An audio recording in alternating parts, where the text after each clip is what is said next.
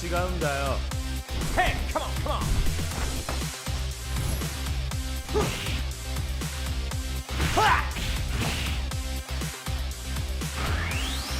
Okay. Power Gazer.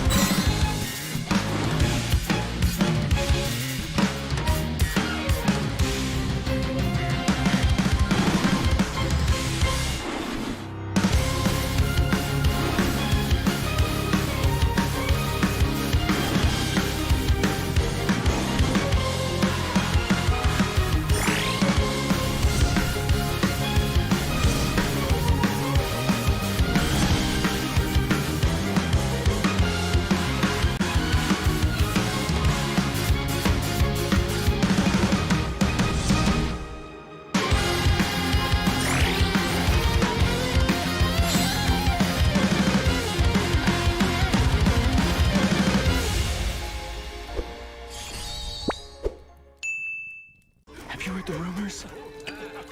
About what? The rumors from the border.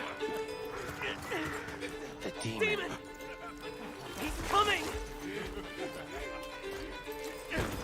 What happened? They're all dead! Oh no, no! It's him! He's coming! He's coming! Impossible! Get him out of here! He's coming! He's coming for us!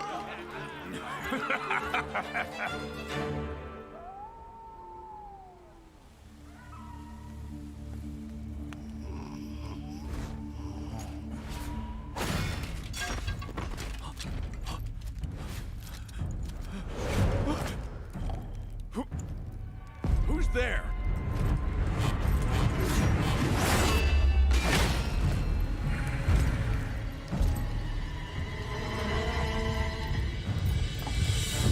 An imposter has sullied our name! We are the might of the kingdom!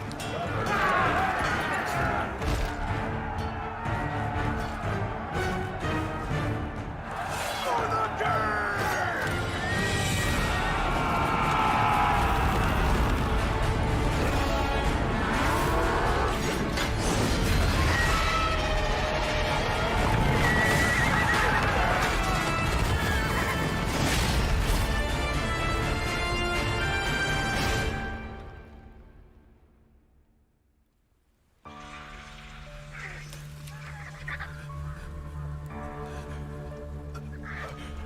No.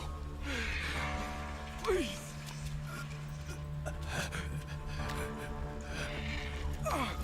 You cheap.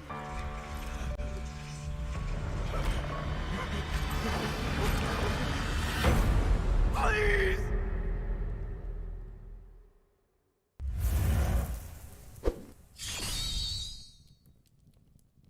What is up, everyone? Liz here, not with an NACT recap, but something even better. Now, real NAOG fans know that Area 77 is a name that's been making NACT history since day one. So today, let's probe into the personalities of their current lineup with some fun questions to get on the human side of the alien legends. In the event of a real alien invasion, which NACT player would you want to be on your team? For Rome, I take Jay because he's a Giga Chad. He goes to the gym every day. For me, I'll take Mar. For me, I think I'll take Jay. He's a tank, you know. He used to be in the Navy, so I think he got me. For me, I'll take Mar, Basic, PZ, Jay, and Yureshi. Because we're all Filipinos, we could communicate better, you know? We're gonna survive the invasion. In the event of a real alien invasion, which MLBB heroes would you choose to be on your team? I might take Lolita, you know, his second skill shield. For me, I'll take Chip. So we just teleport, you know? Chip and Louis. If there was an invasion, I'll be Fredrin. I'll just be tanking all the damage. Who do you think on your team has the most Riz? For me, it would be Mark, because he pulls all the girls. Like, he just stares at them and they fall in love. I don't know how. He's the Riz god. No. Yeah. For me, I'll pick Jay. I'll pick Jay. I'll pick Jay. Oh, I saw him last NACT, the interview thingy, and he just threw someone in there. I don't know. I think Marin drops. Silent killer, I saw. He got the championship buff too. Nah, it's Yureshi. He pulls all the e-girls. Come on, let's be honest. He has 5 e-girls right now in his roster. Come on. No reaction by Yureshi. What is Yureshi's best Riz line? One time he was like, "Damn girl, your ass so fat. What you be doing?" Now he was like, "Damn girl, you got the yachts." How do e-girls get your attention in game? By feeding? Getting high elo? Cute prof pick maybe? I'm more focused on winning, like MSC, you feel me? Like Yureshi's the only guy who leaves practice just for e-girls. Yeah. Who is your all-time esport inspiration? For me, it's gonna be Faker from League of Legends because he's always been at the top for like years now. So I like his consistency. If you guys know Seb, the OG Dota player, it's like how he motivates his teammate and play as a captain too. Which era of Area 77 would you say is your prime? For me right now, I think it's the best lineup that we had. Because I think we're all Filipinos, it's easier, you know? I think that's it. What do you want people to think when they think of Area 77? GOAT. Filipino pride. I want people to fear us. If you could remove one hero from Mobile Legends, who would it be? I really don't know. I wanna play all heroes. Nothing. Yeah, so for me, it's gonna be Export because it's annoying how much sustain he has. I agree. If you can become best friends with anyone in the Mobile Legends community, who would you choose? I'll have Jay. I'll choose Speedy too, if you ask me. Dave. Yeah, that's it. Jay. What's the reason? We're always happy. Good vibes.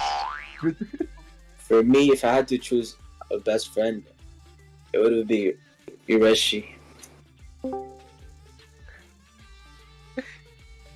Come on, Arashi. Hey, come on, participate, please. I would pick Chinatsu. Oh my god. Oh my god. Oh my god. This guy's a simp. Oh my god. Oh Sim. my god. Yeah, that's it. Chinatsu or? Chinatsu, if you're watching this, leave our XP alone. Ooh. Natsu, please. Leave Mercy alone. I guess now we all know how much the A77 boys love one another and how much Yureshi loves his e-girls. For more fun content like this, make sure to subscribe to our YouTube channel and don't forget to catch us on stream this weekend.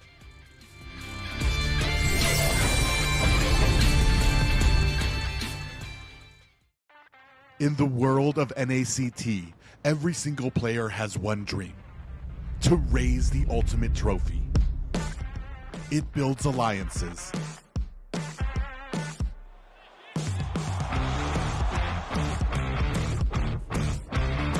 It defines rivalries.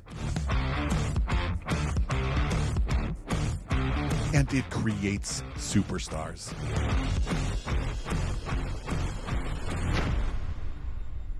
The only question is, who will be next?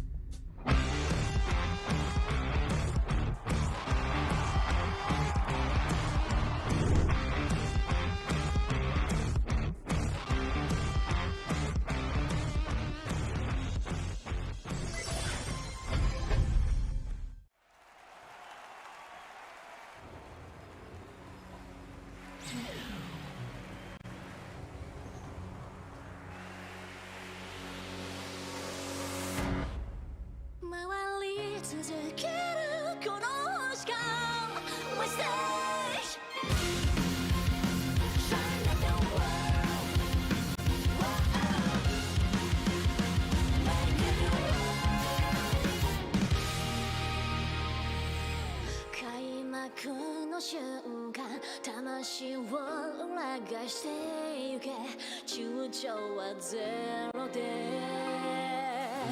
浴びる光よりも眩しい存在感で世界をそうインパクトしよう胸をかき破った衝動が今歌となる諦めないで君の夢を叶わないと証明するよ僕だけのメロディー奏でるから情熱のビートを高らかに刻むわ回り続けるこの時間 We say Welcome to All-Star 2024! Hey, superstars! Team up! Enjoy the beat!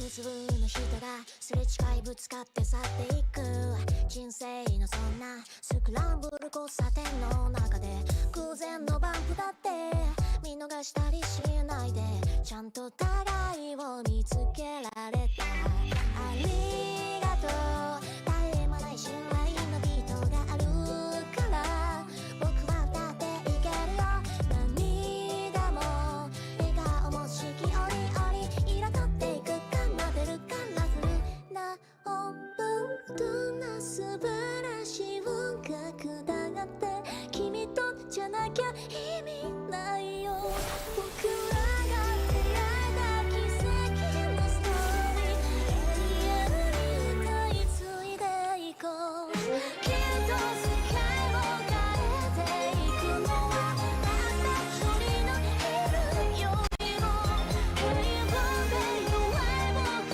らの絆が導き出す無限の力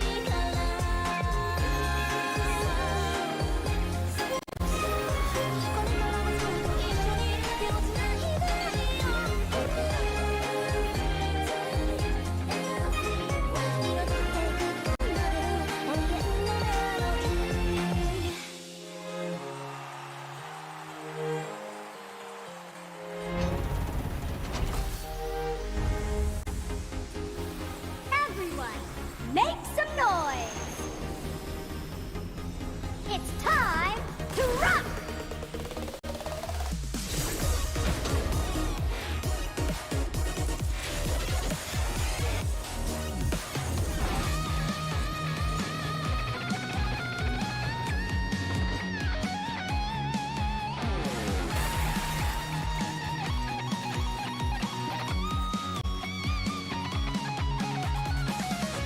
今何もかもが果てない可能性抱くように見えるためらいを振り切って息を合わせて魂の奥までさらけ出してみせようなんだって乗り越えてゆける圧倒的な信念で世界説明逆境さえも想像裏切って味方にしてゆく僕らの共鳴を世界に広げよう僕の祈り君の祈りが波紋描くリズムの手打ち抜けるそうやってカウント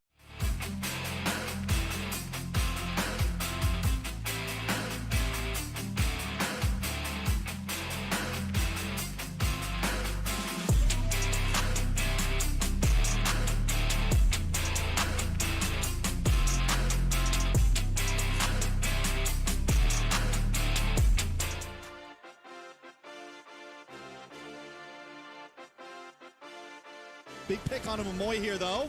Big stun, Eternal Guard going down. The Terrify, Tarzan finding Momoe. One member falling for the side of the Night Horde. Demon Hunter Sword picked up by R. Getting those core items. Zero! Very low. This is for the Akai. Comes to play the frontline bully. But speaking of frontline bully, Dennis, welcome. Oh my foe! going in for the kill. Finds JQT. Final slash goes out. Yureshi joining the party. Yureshi taking down Sayori. Zero. He wants blood. Still cables in. The cutthroat. He uses it for the minions. Clears out the waves. Ooh. Maybe a whiff. Sayori goes down. Ooh, quick kill by ISO. Able to take him down. ISO finding Momoe for the double triple. 5-0. Immortality being procced on Tarzan. A maniac. Oh. ISO. The immortal. The unstoppable. He wants the savage. Does he get it? They're not even worried about the base. Oh my goodness. Whoa. Oh, Wipeout. But look at Focus the on the damage. base. The triple kill from my phone. The base crystal. What is going on right now? EA, man, able to get these objectives. And then Melon as well, just farming away, has been doing a great job. And finally, Kush puts a kill on the map. Oh, yeah, they need to watch out for Melon. Going in for Pro Destroyer. We'll take him down to Blazing Duet. Your cutie Frog Armor has been taken down. BMI back to safety, but still in the fight. Takes down the turret and now going in for the kill. Joybaj on your cutie. We'll be able to take him down. Yeah, respect the power of the Swan Song. Last standing from your cutie. Both teams fighting it out in the Lord pit. Kush very low, not in position for the retribution. Melon need to get out of there. Kohari taking a lot of damage, able to dodge the last insanity. Look at the Lord though. 50% HP. Pro Destroyer able to claim it. Swan Song in. Members out. Kohari finds Jato. Churubambi finds Kush. A double kill.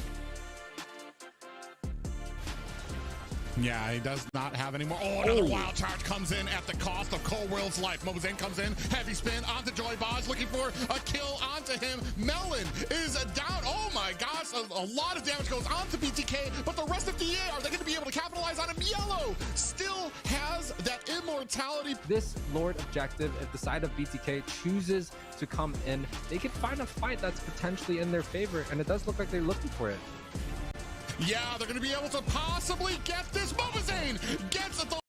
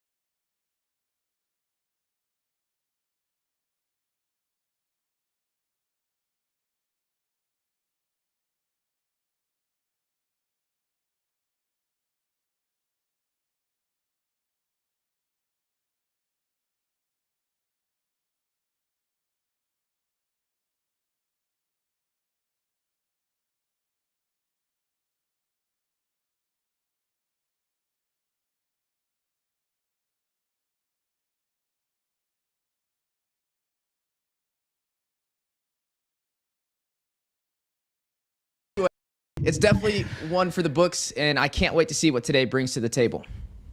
Yeah, no, I mean, this is the time, the moment for these teams to really shine through and, you know, get to where they really want to be. And we have a lot of great teams in the show today. I honestly think it's going to be a very, very tight series between both of our series coming through. So it's going to be a very exciting day. These teams have worked very hard to get to this moment, and, you know, it's about to be a good show.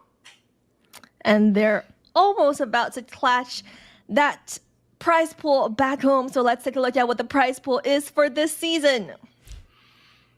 Once again, we have a total prize pool of $25,000 in diamonds, where the top team will be going home with $10,000 in diamonds. And the most exciting part, as always, not only will they go to Vegas for the offline event coming to you in 2 weeks, but they have a chance to MSC with the biggest prize pool in Mobile Legends history.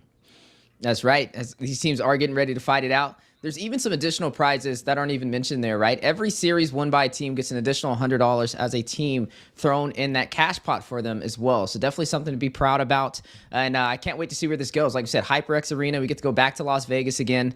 We got to see how that turned out. Honestly, our best grand finals that we ever had was in the spring season of last year. And guess where it was? It was Las Vegas. So to go ahead and do that for a second time in a row is definitely something we are all looking forward to. Yeah, and I mean the prize pool, it's something quite big for a lot of these players, and even for anyone that's watching out there. These people have competed for such a long time, and to be able to get such a big prize pool coming out from Moontoon, it's you know, it's honestly quite nice. And you know, we've been having so much viewerships coming in, so many people, so many fans out there warming our hearts these matches. It's been amazing. So not only the prize pool that they're winning, but the hearts of the people. Well, you know, one thing is certain today is that all the 4 teams will be walking home with a prize pool. So that's definitely exciting. And let's take a look at what the matches are today. I know all the fans out there already know what we're looking at. We have Devious Activity versus Area 77. And on the bottom half, we have BloodThirstyKings versus GG. Yeah, definitely going to be some spicy matches. Devious Activity, Area 77. Definitely have some familiar names across the board who've been in the competitive scene for a while. And then BTK and Gaimin Gladiators, you know, it speaks for itself. Nothing out of the ordinary. The top 2 teams who everybody predicted at least making it this far. Now, the question is, where do you go from here? I mean, if we even just take a look at NACT fall, right? We saw BTK. They didn't play second place. They lost in that 3rd position. And, you know, as we get higher up that ladder, the little decisions that you make in game can definitely cost you everything on the line. Like Liz mentioned, we're fighting it out not only for the cash prize of NACT, but also to have a ticket to MSC 2024 for that $3 million cash prize, which is the biggest prize pool that Mobile Legends has ever had in history. So 2 amazing things are going to be happening within these next few days, and also for the grand finals in Las Vegas. And I hope these teams are ready for it. So, you know, I did take a little notice that there's only 1 red team out of those 4, you know, four candidates out there. I was just wondering where we're sitting on the desk with the reds for. I know why I'm wearing red, you know, Liz? I can't speak for everyone here. I mean, red is a color that literally just means good luck in Chinese. At least that's what I think it means. So we're cheering for all of NA teams. You know, when people ask me which teams are you rooting for, I'm rooting for the best team in NA. Whichever team that represents North America, that got to that level, that's who I'm rooting for. Speaking so facts. With that being said, so many exciting things happening today. Let's see if our first teams are ready. That's right, as we are now looking at it. Devious Activity on the board. Currently sitting with Melon, Joybaj, Yato, Kush, and T. A lot of these players have been on former teams in North America. Some of them making it even to a grand finals, such as playing on BTK. You have Joybaj over there alongside T. But nonetheless, going to be a powerhouse, a very hard one to take down. I mean, they have a lot of good synergy. I think with the recent addition of Joybaj to the team has definitely strengthened their arsenal, right? I mean, he's been one of the top roams in North America, and now he gets to kind of showcase it on the professional platform. Didn't make it through the open qualifiers, though. Got knocked down, had 2 other teams he played with, but 3rd time's the charm, and he's been performing so well. Yeah, I mean, we don't really got to talk too much about the qualifiers. The point is he is here now, but the real question is he able to fill the shoes that T has kind of left for him? Because T did a great job leading up to this point, right? And now that, you know, DA is kind of shifting their teams around, it's very exciting to see how they could get up to that next level to you know, compete against the best teams. Well, you know, T did, some could argue, a better job last weekend being on that his main position. So we're super excited for their matchup. And let's take a look at Area 77's roster with ISO in the house. the aliens coming through here. ISO, JQT, Mark QT, Tarzan QT, and Rureshi QT. It's the cutie gang, the cutie squad coming through with the aliens behind their back, backed up by, I know Smilin is out there watching on the top right. But you know, this is a team that has done quite well in majority of the NACTs. They've even been able to, you know, go through to the grand finals of the offline for our last one. So, you know, these are very familiar faces. This time around, I want to see if they're willing to turn things around, get to that next level, and compete even further. For sure. And let's see what our casters predicted for this matchup. I know we have some crazy ones in the house. It's splitting. Whoo, blues. Yeah. You know, so go ahead. I mean, Private Dancer is here with me rooting for the aliens. What about you guys? This one was hard, right? It was kind of like that fork in the road, not really knowing which way you would go with. I mean, both of them have a lot of similarities, but they do have their differences. I would say Area 77, they're a great team. They have very good synergy. We got to see it last NACT fall. Like Yue mentioned, they placed in the grand finals. They made it all the way out there. They didn't play in the grand finals, though. They lost in 4th place. But nonetheless, they made it to this point in the NACT. But they were not able to go any further than this. So if they can get to that 3rd position, or 2nd, or even 1st, it's definitely something to be proud about. But I went with Devious Activity just for the fact of they have players that were in the best grand finals that we've ever seen, right? When it was BTK up against Outplay, you've got Joybaj back in the building, you've got T, you've got all of them ready to fight it out. And I can't wait to, actually not T, you got Joybaj in the building as the Rome.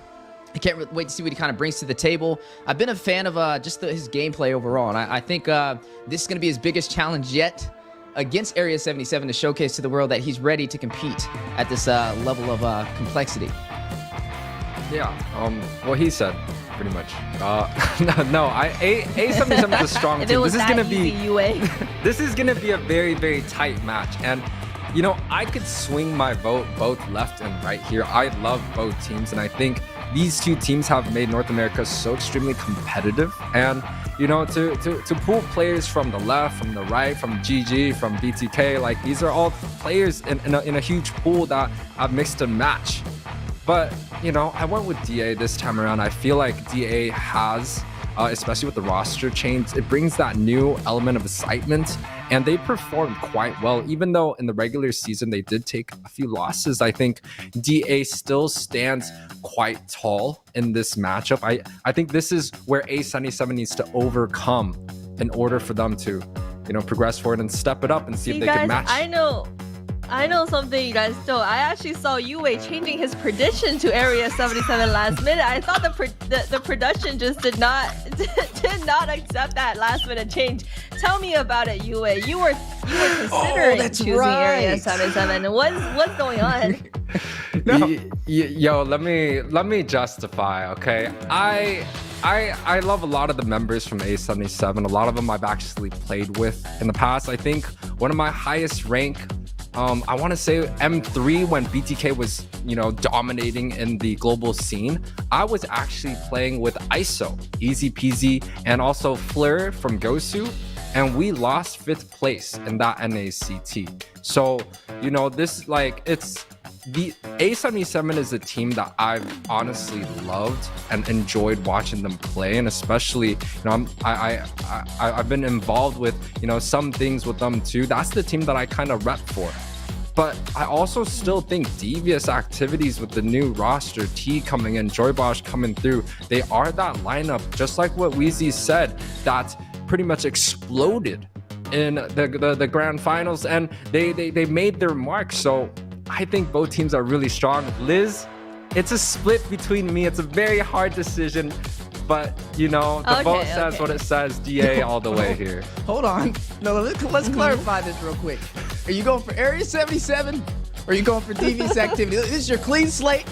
Place your vote now, Yue. We got the world has to know. So what you're saying is your heart chooses Area 77, but your analyst instincts picks DA. You know, I think both teams are great. I would not be disappointed or sad if either team went up against the Giants, the Titans. It's this is gonna be a good series regardless, guys, right? This is, you know, we've seen this match before. This is what we probably most of us predicted in the start of the season. A77 has been so consistent getting that top 4 position. They haven't been able to break that all-star, that championship, but they've always been there. This season, especially with how competitive things are, it might just be the season that A77 goes through. But DA, a very, very similar story, has the more experienced background. They've just had a little bit more success. It's hard to pick here. I mean, if you guys haven't checked out my recent chat with the Area 77, go do so on our YouTube channel. And they mention how ISO on the team has a championship buff. And if you think about it, Tarzan plays second in the previous NACT, but on the side of DA, we have 3 ex-champs. So, you know, it's really neck to neck here, and that's what we want to see in the NA community, right? Yes, definitely bringing another level of competition that you have to kind of look at their achievements as individual players and what assets they bring to the table for their squad. Like I said, with Devious activity, another reason why I kind of voted for them is when they played in the regular season up against Area 77, they didn't have Joy Bosch in their own position. They were still able to pull off the victory. It wasn't the easiest fight, though. It was a 2-1 in the best of 3, so Area 77 was able to take one off them. Again, I think it was one of the most impressive series that we've had so far in the NACT, and that's why I kind of think like it is that fork in the road where you kind of have to pick a side, but either side is the right option. So I'm just gonna go with I'm just gonna go with DA. That's who I'm gonna vote for. I think UA. I gotta know, because this is going on our prediction rates too. UA's he's trying to swindle it, because if they lose, he still wins. This is crazy. You know, I also want to mention the fact that A77 almost beat GG on the first game that they played. It was like, I think, a 25 minutes long drawn. It was a very tough series. They were right at the base. They made a small mistake, right? And GG is the team that typically sweeps everyone. Yes, BTK did get a victory in the best of 3, but, you know, GG has done quite well. They're the top team, kind of showing how the other teams stand against each other to go against the best of the best. And A77 has done quite well in that sense. But DA also knows, you know, like how to go and compete against this. I'm hearing like going round and round. I don't hear any. He doesn't want to answer information. He doesn't want to. He's trying to keep his. He's trying to win either way. You have to pick a team. You know what? BTK all the way. Oh my God. BTK all the way here. All right. I think my client intel tells me that the match might be starting. So let's see if it's right. All right. Raw intel. It's not. You know what happens? It happens in the world of intelligence. You know, sometimes you get all these false information. Let's talk about the recent patch. You know, if the send-off happens, you know, click it in. But the recent patch coming through, a lot of changes. Like the tanks have been kind of nerfed in the sense of all their items literally just got shredded off. It seems like there's an assassin wave coming in. I'm not sure if it's gonna hit NACT yet, but the fever has started for everyone. It's been quite interesting since we've seen a lot of Fredrin, we've seen a lot of Barats. The Ling, the Hayabusa, the Lance has not come out. Liz, I know you're gonna pass us off soon, but what do you think? Do you think we're gonna be able to see some assassin fever coming in today? Well, I'm hoping so. I think I saw Onyx pulled out some assassins following this draft, following this change. So it's definitely exciting. And they also changed a lot of things, right? The Holy Crystal that somehow is more expensive now than the Blood Wings, which as a mage main, I gotta complain a little bit. But apparently damage is buffed, super buffed. And there's also a lot of interesting changes to the mages that I really like. So maybe we'll see that. Maybe we see some. I saw a Selena and Loi combo. Eve is against out too. Navaria. Which is pretty interesting to me. Selena coming back to meta. Do you guys think that we're gonna see that in today's series?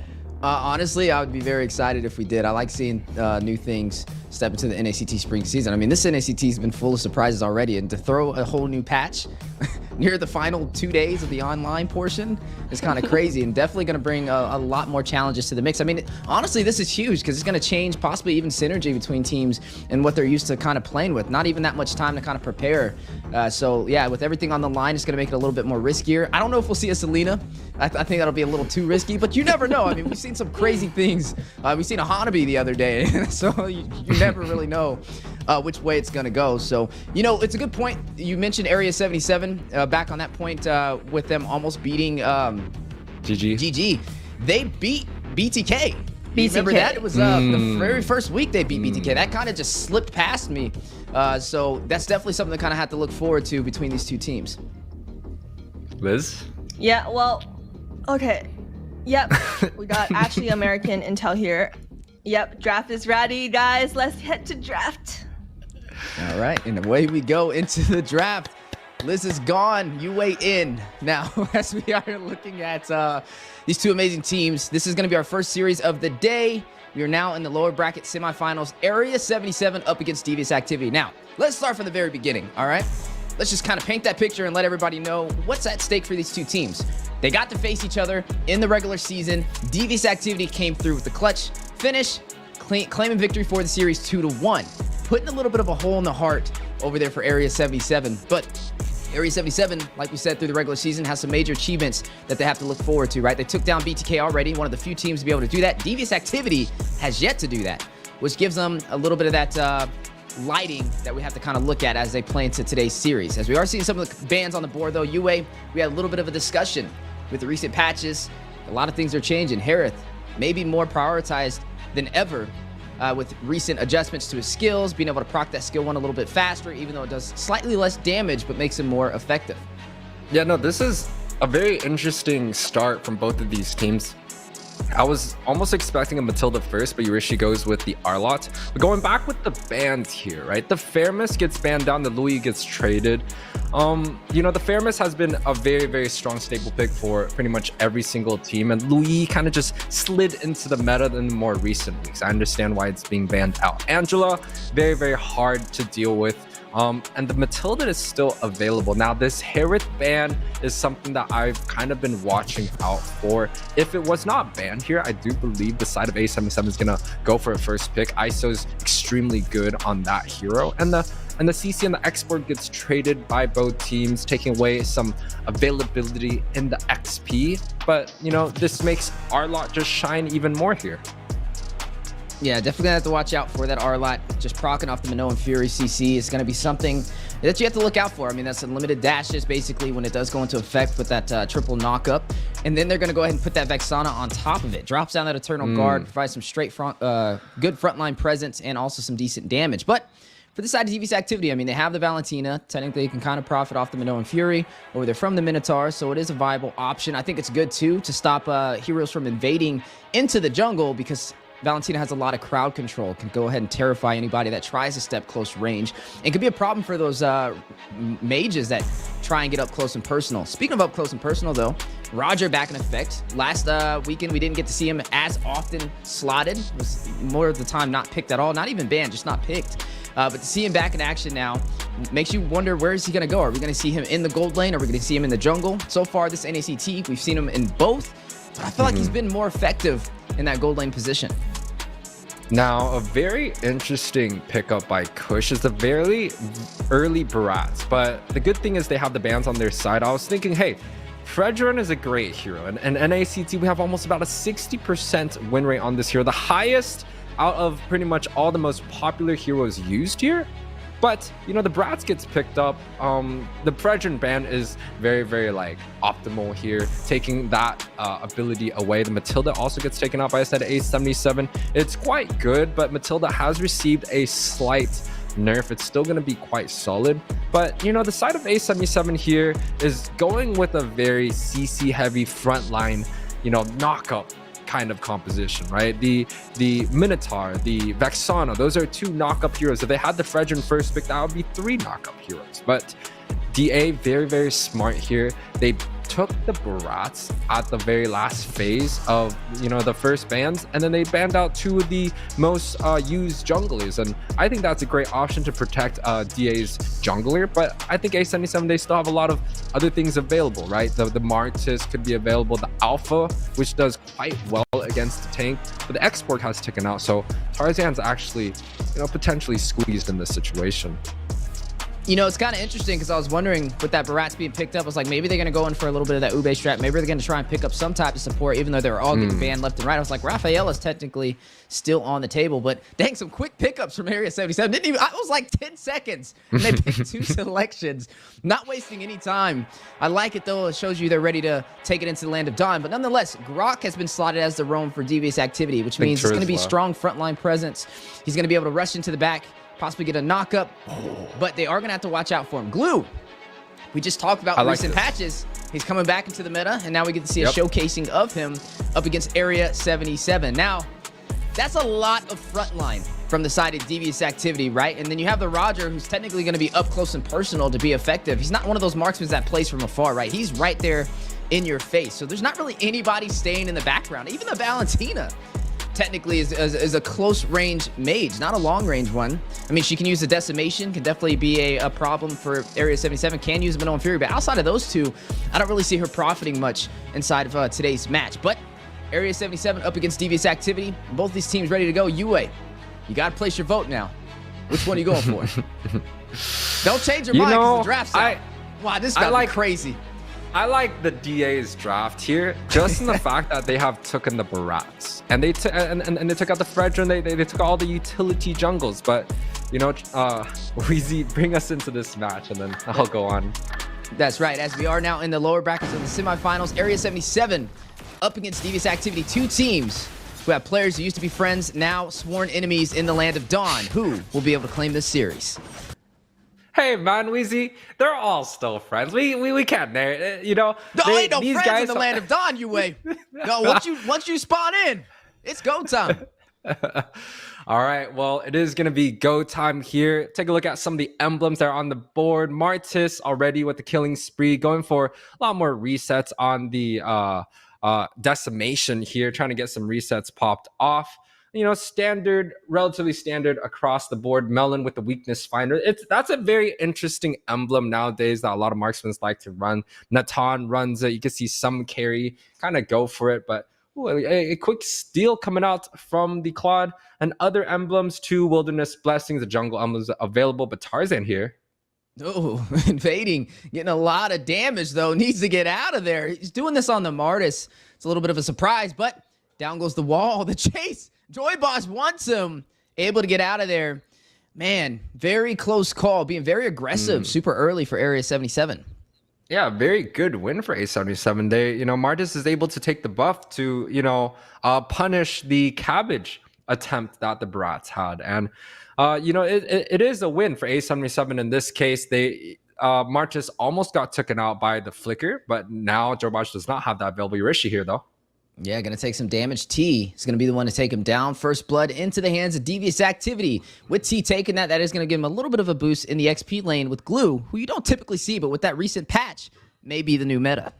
Yeah, Glue recently received a patch. I believe, you know, his first skill used to recover 3% HP. Now it recovers 6% when you hit onto an opponent, and the mana cost is much lower here, but look at the zoning here.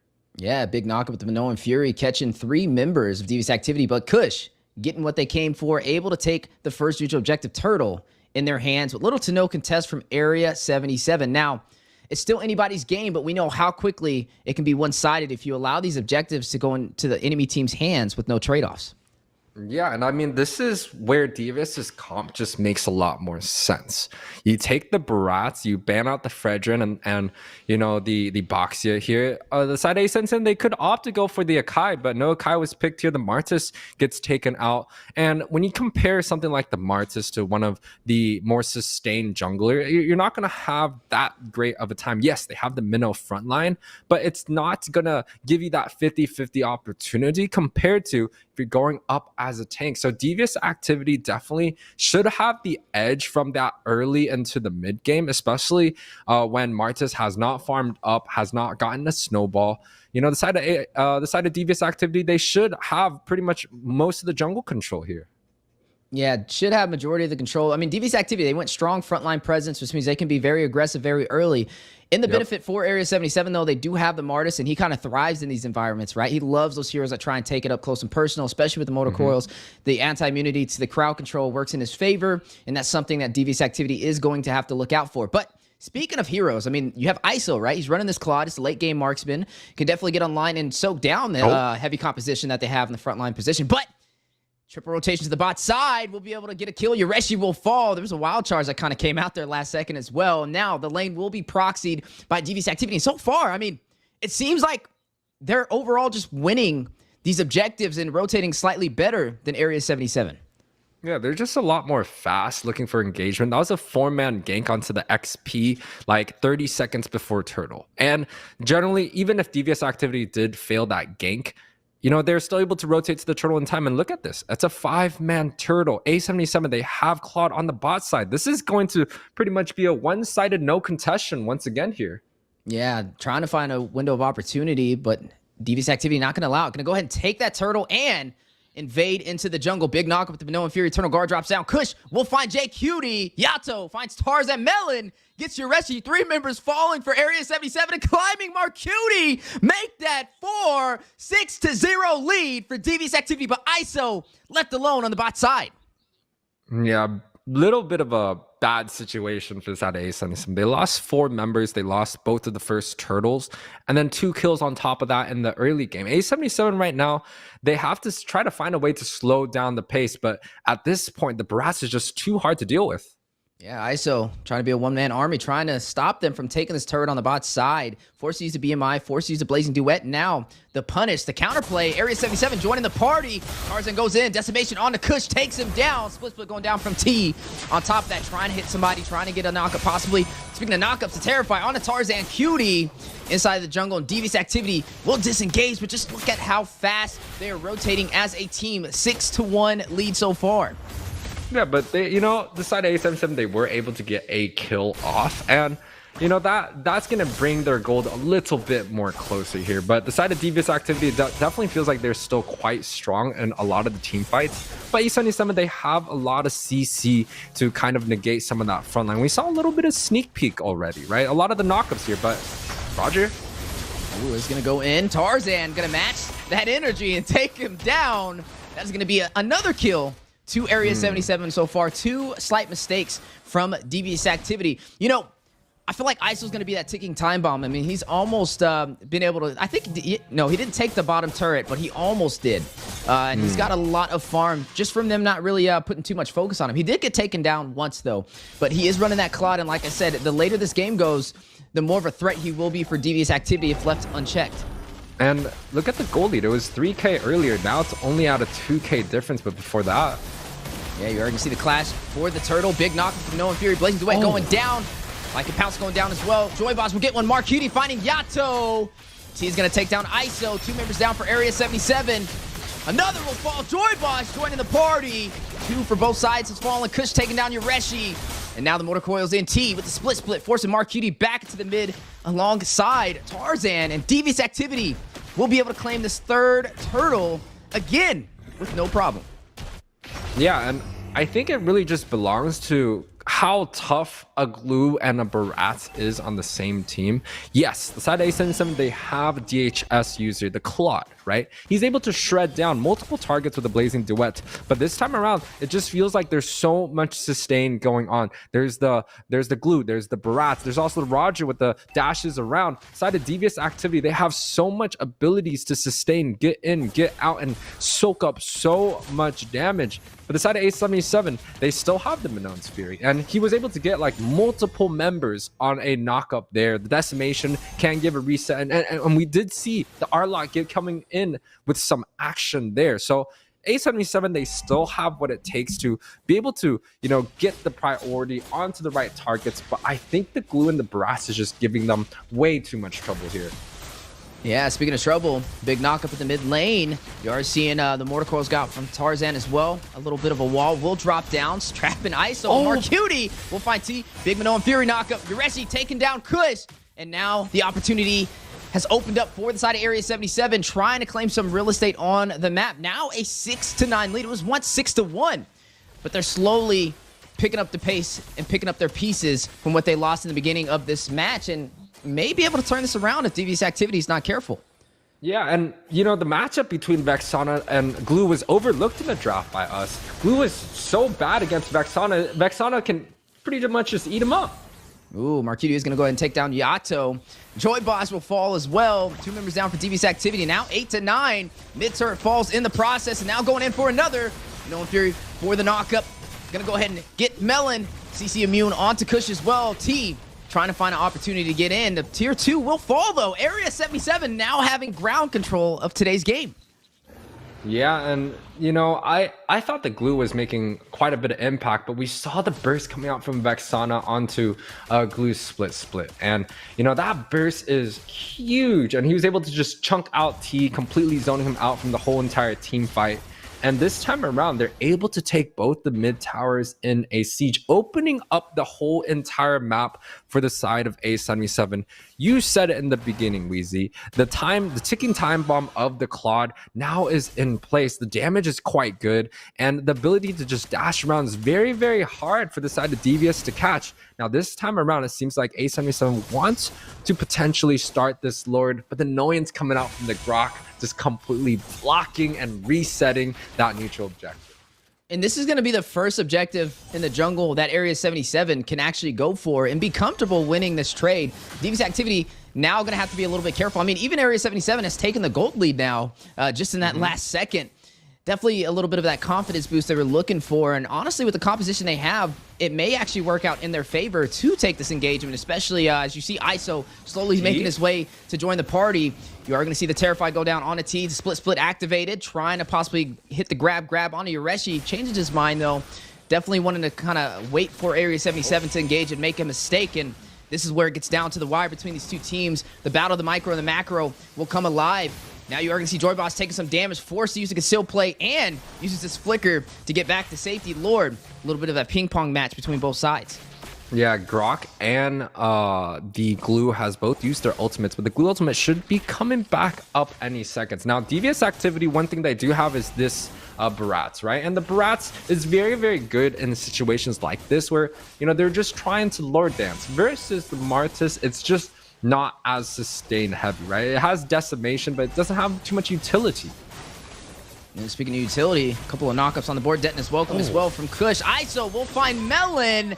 Tarzan takes out Kush. 2 members falling for Devious Activity. The chase is there. Yureshi trying to get the stun. The knockup from the Mortar Core's Joy Boss will fall. Double for Tarzan with the decimation. Yato and T forced back to the base in Area 77. Looking to take it to their home turf. Now, this is what we're talking about, right? Sweep of a 4-man. A77 was down 4 members on the very first team fight. And this time around, A77 has won both team fights consistently. Talk about the time bomb. The Trinity build has been built up by the Claude, looking for another Wind of Nature. The Flask has been built up by the Minotaur. It's a great item, and to be able to build it first without getting punished so significantly, JQT is definitely holding it out strong. Especially, we saw the knockup impact. It's like 3-4 mans each time. The side of Devious, they have to split up, try to figure out how they could get onto the backside, maybe get Glue onto the backside, split the team apart, and get the Roger to, you know, maybe hit onto the Vexana. Because right now, currently, if they're going man-to-man, front to back, it seems like Devious Activity is just losing out on every single team fight. Yeah, and they're definitely going to have to pick their battles. Some great target prioritization will have to come from this. I mean, you mentioned T on the Glue, possibly getting to one of the back lines to be able to take them down. But, I mean, they picked the Vexana, right, to kind of counter that Glue. On top of the Claude, who can kind of burst down those higher HP heroes, especially when he gets that Demon Hunter sword, will be a problem to the Barats as well. Speaking of problems, though, you are going to see the Lord marching through the mid lane, ready to go into the inhibitor to open up the base for Devious Activity. But T, a little early to the party, is going to start the engagement. Inhibitor almost falling, about 10%. May drop here in a second. Melon able to find Yureshi Cutie, though. 1 member falling for Area 77. Wait a second. They're able to hold on to the inhibitor. Area 77 forced to push back. But you kind of saw how T was unable to soak up that much damage. He had to pop the flicker early, right after the split, but they're going in again. Ooh, big BMI. Blazing duet from ISO. Yato is gonna fall. Joy Boss fell right there. T is down. Kush and Melon left to defend against the 4-man team of Area 77. Now focusing on these inhibitors, trying to find a way in. No minions needed. There's some initial chip damage, and the base has been open for Devious activity. It seems like A77 is quite disciplined when it comes down to this. Oh, a double knock up into. I haven't seen that before. That was kind of crazy. But again, it seems like A77 has a lot more discipline in terms of finding correct fights in the late game, finding moments and situations, using the enemy's weaknesses against them. They were able to burst the glue, which was at 2-0-7 in the early game. Now he has died twice with only 1 extra assist. So it seems like A77 definitely have hit that scaling mark. We saw the Blazing Duet shredding 2 members onto the top side. Like, everything is kind of going in the hands of the side of A77. Now, Devious activities, they still have things available to counter out the Claude. The Grok knockup, easily wild charge, can, you know, stun up the Claude and put him in place. They also have the Barats and the glue on the backside. So, you know, it's still possible for the side of DA to find a decent team fight, but they have to try to make sure to play it slow. Ooh, speaking of team fight, final slash will go down. Tarzan will take out Kush, 1 member falling for Devious activity, and now forced to disengage. Big knockup with the Minoan Fury to slow down Area 77 on the pursuit. Wild charge in effect, stuns ISO. Not gonna stop Tarzan from taking down Yato though with the decimation. 2 kills for him so far, and now making their way into the base. Melon T left there to defend alongside Joy Boss, trying to sustain themselves. To Terrify, too much to handle. T without 10% HP, we'll have to go back to the base for some regen, and they're going in. They may try and close this out here, UA, for game number 1. Can they do it, though? Joy Boss, very low. Forced to disengage. Look at the base. Crystal! Down it goes. Area 77, changing the narrative and claiming game number 1 against Devious activity. Victory! Wow, 15-minute match. You know, in the beginning, Devious Activities was actually the one with the lead, controlling the tempo, getting all the objectives, and the Brats was working out quite good. But I think when it came down to that mid-game, the Vexana just popped the glue, and the second that the glue feels vulnerable in a lot of these team fights, he just cannot really perform to the best of his ability. 16, 10, and 43. Lots of assists on the board. Very, very high goal per minute for the whole entire team. But again, A77, they had the Vexana being picked in the first phase, and it seemed like the side of Devious activity overlooked the matchup between the Vexana and the glue. Having 1 member just completely down in every single team fight, A77 was able to turn that around when it came down to that mid-game spike. The time bomb just went through, and you know, the side ISO just did so well when it came down to that late game, and the whole team just kind of bounced upon each other, bounced that energy, and was able to get this very first victory here. And overall, it's just a really good synergized composition from the draft that worked in their favor. I mean, there was a lot of range lacking over there for Devious activity. I mean, they picked up that Roger, like I said, up close and personal. You had the Valentina. Both of these heroes have to kind of play up close, and I think this is where having more of a ranged hero kind of profited for the side of Area 77. Like I said, ISO slowly building up to that ticking time bomb. Didn't have the highest kills, but had a lot of assists, right? He was doing a lot of damage toward that mid to late game at that 15-minute mark. As you are seeing the head-to-head between both sides, though, 16-10 for Area 77. It was in Devious activity's favor in the early game, but honestly, I think that just kind of played out because of the what they drafted, right? I mean, initially, when you have a strong early presence with frontline heroes, you're supposed to be able to take these turtles. You're supposed to be able to take these quick objectives and these invasions. But as the game got later to that 8-minute mark to the 15-minute mark, that's when Area 77 started to come alive. That's where their composition started working out for what they selected it for. And overall, it was just some high IQ gameplay. So with game number 1 out of the way, UA, what does the Devious activity need to do to turn this back around in their favor? Well, Devious activity with this draft, Roger, Grok, Barats, in my opinion, it's very, very early game based. And if you look at the Barats' build, he went War Axe, Brute Force. So he was very fast, very high damage, but just did not have a lot of ability to soak up that much damage. ISO, was going to be the rich guy here. The carry goes to Mark QT. Sandbag T is going to be able to take that, and JQT, forgotten one. So side of A77 swept in terms of the medal obtained at the very end. Now going back, Devious activity, it didn't feel like they had a lot of clear available, right? The Valentina doesn't clear that well. The Roger doesn't have that much AoE in the late game. You know, they just weren't able to defend, although we did see a little bit of some hope when they're able to defend that mid lane. They were able to pick off Mark QT there, but overall Devious activity, I think, failed to get onto the level that A77 has when it came down to this mid and late game. The Claude just scaled too well into that late game. The Vexana just did so much damage. Look at that, 86,000 damage. I think it's all towards Glue in my opinion. You look at all the kill participation across the board. Tarzan with 94 leading the way for the aliens here. Yeah, Vexana definitely a high IQ play, especially up against a Glue. Kind of wants to counter that hero, especially after the recent patches. Now, into game number 2, like we said, a couple of changes will have to happen. I think the early phase, it was okay for Devious activity. I don't think they lacked there. I think it was really just a team composition where they started falling apart, right? Not having enough range, not having enough clear, like you mentioned, definitely became a problem that Area 77 decided to solve on their side of the table. Now, when we are looking at the junglers, I mean, we got to see the Barats be picked up. We were wondering how this would kind of play into it with the new meta. I was wondering if they were still going to pick up a support. We saw a lot of the supports banned off of the table. The Mathilda, you said, took a recent nerf as well. Well, actually, it wasn't banned in the first 3 bans of the first draft, but it wasn't picked up either. Everybody just kind of skipped over it. So it's kind of showing that Mathilda is not as highly prioritized anymore. What we've been seeing the entire NACT regular season and the playoffs. Yeah, I mean, if you just look at the side of Devious, they have the Brats, I think, worked out fine. Honestly, the early game was in the side of Devious's favor. The Grok also worked out. The Roger was able to take the 1 versus 1 pretty decently. But when it came down to that scaling, it just felt like the side of Devious lost a lot of gas when it came down to that mid.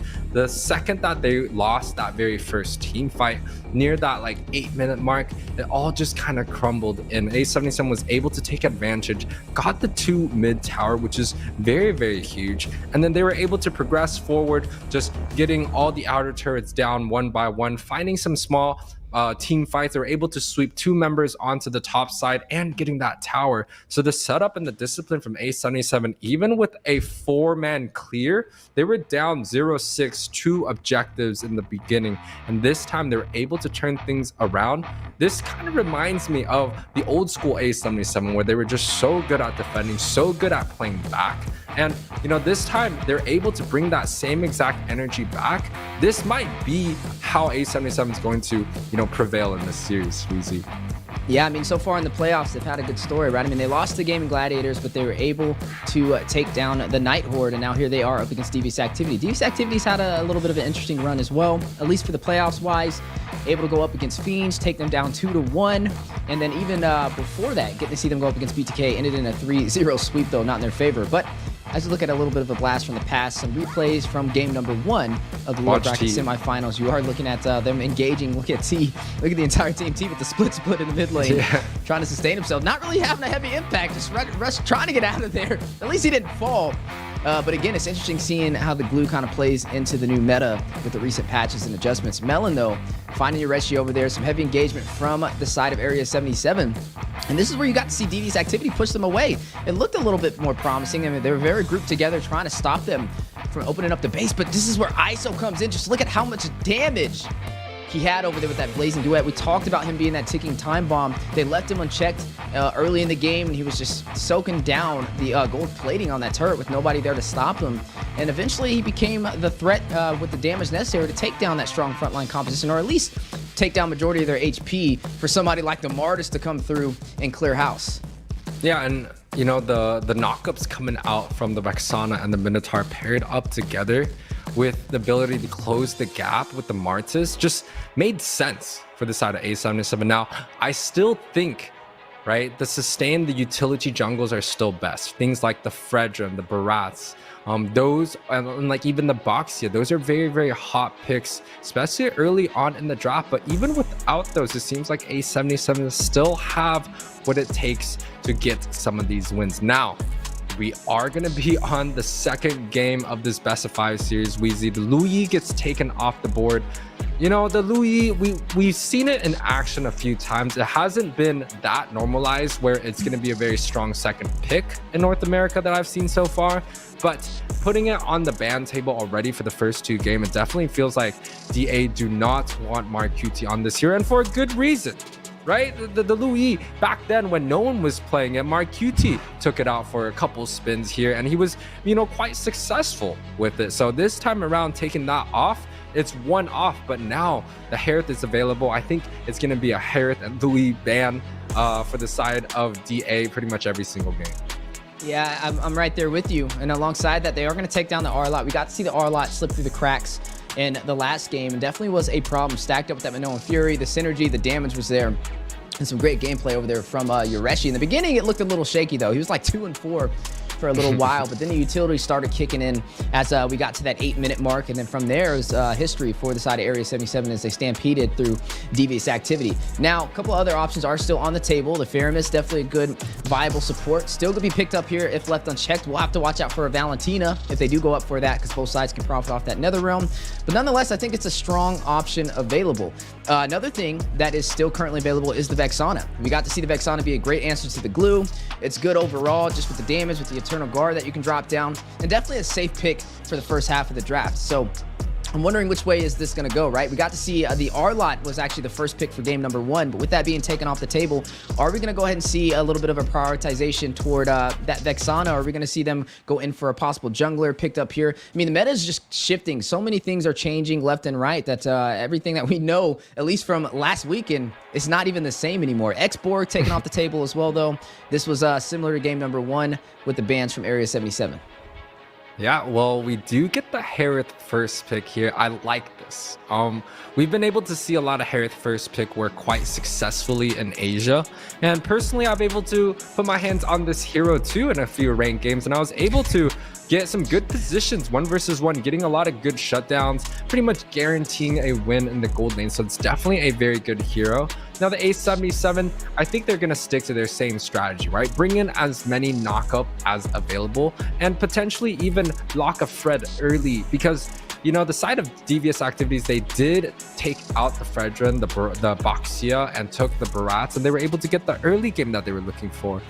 You know, that being said, the late game did fall a little bit short for the side of Devious, but this time around with another great early game pick, the Harith so extremely strong in that gold lane. The response coming out from A77 is quite standard for them. Mark UT takes the Valentina off of Yato's hand, which Yato just loves high prioritizing picking this hero. And then JQT picks up the Minotaur, which has been nerfed in the last patch, but still one of the best sustained photo roamers out there. Speaking of roamers, I was wondering if it was going to be picked up. I mean, it hasn't been banned. Mathilda in for Devious activity alongside the Fredrin, who you mentioned being one of the most, if not actually the highest picked hero in the NACT spring season. And here it is in effect with a little bit of support on the side. Mathilda taking a little bit of a slight nerf, but we'll see today how effective it truly is for the side of Devious activity. The Harith, I'd say with the recent patches, has the best buff out of everybody, and definitely is going to be a secret weapon. But speaking of weapons, a response back from the side of Area 77. They didn't get Roger last time, but they get him this time. Is that the answer to the Harith? I mean, typically, I don't know. How do you kind of feel about it? Because I feel like the Harith versus the Roger, I feel like the Harith is going to profit there, at least with the recent patches, able to proc that skill 1 even faster, even with it being less damage. Well, the Harith is just good against almost any single unit in the gold lane. There's not really a matchup that Harith does not do well, but I think what the Roger does is it adds ability to kind of dash around and sustain against the damage that Harith can output. Be able to hold himself you know, well in a 1 versus 1 situation where he's not getting denied that significant early on. But the side of A77 here still opting to go with the same strategy. You do not see a jungle out early. It seems like Tarzan is extremely comfortable with the amount of hero pool that he has to be able to pick things like the Martis or the Alpha or maybe in the Akai. He doesn't need the Fredrin, the Barats, or the Boxia. He could kind of choose whichever jungler he wants to go, and it does bring a lot of room for A77 to work with, right? If the Roger was not picked up here, it's probably gonna get banned out. JQT did so well on the Minotaur. It's a second pick opportunity, and Mark QT with Valentina, with the Faramis and the Louis being off the board, Valentina seems like a good option since Yato did quite well on that too. So yes, jungler is being taken off the board. The Brats, and the Brats is not available. The Boxia has potential here. I'm not sure if Tarzan's is gonna put it. It might be a little bit hard to catch the Harith, but it's still gonna do what a utility jungle needs to do here.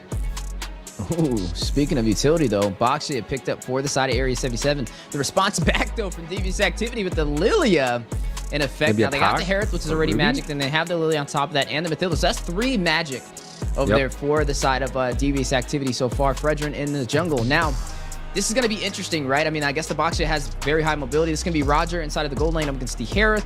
We'll have to see which way that goes. But funny enough, when you look at Area 77, last game, Devious Activity was the one that had the Valentina and the one that had the Roger. This time, it's Area 77, so it's kind of like they just traded places with their picks. Yeah, a couple of mind games on the way. They did get to keep the Minotaur, though. It looks like a little bit of that comfort pick over there for the side of Area 77. 2 games in a row with the Minotaur. It's going to have that Minoan Fury for the knockup. I mean, if we're just looking at the engagements, Paquito slotted in as well. How do you see the first neutral engagements going when it comes to the first turtle fights for both sides? Well, the side of Devious activities, they have Paquito, which is very, very fast, clear, does well with a lot of the split pushes, should be able to be the first one that rotates in. So I do like the side of Devious activities comp once again here. The Harith is also very, very good in a 1 versus 1 situation. He should not have too much trouble going up against a Roger.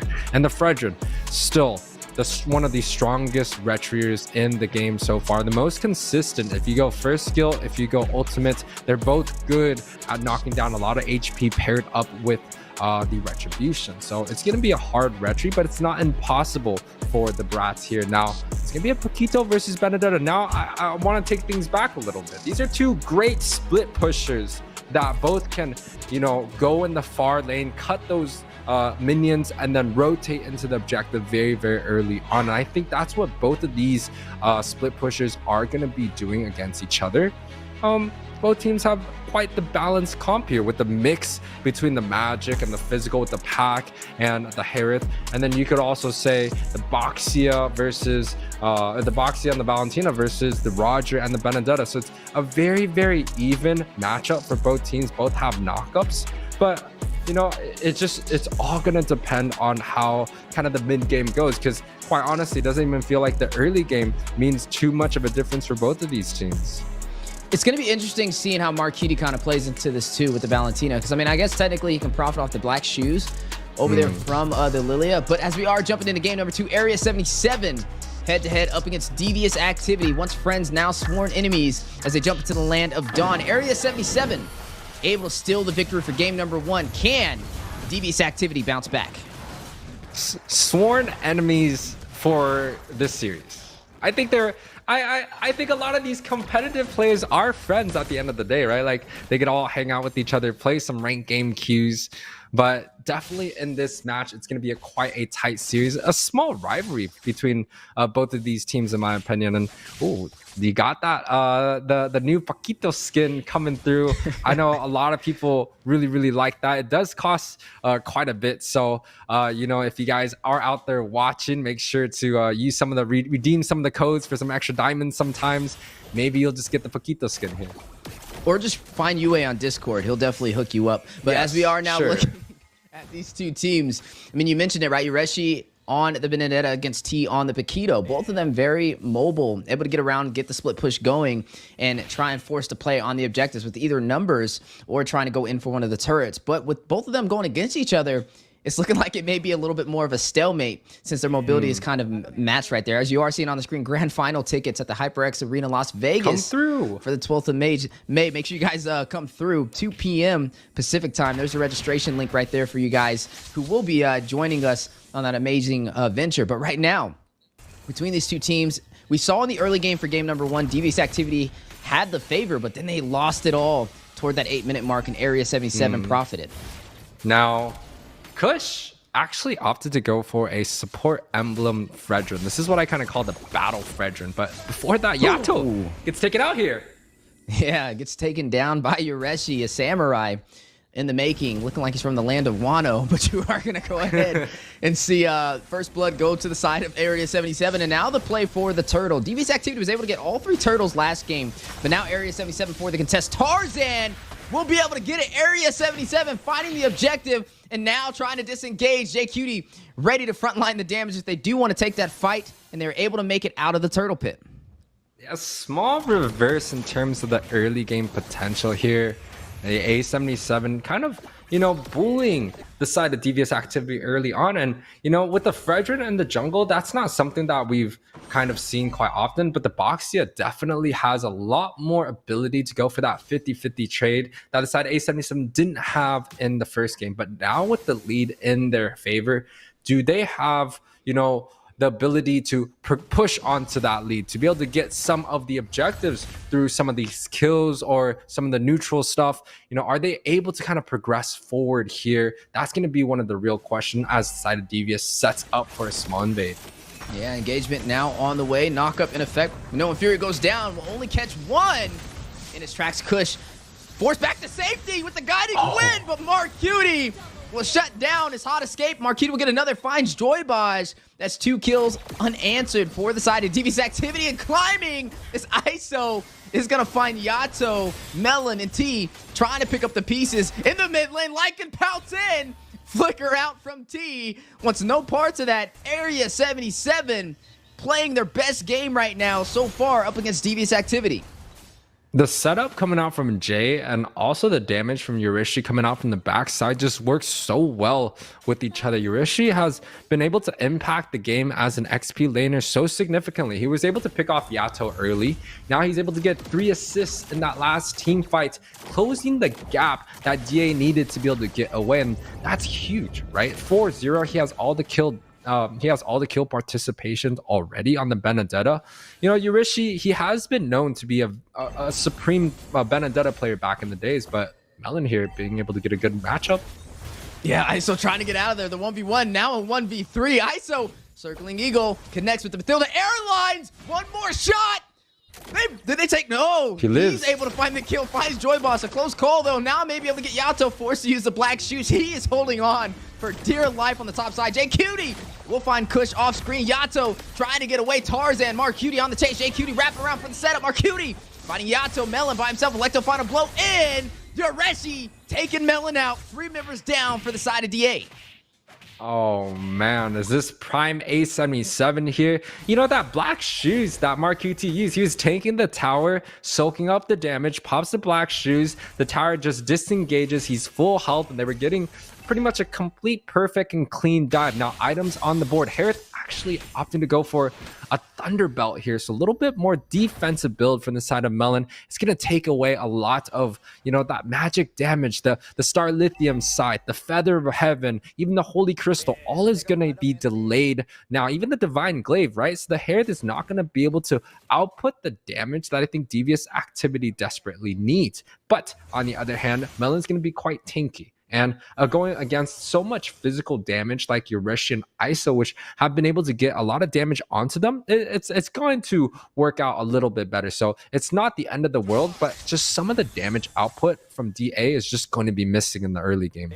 Yeah, and I feel like this is kind of like with the meta shifting. It's definitely, like we said, changing the synergy of these teams. And it's definitely showing with Devious Activity. I mean, they don't normally fall this fast early in the game. Area 77... you can definitely tell they're a little bit more comfortable with the recent adjustments to the patches. I mean, right now, 8-0 lead, no deaths right now for Area 77. They've took every single objective. This is even different than game number 1, even more impressive than their comeback. This time around, they're just in full control of this game. Devious Activity needs to find a way to kind of turn this back around, but it's going to be hard, right? Melon's already struggling a little bit with the Harith up against the Roger, as ISO has 2 kills now. In the Harith, Melon has 1 death. And then you also have Yato, the other backline, 3 deaths so far on the Lilia. Yureshi was able to get 1 of them, and so far has not been able to find the opportunity they've been looking for. And this time around, the side, like Devious Activity is the one that's losing. But earlier, A77, they had the CC available to stop some of the snowballing when it came down to that mid game as we're going into that mid game phase. But this time around, DA, they have a Matilda, they have a Battle Fredrin with a support. He's not going to be able to soak up that much damage. There's not that much knock up in sets if it's just the Paquito and the Fredrin. That's a soft set there. So the side of A77, they still have so much more available, right? With the Minotaur, with the Boxia. The Minotaur just itself is just so hard to deal with the Minone's Fury. Speaking of things that are hard to deal with, circling Eagle in for the invasion on the orange buff. ISO will find Melon with the Lycan pounce. Ureshi is going to claim a turret off screen on the top side. JQT very low, hit by T. One more blow, maybe able to take him down. JQT will fall. ISO able to get out of the turret, back to the orange buff. T hit with a lot of damage. Ureshi finding Yato, he wants more. T very low, trying to find his way back to the bot side alongside Kush. Tarzan will find Joy Boss, not able to escape the pressure from Area 77, but Devious Activity able to find their first kill of the game. T, the one that actually picked that up at the 8-minute mark. And I think we're starting to see a trend of like damage dealer, split pusher, XP lanes. Like traditionally, you know, back in the days, we like things like the Terizla and the Grulu, and then we, you know, transitioned into something like the Yuzong, the Lapu Lapus, and then now we're going into kind of like this Pack and Benedetta. We're bringing it back, the full damage side lane split push, and the Benedetta has created so much impact. Typically, the Paquito is going to be the pick that most players like to use, but the Benedetta here, definitely a lot more impact. 3, 0, and 4. The Mark UT is standing just a little bit higher in terms of that KDA, but as an XP laner, it's very, very hard to get that much assists. A77 looking for a little bit more that they can chew. Rotated onto the top side. I think they're going to be setting up for the next objective, but I don't know if Devious Activity has enough CC and frontline to be able to contest for the next one. Yeah, they're just in a very awkward situation, right? I mean, so far, Area 77 has been having a game of their life. Every single part of this match has worked in their favor. Now going to go ahead and take this Lord. Little to no contest. Devious Activity in no situation to even go in for it. But on the bot side, we'll find a little bit of a trade, though. T is going to go ahead and take that turret as Tarzan claims the Lord. Now, is it the best trade? No, but it's definitely a step in the right direction for Devious Activity. But I will say this is going to be very challenging for them to kind of turn this around. Already at 9 minutes, 8,000 gold for Area 77 ahead of DA right now.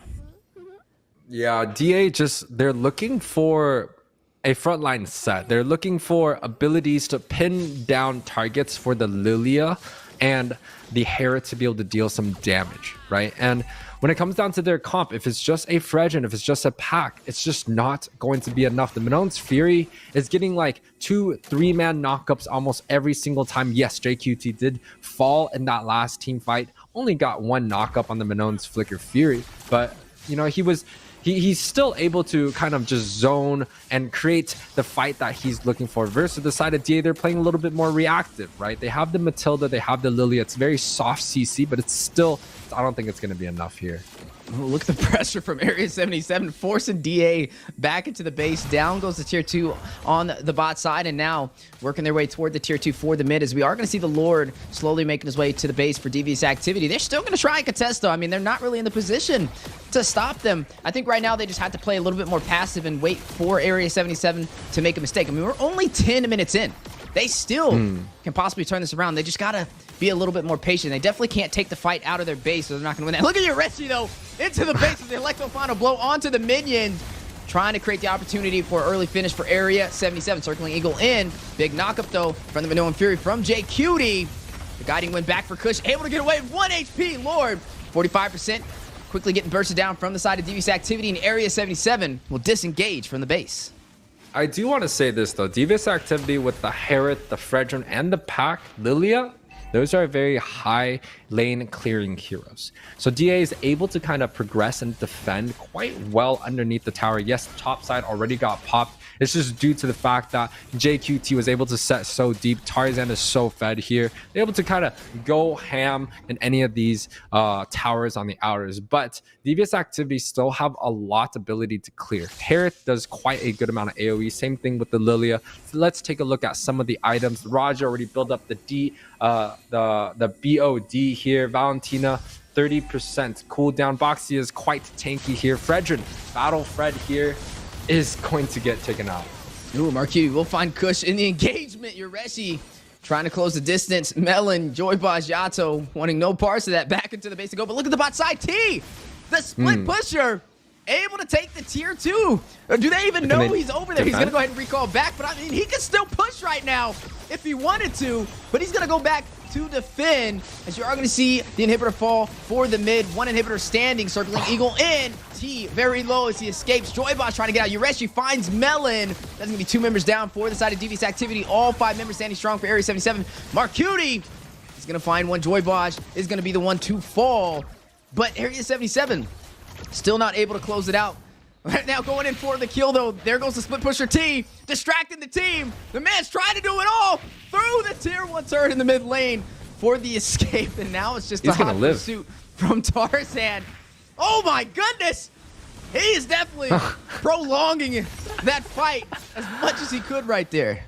It's still a 10k goalie for the side of A77 though, and it doesn't feel like they have an answer for JQT. You could see pretty much any of those team fights. If Jay gets a knock up on the Harith, on the Lilia, yes, they have 3 Purifies available, but the 3 Purify just doesn't feel like enough, because the second that they Purify against JQT, Yurishi is there with the Final Slash or with the Benedetta ultimate, dealing tons of damage, right? He's building all physical damage, and now A77 is able to get a very, very good 3-lane push. They're in the inner inhibitor. The side of DA has to find a way to be able to clear this Lord. And this may be the way they were looking for. Area 77 gonna push through their last possible defense for game number 2 if they're not careful. Lord now making his way to the base crystal. Damage has already been hit. No fear for the knockup. ISO is gonna find Kush. Oh, we're gonna see that quadruple setup though on to Area 77. Yurechi though hit the base crystal. 5%, make that 0. Area 77 pushes through Devious activity for game number 2.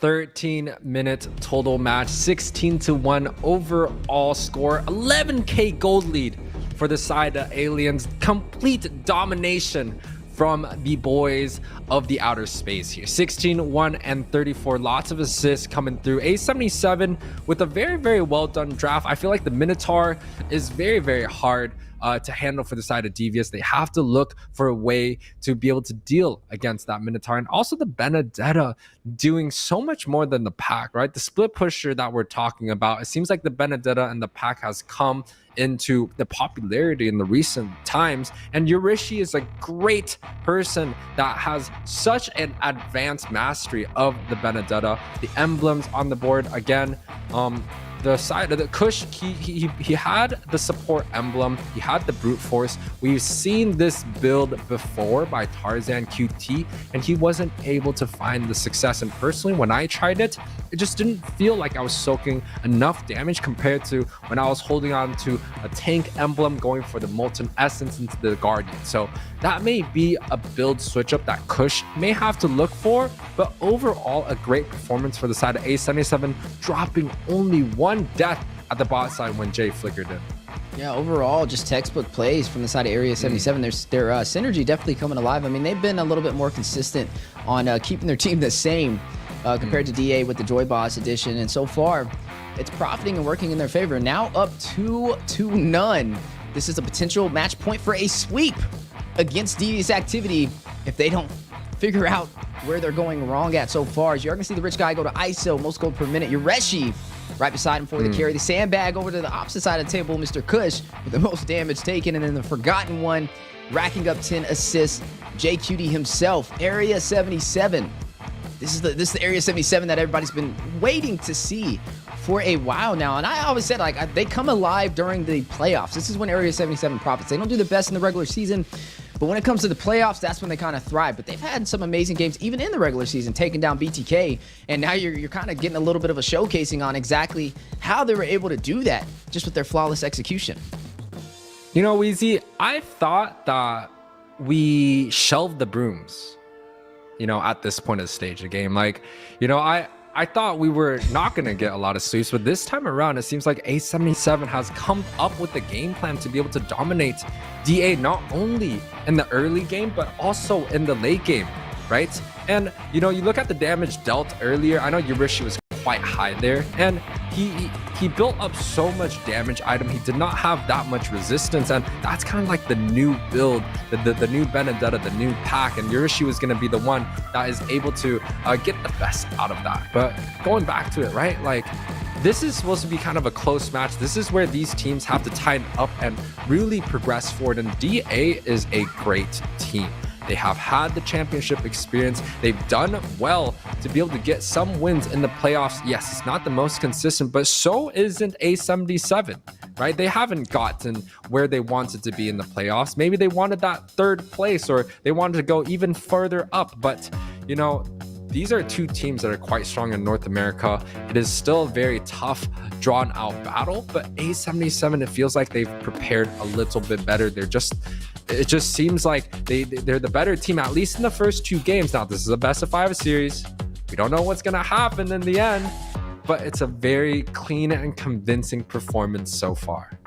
And speaking of things and performances so far, we have an amazing giveaway for everybody out there in the audience today. Make sure you claim it while it's available. Tournament chest full of goodies out there. 12.50% rate to get any one of them, but there's only 40 available, first come, first serve. So make sure you guys claim it with the QR code while it is on the screen before they are all gone. But yeah, UA, it's funny, you kind of mentioned it, right? We thought we shelved the brooms, but it looks like they may still be out. Maybe somebody forgot one somewhere. We gotta take it out. Or maybe something's going on, man. You know, we're definitely gonna have to get to the bottom of this. I mean, it's kind of crazy too, because it's funny because you almost voted for Area 77, but now you got DA. So, you win some, you lose some. It really, this match could really go in 50-50. Honestly, even looked at the first game. That was like a 6-1, 2 objectives on down. DA dominated, right? It felt like it was going to be completely one-sided, and then suddenly the burst came in from Vexana, changed the fight.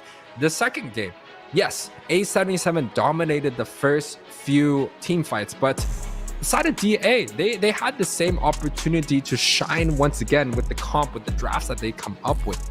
But unfortunately, DA just fell a little bit short. They had the lane clear, but again, the rotations coming out from A77 was quite clean. They didn't drop a single death until they were on the second tower of the bot side. And that speaks a lot.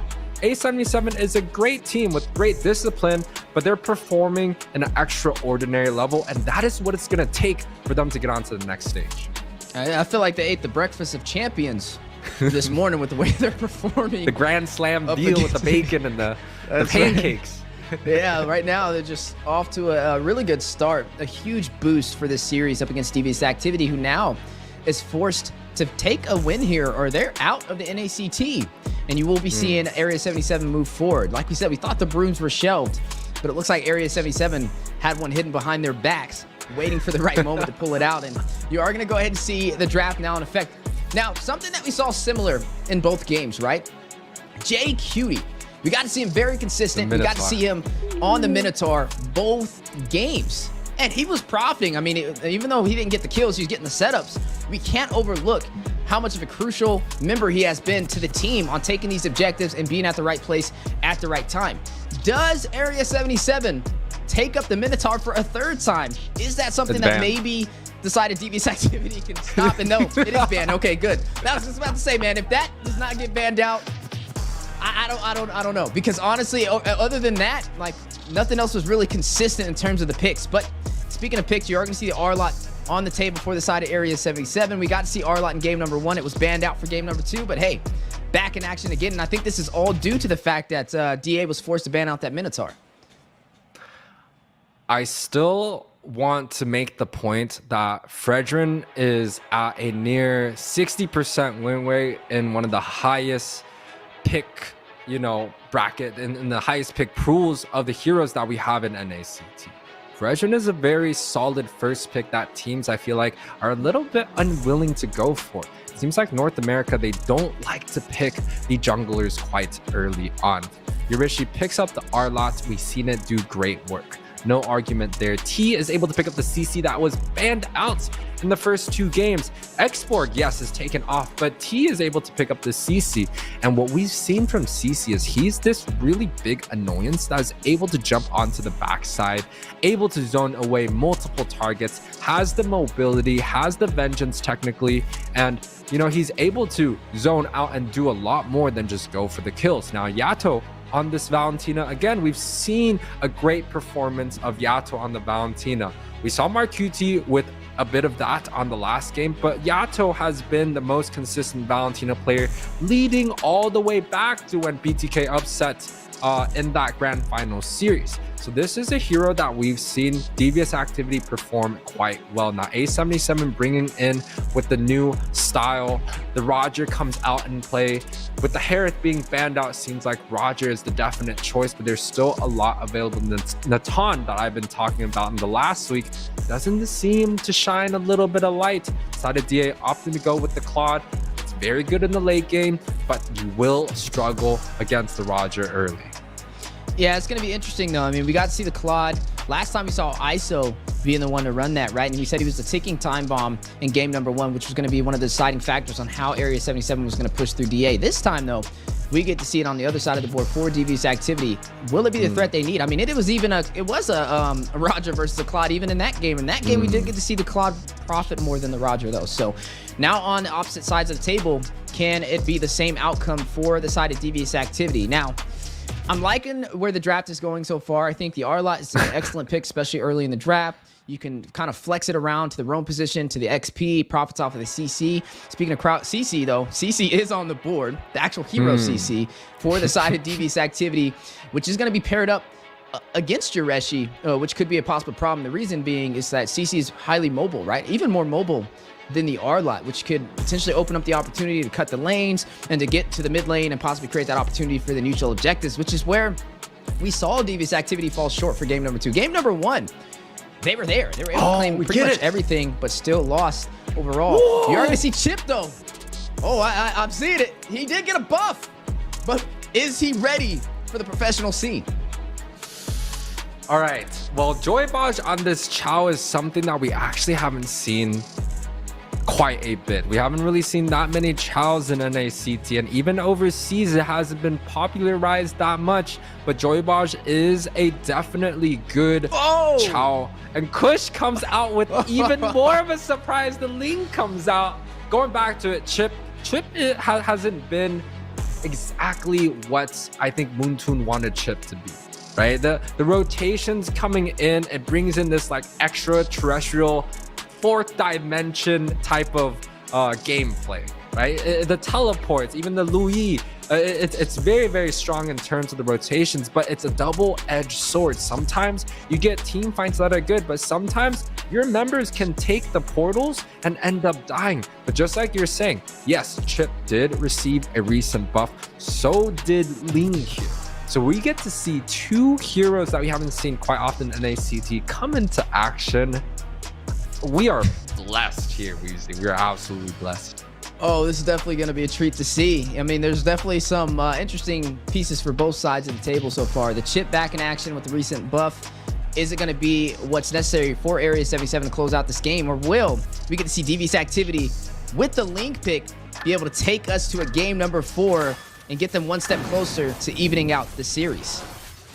Oh, we'll most definitely have to find out here. Now, take a look at the jungle. You could see Tarzan with a significant edge in the jungle. He's going to be able to clear much faster than the Ling. And a first blood already. The Chip teleported onto the top side portal, gets taken off the board. Bad news for, you know, the Chip enthusiasts out there getting first blood, but A77 has come back from a lot worse. So it's not something that, you know, we should be quite worried about.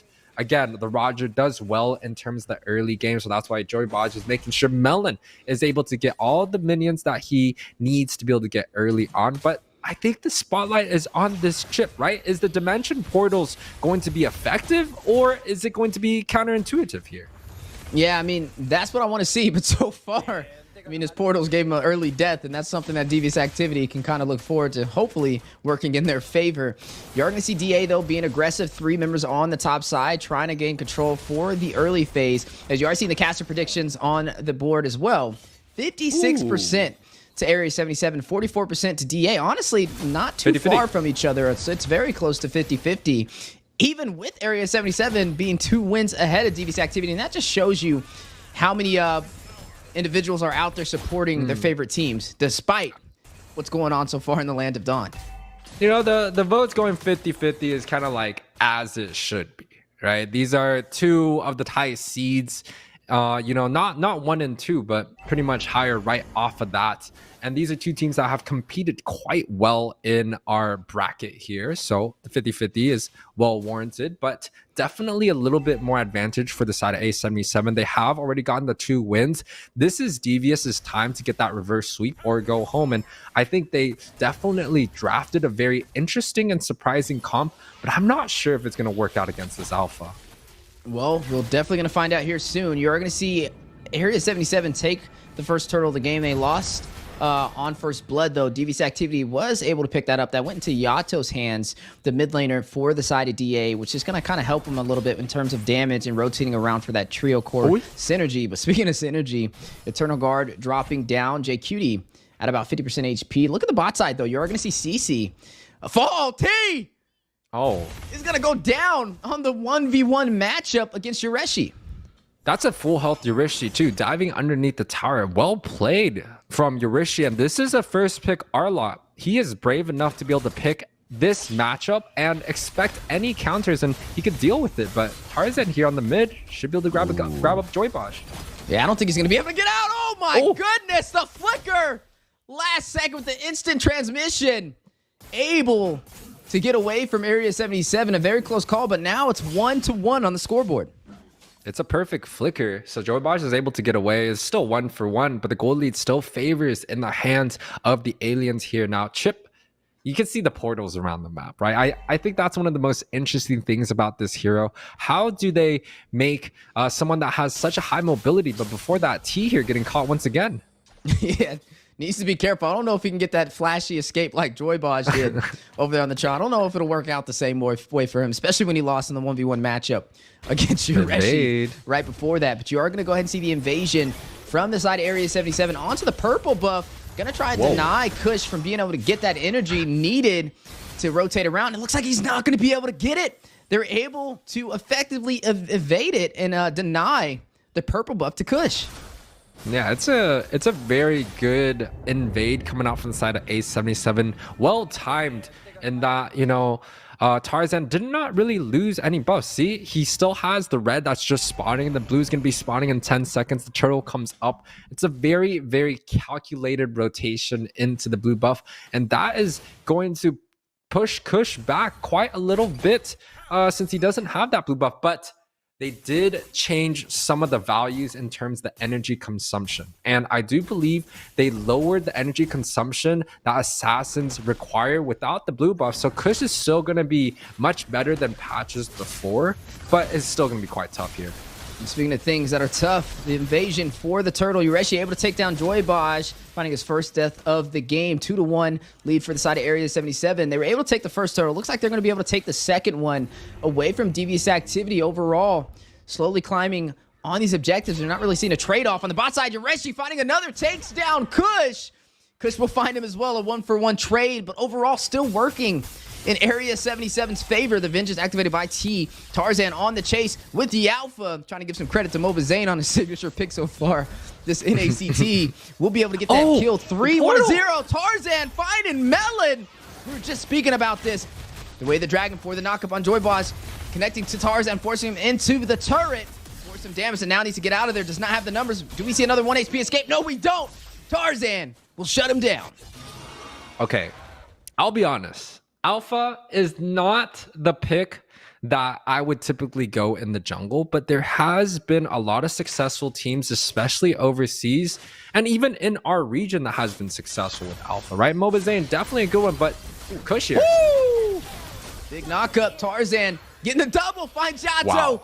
finds Kush, knocking them down like some dominoes. Wow. But going back to the point, Alpha has been quite the strong pick in the jungle. I've even played against it in some of my solo queue adventures, and it's quite tough. I play the Fredrin, he's just shredding me. He's completely destroying my armor, lots of true damage, and it just doesn't feel like any tank junglers can really hold that well against the Alpha. So it's definitely a great pick. Tarzan already 5-0-1. You could see the impact, the CC, the rotations with the chip coming in and out. Tarzan's just brave. He doesn't fear anyone so far.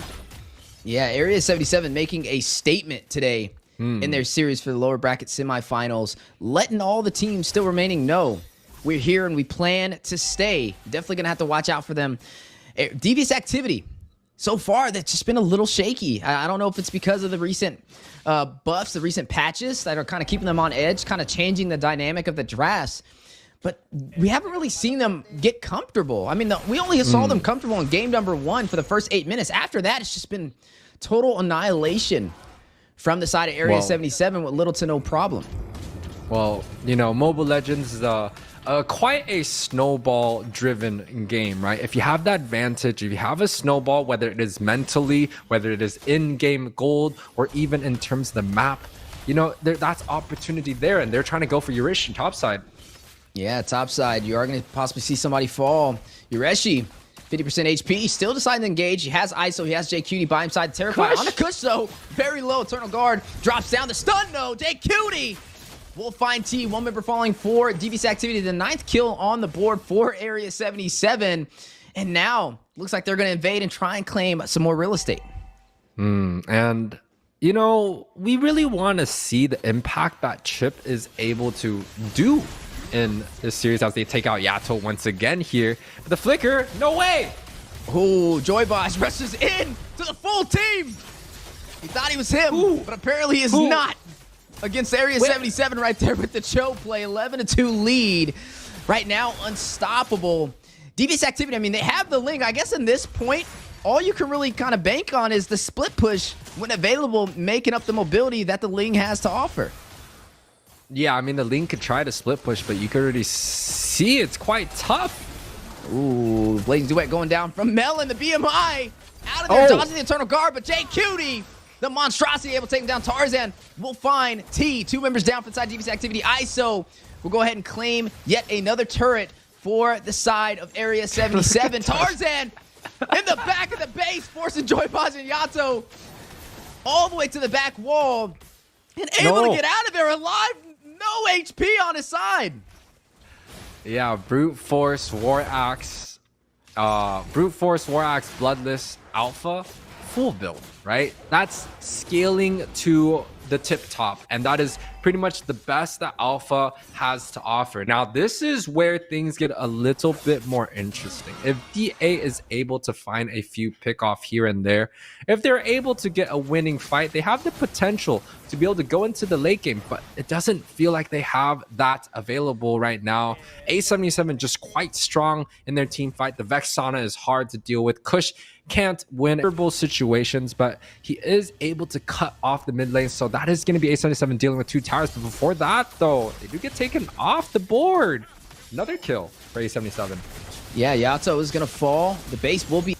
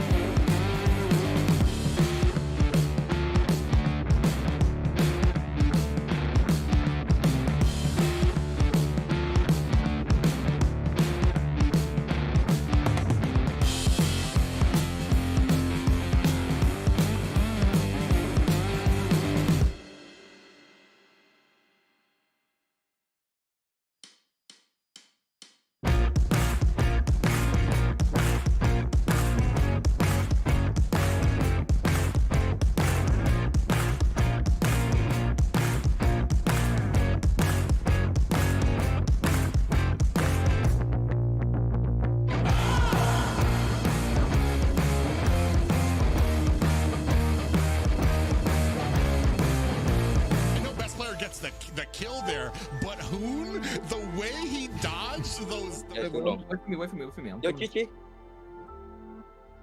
Out to Dia, by the way. It's fine. Heart, let's go. Nice. Keep going. Wait, I'm healing. I'm healing too. Oh, yo, Bye-bye. oh my god, Dia. Yo. Nice. Patrick. Spam recall. Yo, kill this Go, part. let's kill your Rusty. Kill the back! Kill Go him. back home! Kill him! Nice. Yeah, fuck! Good shit. It's not Nice doing one. it. I told you. I knew it. Doesn't matter. That's endable. Trust me. Keep ending. Carlock. Wait first. I'm low. Yo, Guys, help please. me. Yo, please. For the Jay? Oh my god, Jay. No. What you Yeah, got, I'm here. Zero? I'm here, bro. I had 1 HP. Guys. Yo. Wait, he flickered. Alright. Wait, just Tarlock. Just Tarlock. He can't clear. Alright, I'm a Tarlock. You know, please. Yeah, whatever. Yo, Zero, bro, please. I really gotta play. Bro, just Tarlock. They have no front line. No, yo, I'm gonna Asha, bro, no? Yo. Oh, come. What are you doing? Low. Oob. But why are we struggling? We have lanes pushing. I don't know why you guys are scared to rush it. I'm literally. Malalaki grips natin. 4v5. Tulungan nyo na lang. Promise. Diyan ako. Free tayo. Kaya.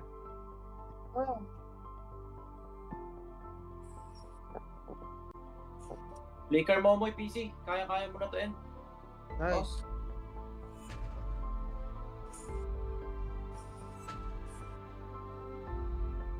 Nice. Yeah. Yeah. You come. Go. No, I see you. Freddy. End the ball. Man. Somebody has the butt. You trust me. No. We're calling. Yeah, we're good. Mid. End the ball, guys. End the ball. Promise. Go high. Purify. Go back.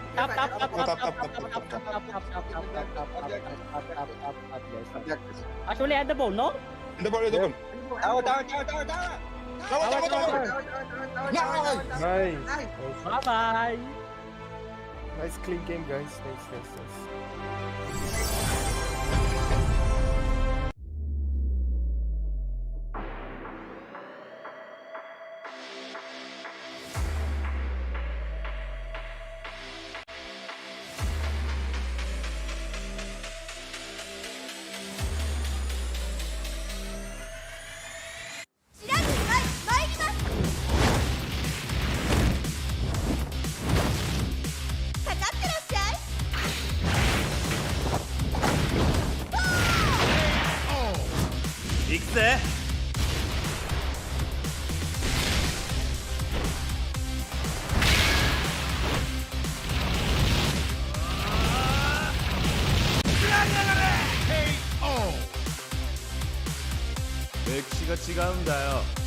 Hey, come on.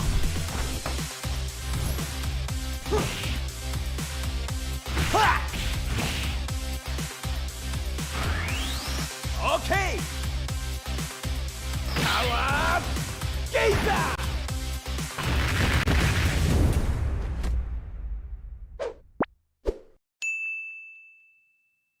Have you heard the rumors? About what? The rumors from the border. The demon. He's coming. What happened? They're all dead. Oh no! It's him! He's coming!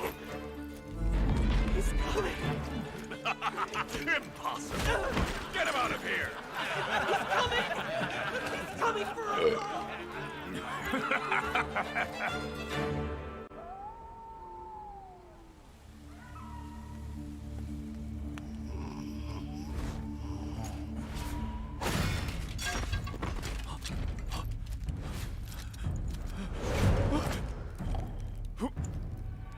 almost there.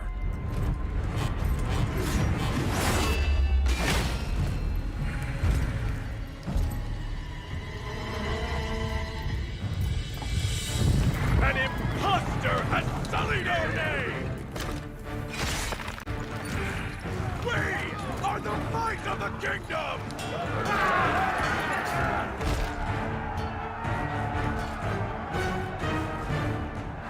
For the king!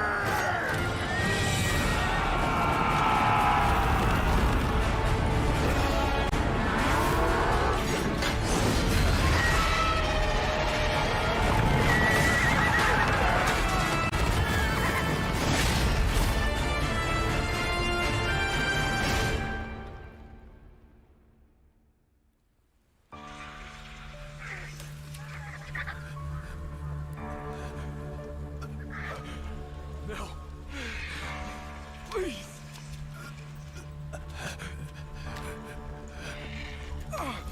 You cheat.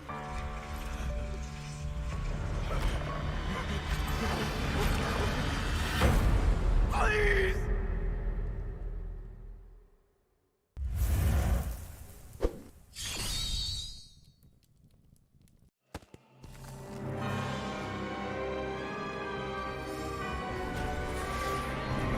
This fairy tale ended with the poisoned apple, and my tale began.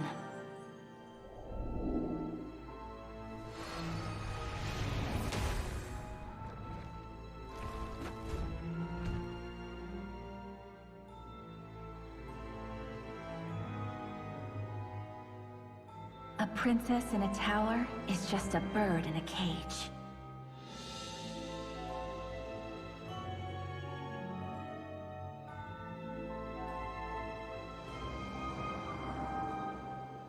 Curse it! Take my vengeance! Protect your queen!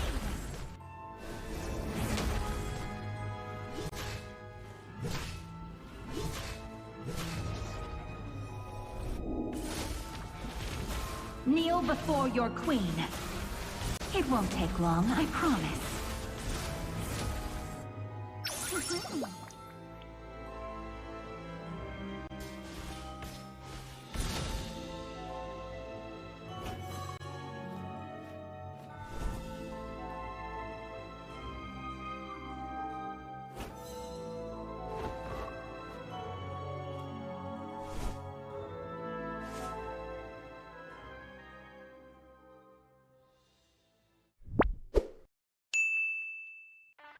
In the world of NACT, every single player has one dream: to raise the ultimate trophy. It builds alliances.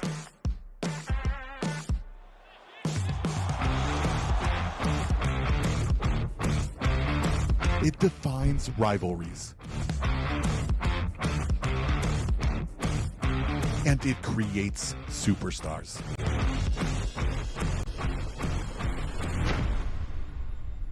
The only question is, who will be next?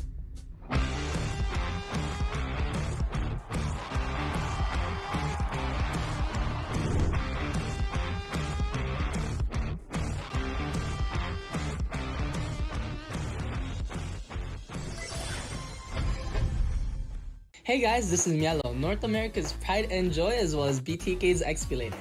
Today I want to show you guys how to assassinate backliners, the ultimate Yuzong guide. It's quite simple guys, even the best of the best will have mistakes in their positioning no matter how good they may be. Times when they zone out and maybe even occasionally bush check. As the backline diver, it's your job to wait patiently to exploit those openings. Then you just swoop in, do the standard jump, petrify, 2-1 auto combo for the one-shot kill. Right here, you can see enemies chasing my goat MOBA Zane. I just simply took into the air and came down and brought him help. Yeah, and speaking of scaling, Black Dragon from Milo trying to seize the opportunity to double petrify. Hope you guys enjoyed this episode of Hero One Trick Guide. I expect to see a lot more backliners crying after you guys learn this today. Oh, and remember to support BTK this NACT and follow me on my YouTube channel for more XP laning tips. Bye-bye.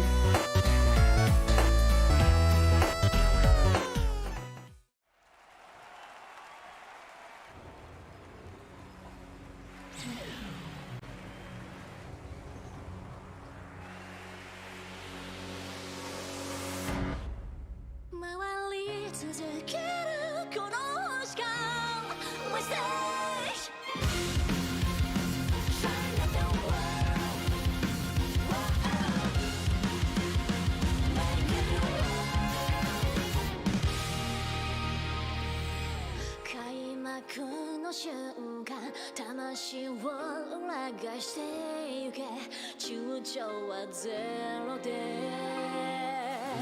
浴びる光よりも眩しい存在感で世界をそうインパクトしよう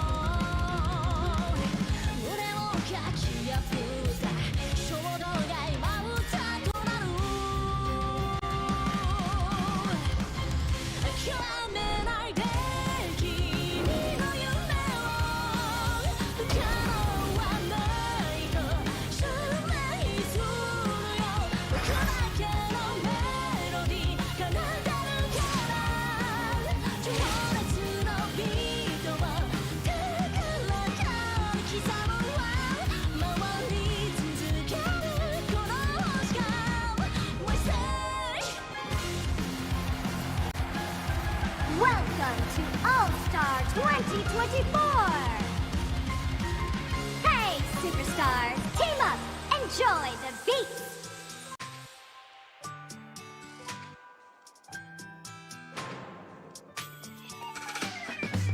無数の人がすれ違いぶつかって去っていく人生のそんなスクランブル交差点の中で偶然のバンプだって見逃したりしないでちゃんと互いを見つけられたありがとう絶え間ない信頼のビートがあるから僕は歌っていけるよ涙も笑顔も四季折々彩っていく奏でるカラフルな本当な素晴らしい音楽だって君とじゃなきゃ意味ないよ僕らが出会えた奇跡のストーリー永遠に歌い継いでいこうきっと世界を変えていくのはたった一人のいるよりも平凡で弱い僕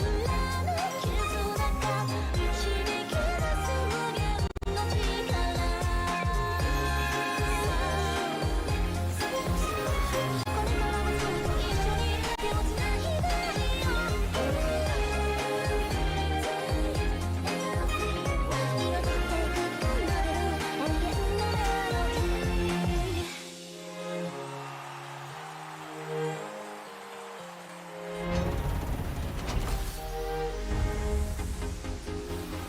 Everyone, make some noise! It's time to rock!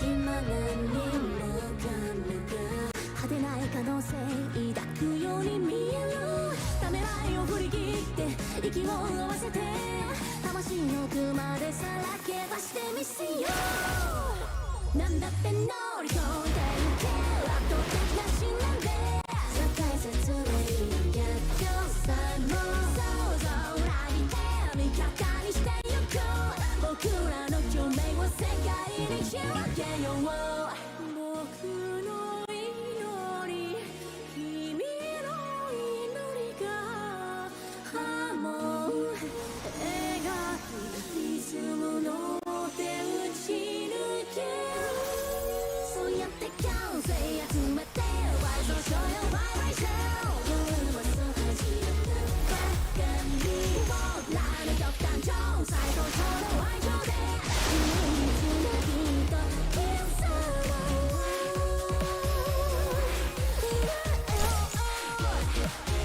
もう一回深呼吸してどの身にダイブして心と心シンクさせてゆこう Time for Sparkle! Let the stars be our witness tonight!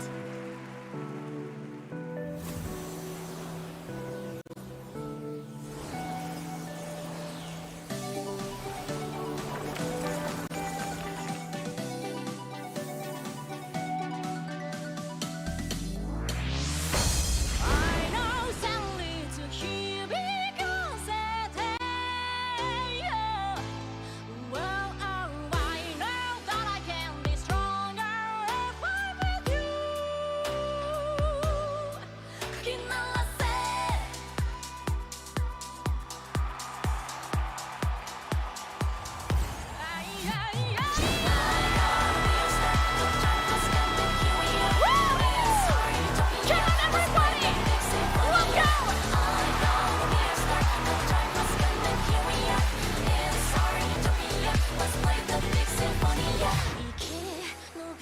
街を抱く空は青く無垢に僕ら見下ろす残る傷はどうそれは経験と成長重ねた印一人じ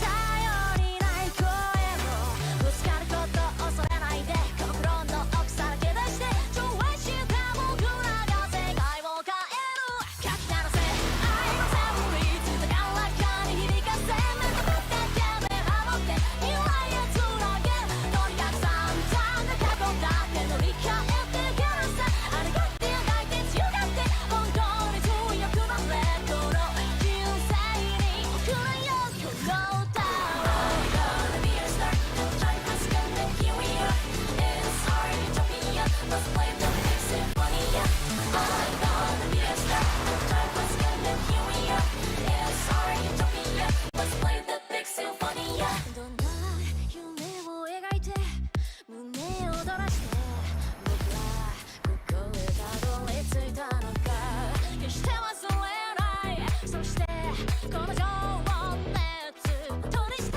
伝えたい聞いていて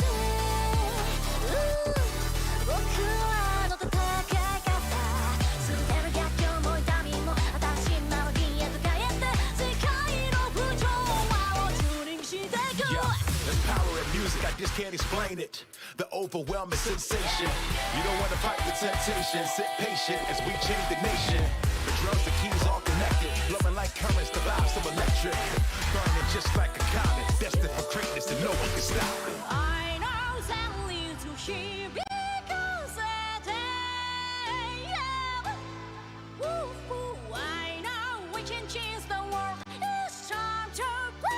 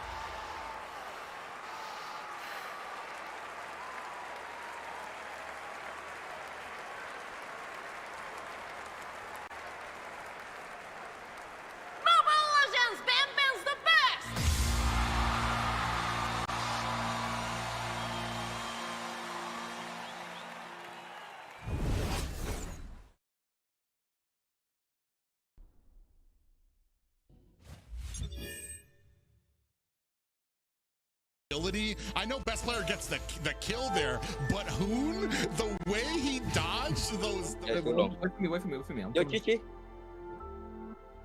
Out the Z about it. I think it's fine. Hard, let's go. Nice. Keep going. Wait, I'm healing. I'm healing too. Oh my god, Dia. Yo. Nice. I patch you. Spam recall. Go kill this. Go, let's kill you, Rusty. Kill the back! Go black hole! Kill him! Nice. Fuck! Good shit. It's not Nice doing one. you. I told you. I knew it. Doesn't matter. That's endable. Trust me. Keep ending. Carlock. Fade away. No, wait first. I'm low. Yo, Guys, help me. Yo, please. For the Jay? Oh my god, Jay. No. What you Yeah, I'm got, here. Zero? I'm here, bro. I had 1 HP. Guys. Yo. Wait, he flickered. Alright. Wait, just Tarlock. Just Tarlock. He can't clear. Alright, I'm a Tarlock. Yo, no creeps. No, whatever. Yo, Zero, bro, please. I really gotta play. Bro, we're just trying loud. They have no front line. No, you are Asha though, no? Yo! Oh, come. What are you doing? Come. Low. Boob. Bro, why are we struggling? We have lanes pushing. I don't know why you guys are scared to rush it. I'm literally. Malalaki creeps natin. 4v5. Tulungan nyo na lang. Promise. Diyan ako. Free tayo. Kaya.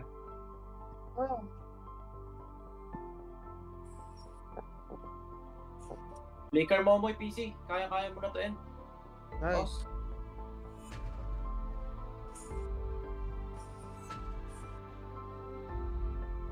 Nice. Yeah. Do you? Yeah. You come. Get. No, I see you. Fredrin. End the ball. End the ball. Man. Where's the butt? No. We're calling. Yeah, we're good. Mid. End the ball, guys. End the ball. Promise.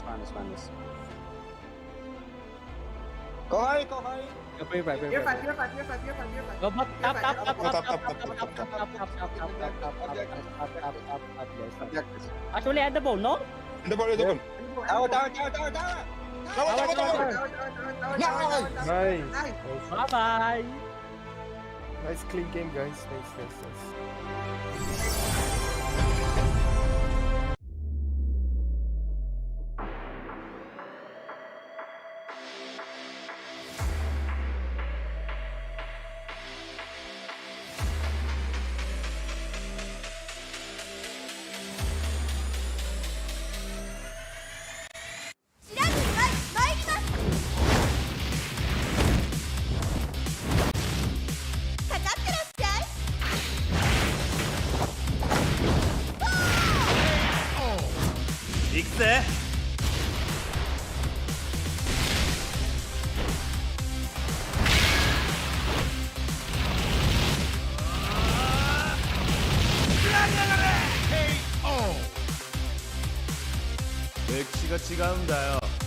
Hey, come on.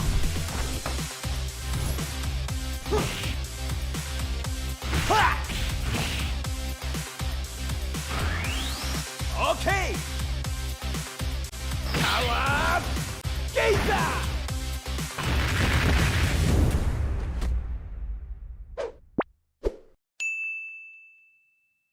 Have you heard the rumors? About what? The rumors from the border. The demon. He's coming! What happened? They're all dead! Oh no! It's him! He's coming! Impossible! Get him out of here! He's coming for us!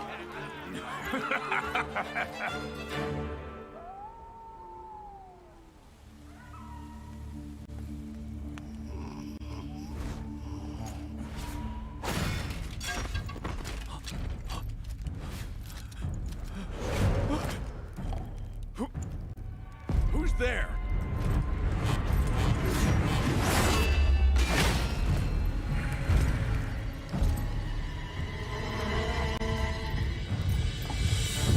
An imposter has sullied our name! We are the might of the kingdom!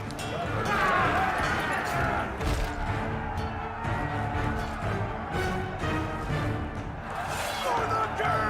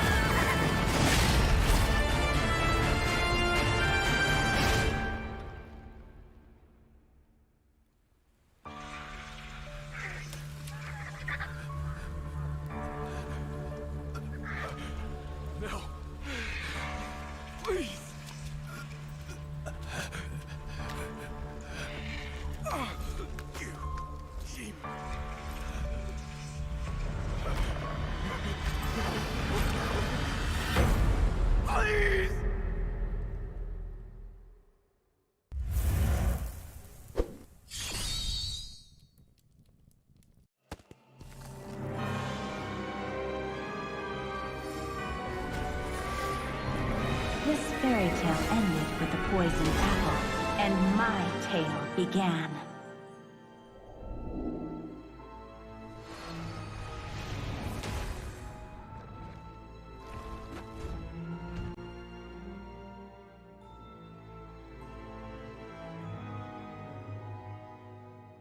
A princess in a tower is just a bird in a cage.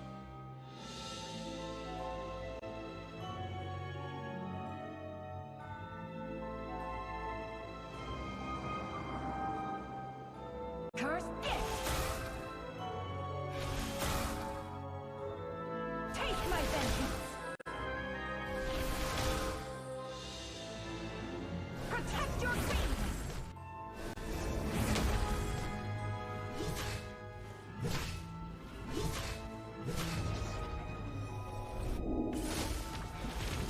Kneel before your queen. It won't take long, I promise.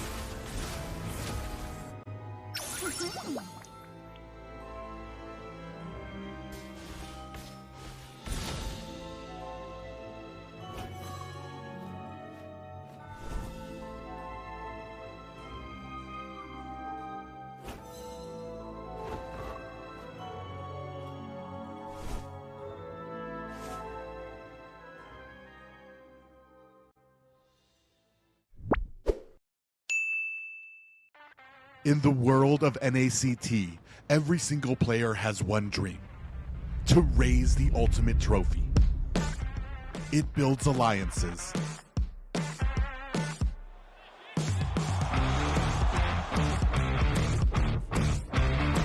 It defines rivalries. And it creates superstars.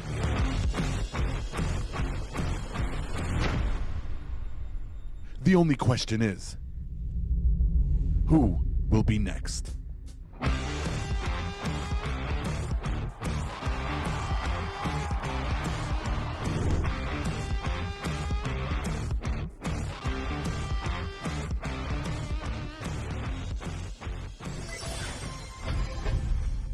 Hey guys, this is Mielo, North America's pride and joy as well as BTK's Expulator.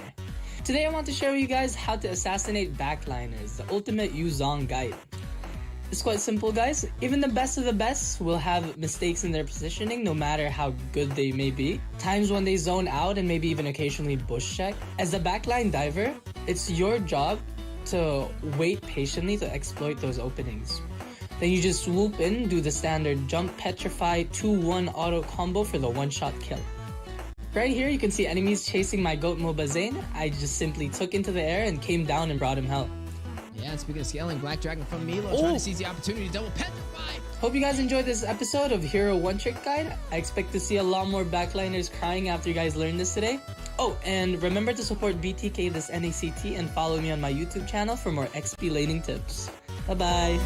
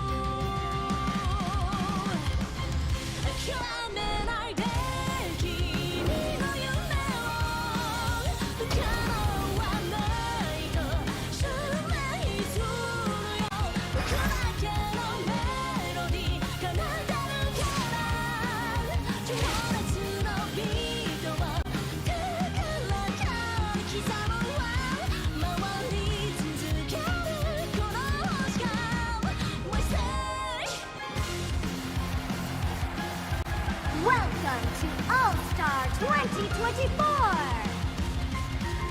Hey, superstars! Team up! Enjoy the beat!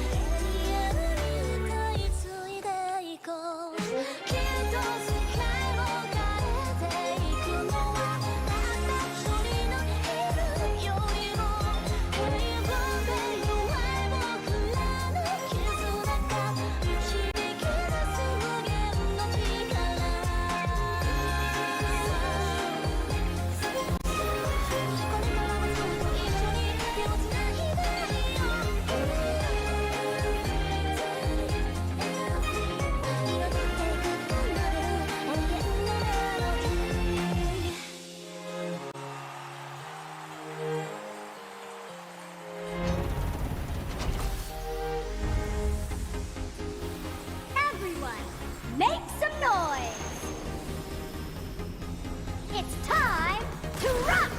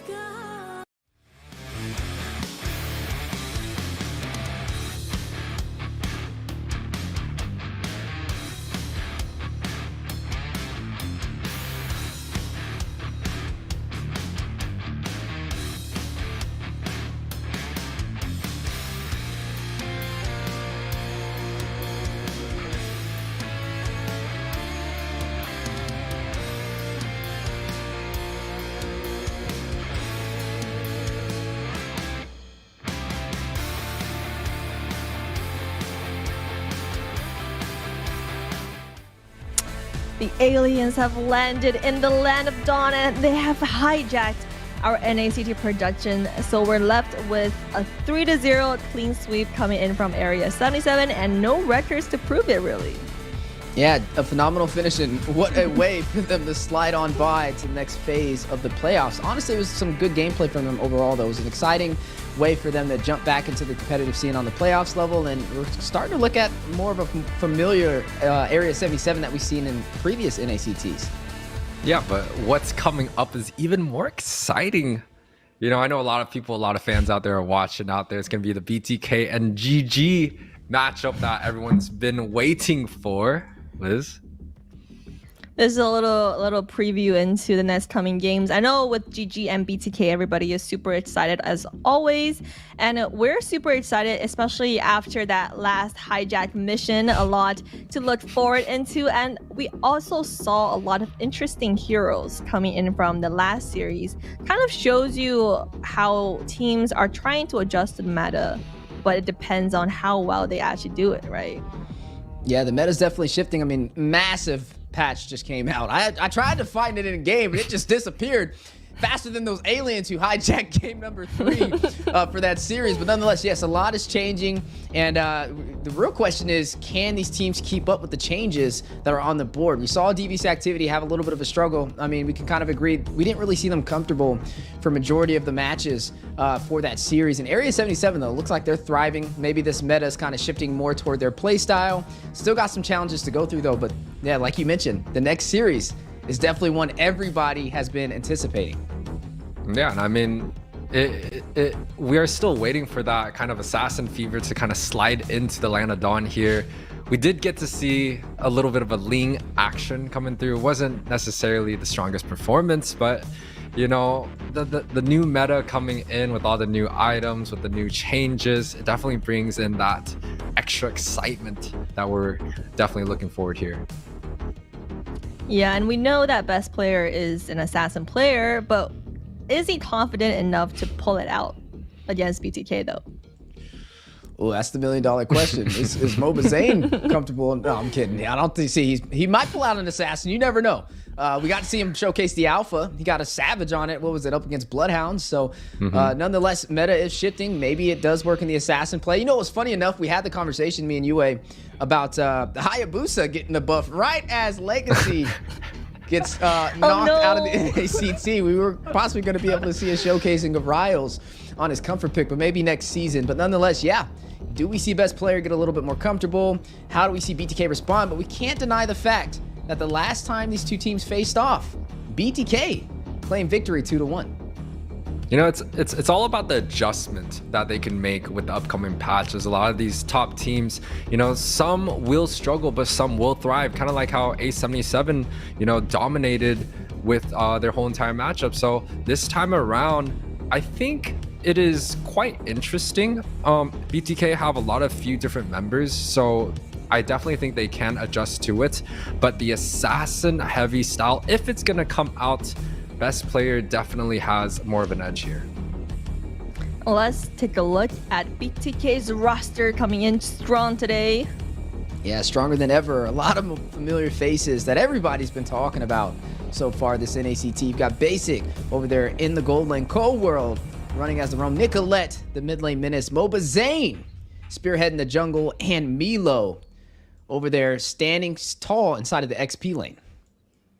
So it's a tough group to go up against. It doesn't matter which is looking to dominate in this matchup, but BTK definitely has strived to be one of the most consistent, most experienced, dominating performers out there, entertainers, in fact. And you know, for them to come all the way onto this stage, it does mean a lot. They've warmed up a lot of fans' hearts here, and we're just looking to see how they go here. And we saw Nicolette with the crown, rightfully deserved. And let's see that crown go on to Hoon as we see at GG's roster. Yeah, and GG's roster here, Zia in the gold lane, Shark in the roam position, Hoon as the leader and the mid lane player, best player in the jungle, and we have Fried Chicken in the XP. This is also a very extremely tough team, right? We see this is all-star players. They performed well. They have pretty much the same exact experience as BTK, but this time they're gonna be facing up against each other in the upper bracket. Yeah, the argument does not need to be made that both teams are very strong teams. It's just what we need to see today is how well they executed. I mean, GG came out with the famous motto of the season, drink water and ban Matilda. With the Matilda nerf, are we actually going to see that today? That's my question. Yeah, it looks like Matilda taking a little bit of a slight nerf. It's not going to be a secret weapon that you can rely on as heavily as BTK did up against Gaimin Gladiators the last series. And that is a really excellent question as we do lead into the series. How is that going to affect the BloodThirstyKings, right? I mean, the two victories that they claimed against Gaimin Gladiators was both with the Matilda and an Akai side by side. MLBB able to get comfortable in the jungle, use that heavy spin to force his way into his neutral objectives and deny the invasions. And then the Matilda, the saving grace to be able to bring them back to safety, was very huge in making their composition work. But now, with Matilda taking a slight nerf, are we going to see BTK still pull it out and use it up against Gaimin Gladiators? Do we see Gaimin Gladiators even allow it to walk? Do they just go straight off the rip, banning the Akai, banning Mathilda, and then I raise you another question, and you have to answer all of these, all right? How does the Gaimin Gladiators push through BTK if they ban both those? Can they claim the victory, or what do you think BTK will do to turn it around? Do you see them having any other secret weapons out there? Let's see UA's predictions first. Let's go. UA, you have all these questions to answer.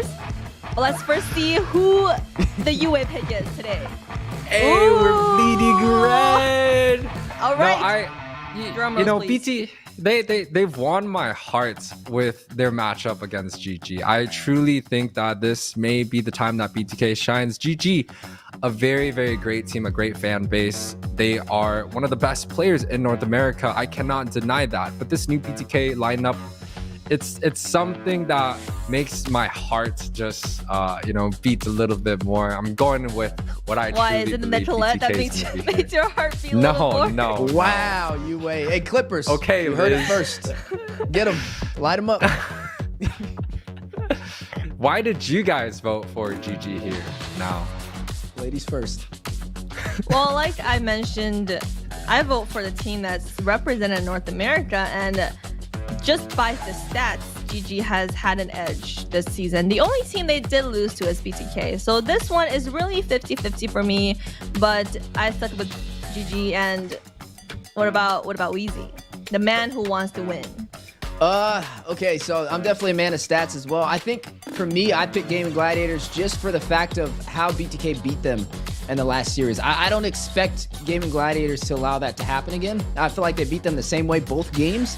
And I want to see BTK pull out another weapon, though. I'm right there with you. I think it's a 50-50. I think BTK has the capability, but in terms of Gaimin Gladiators, I've only really seen one weakness against them, and that is when you run that Akai and that Mathilda. I haven't really seen anything else take them down. So it's kind of hard for me to not vote for Gaimin Gladiators just because I think overall they're a little bit more prepared. But if I will say one thing about the Bloodthirsty Kings, they're a team that definitely knows how to keep everybody at the edge of their seats. We got to see that in the spring season of 2023 when they took down Outplay.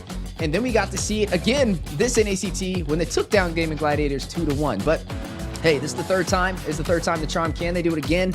Or will we see GG push through? Nonetheless, I'm right there with you, Liz. I want to be representing and rooting for the team that is the best to represent us in MSC 2024. Yes, and now we have a giveaway for our lovely fans who are watching the show and watching the NA Primes perform at their prime. Here we have giveaway code on the screen. Hero skin for Brody. I mean, are we going to still see Brody in today's tournament? I don't know how I feel about Brody in a tournament, but we do have a skin for him.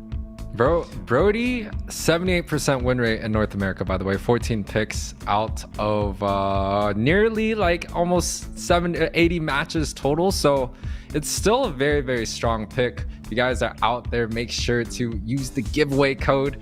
It's a very, very strong hero. Does well in the early games. We talked about it, Weezy. What has the side of BTK done in order to prepare against GG? Yes, they got that last win with Mathilda and the Panda, but this time around, I think there is a hero that we're missing. I'm not gonna spoil it.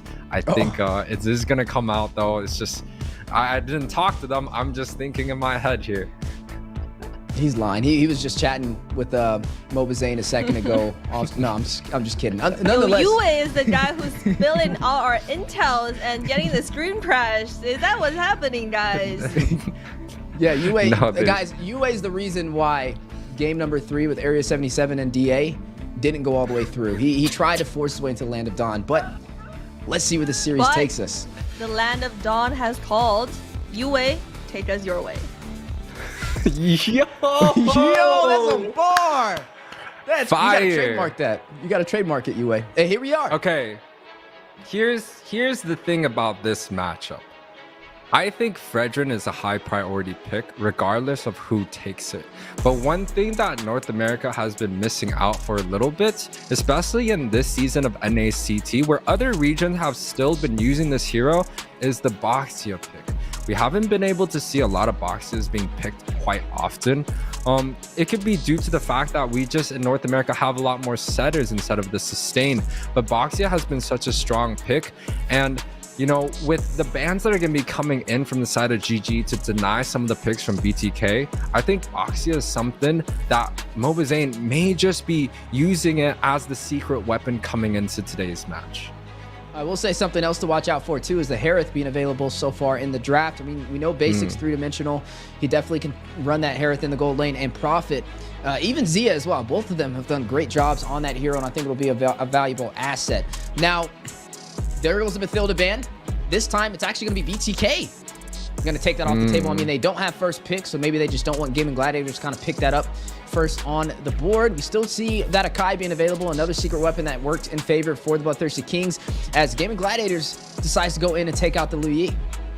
I like the Lu Yi ban. It's a little bit sad that we're not actually getting to see the Lu Yi in action, but putting it on the ban means there's a lot of respect for the hero. And Nicolette, a phenomenal Lu Yi player. Multiple times we've seen her perform quite well, even before the recent meta shift into her. So it's definitely a power ban from the side of GG, but that's something that they have to put out every single game. Harith gets taken out by the side of BTK. I think it's a great response. Harith has been first picked quite often here. So now we're up to see what GG thinks. I think a Fredrin could be a great first pick here. Or an Arlot can also be a valuable option right here. It could be flexed into multiple positions. There it goes. The Arlot will be slotted in for Fried Chicken. Now, it could still be in the roam position, and that's just why I kind of like it here. You are right, though, on that Fredrin definitely being something to have to watch out for. I mean, especially with the recent buffs, it's going to make him profit even more. And it's something comfortable that Mobazane can run if he decides to. Do they go in for their jungler with these first two picks? I think this could be a safe option for Mobazane to pick up that Akai if he still wants to opt in for that route, or has he found a new answer up against the Gaimin Gladiators? There goes the Fredrin, going back to the basics. Moba Fred in full effect for game number 1 of our series. Things that I like, the Fredrin is a very good second pick. Valentina, Fairmiss are also good options. Or the Roger that we've seen quite often to deal with a lot of the aggression onto the gold lane. So those are things that I think BTK is going to be picking up. With the Lu Yi being taken off, it does give a free Fairmiss if they opted to go for it. But no, it seems like the Valentina second pick has been quite popular in today's draft, Weezy. Yeah, and I wonder if it's going to be a response back with the Vexana. I mean, that's the other maze that we've been seeing heavily focused on so far, at least in today's series with the recent patches and adjustments. We did see a Lilia kind of sneak up in there too with the previous series, but they're going to switch it up, something we haven't seen today. It's going to be the Edith, and then matched up with the Guinevere. All right, so Gaimin Gladiators not going to waste any time on the board. This is some quick drafting on their side, definitely showing them that they're comfortable up against BTK, but I wonder how this is going to work out. I mean, that's a very heavy crowd control composition right there. I think there's a trend of a knockup being quite strong in our current meta, right? I've been able to see a few Guinevere's here and there in the roam position. Not sure in the jungle though, but definitely best player has quite the experience with this hero. The Edith also provides a knockup. Same thing with the Fredrin. The Minotaur is banned here, but also another knockup hero. So definitely there's a small trend going on over there. Now Basic with the last pick of the first phase of the draft. I think something like a Roger could be consistent, but Basic picking up one of his most experienced hero. This is the Claude gets banned out quite often against Basic, more often than not, and this time around he's able to pick that up with no problem in the first phase. You know, it's funny enough because we were just talking about it with Liz about the Brody, and this would have been a good game where I would have been comfortable seeing a Brody on the side of BTK, but I think the Claude is just as good. And the reason being is because you're playing for survivability and the late game damage, right? You already have such a dive-centric composition you're going against. I mean, you have a Guinevere who can jump on you with the spatial migration, engage and disengage. You have the Edith who can rush in there with the knockups as well and use that Primal Wrath. And then not to mention you have the set potential from the Arlot, who also is going to profit from the Violent Requiem and the setup over there from Shark on this Edith. So it's definitely something that a marksman is going to have to watch out for when it comes to invading, when it comes to ganking to the gold lane. And I think a Claude or something like a Brody was perfect for the survivability. So the Navarre gets taken out by the side of the BTK. I think GG may opt to go for maybe a Ruby ban, right? It could deny some of the picks that Cold World can use here. So for the side of BTK, they are still missing the XP and the roam. So again, Ruby could be kind of the one size fits all, bans out both But for the side of BTK, they do take out the Roger. It does mean, yes, the Brody, right? We see the Brody is still going to be available. It does well against the early game that the Claude has, or they could opt to go for a late game versus late game. Carry versus Claude. This is a matchup we've seen quite often, or even take the Nathan out for a spin. But that's a lot of magic already inside of GG's. Yeah, but definitely some good answers, and could be a possibility that they slide in up against BTK. Now, maybe even a Grok could be put in the roam position for the side of the Bloodthirsty Kings. I mean, he's anti-CC, right? He can kind of hug that wall. He doesn't have to worry about the Guinevere. He doesn't have to worry about the Arlat, and doesn't really have to worry about the Edith. I think that would be a very strong option for the Bloodthirsty Kings. They could even go in for the support route. I mean, looking at supports, I mean, there's still a Florian still available. I would kind of say maybe no, but we have seen the Florian walk. There goes the Grok, though, in full effect for the side of the Bloodthirsty Kings. And like we said, I mean, the proof is in the pudding. He's able to hug the wall. The anti-CC is a valid answer in response to the side of Gaimin Gladiators. Now, Gaimin Gladiators maybe looking for some shredding, since they already have a lot of set to be able to hold members of BTK in place. So carry can do quite well, especially with the amount of stun that best player in Shark can provide for them. They are still looking for a mage here, so Faramis can come into mind. The Vexana that you talked about, I think, is going to be a great pick here. But we're there, Weezy. We are there. You're there because you said the Natan. You said it. You were kind of hesitant, but you said the Natan could walk. It's a lot of magic. And it decides, like, they decide to opt in for it. Now, I mean, the Natan has survivability built into his kit. He has the entropy, so he can get in and out at a moment's notice. And then the Vexana, we kind of talked about this earlier in the draft, one of the more heavily prioritized mages. I thought it would have been picked up possibly before the Edith, maybe slotted in that 2 position, but looks like they decided to go for that Edith instead. But nonetheless, it is, like you said, a lot of magic for the side of Gaimin Gladiators. For the side of BTK, I want to see how they kind of respond to this, right? They have crowd control. They have the Grok who can rush him with Wild Charge. You can hug the wall, not have to worry about the CC. They have Mobazane on his comfort pick with the Fredrin, something that he usually is able to win his matches off of, but could be a problem with all the crowd control he is rushing into. And the last pick on the board for the side of Bloodthirsty Kings for game number 1 is going to be Yuzong. Yuzong, a weird pick for me. It is good in situations where they have to fight for objectives and the Black Dragon is available, right? But it doesn't really do well in terms of split pushing. Now, Arlot, the same thing. It's not significant in terms of the split push, and he's not really that fast or mobile, and he's not a great 1v1 hero. He does have the procs, but I feel like there's better laners out there. But the Black Dragon can provide a little bit of a different way to team fight, forcing the Natan to go for Purify, messing up a lot of the CC. And Hoon, also very stationary mage, could be caught out here. So BTK's strategy, it's still very front to back, right? But we'll have to see how the game turns out. That's right, as the gods flip a coin for another time in the land of Dawn, the Bloodthirsty Kings up against the Gaimin Gladiators in the upper bracket finals. Who will be able to claim game 1? Now, if we're looking at the jungle situation, the Guinevere having a pretty good leash here. He's going to be able to get the blue buff before the red. But in general, right, the Fredrin should have a great opportunity in terms of just getting the neutral objectives, getting those 50-50 in, even in losing situations. Now, Guinevere, the best thing about her kit is to be able to stun up a person for a long duration of time. And she's going to be able to do that as long as she hits the first skill. Now, paired up with the knockout from the Edith, it might be a little bit easier, but best players seeming to have a little bit of a quicker edge in the jungle early on. Yes, as you saw the votes on the bottom too, 62 to 38%.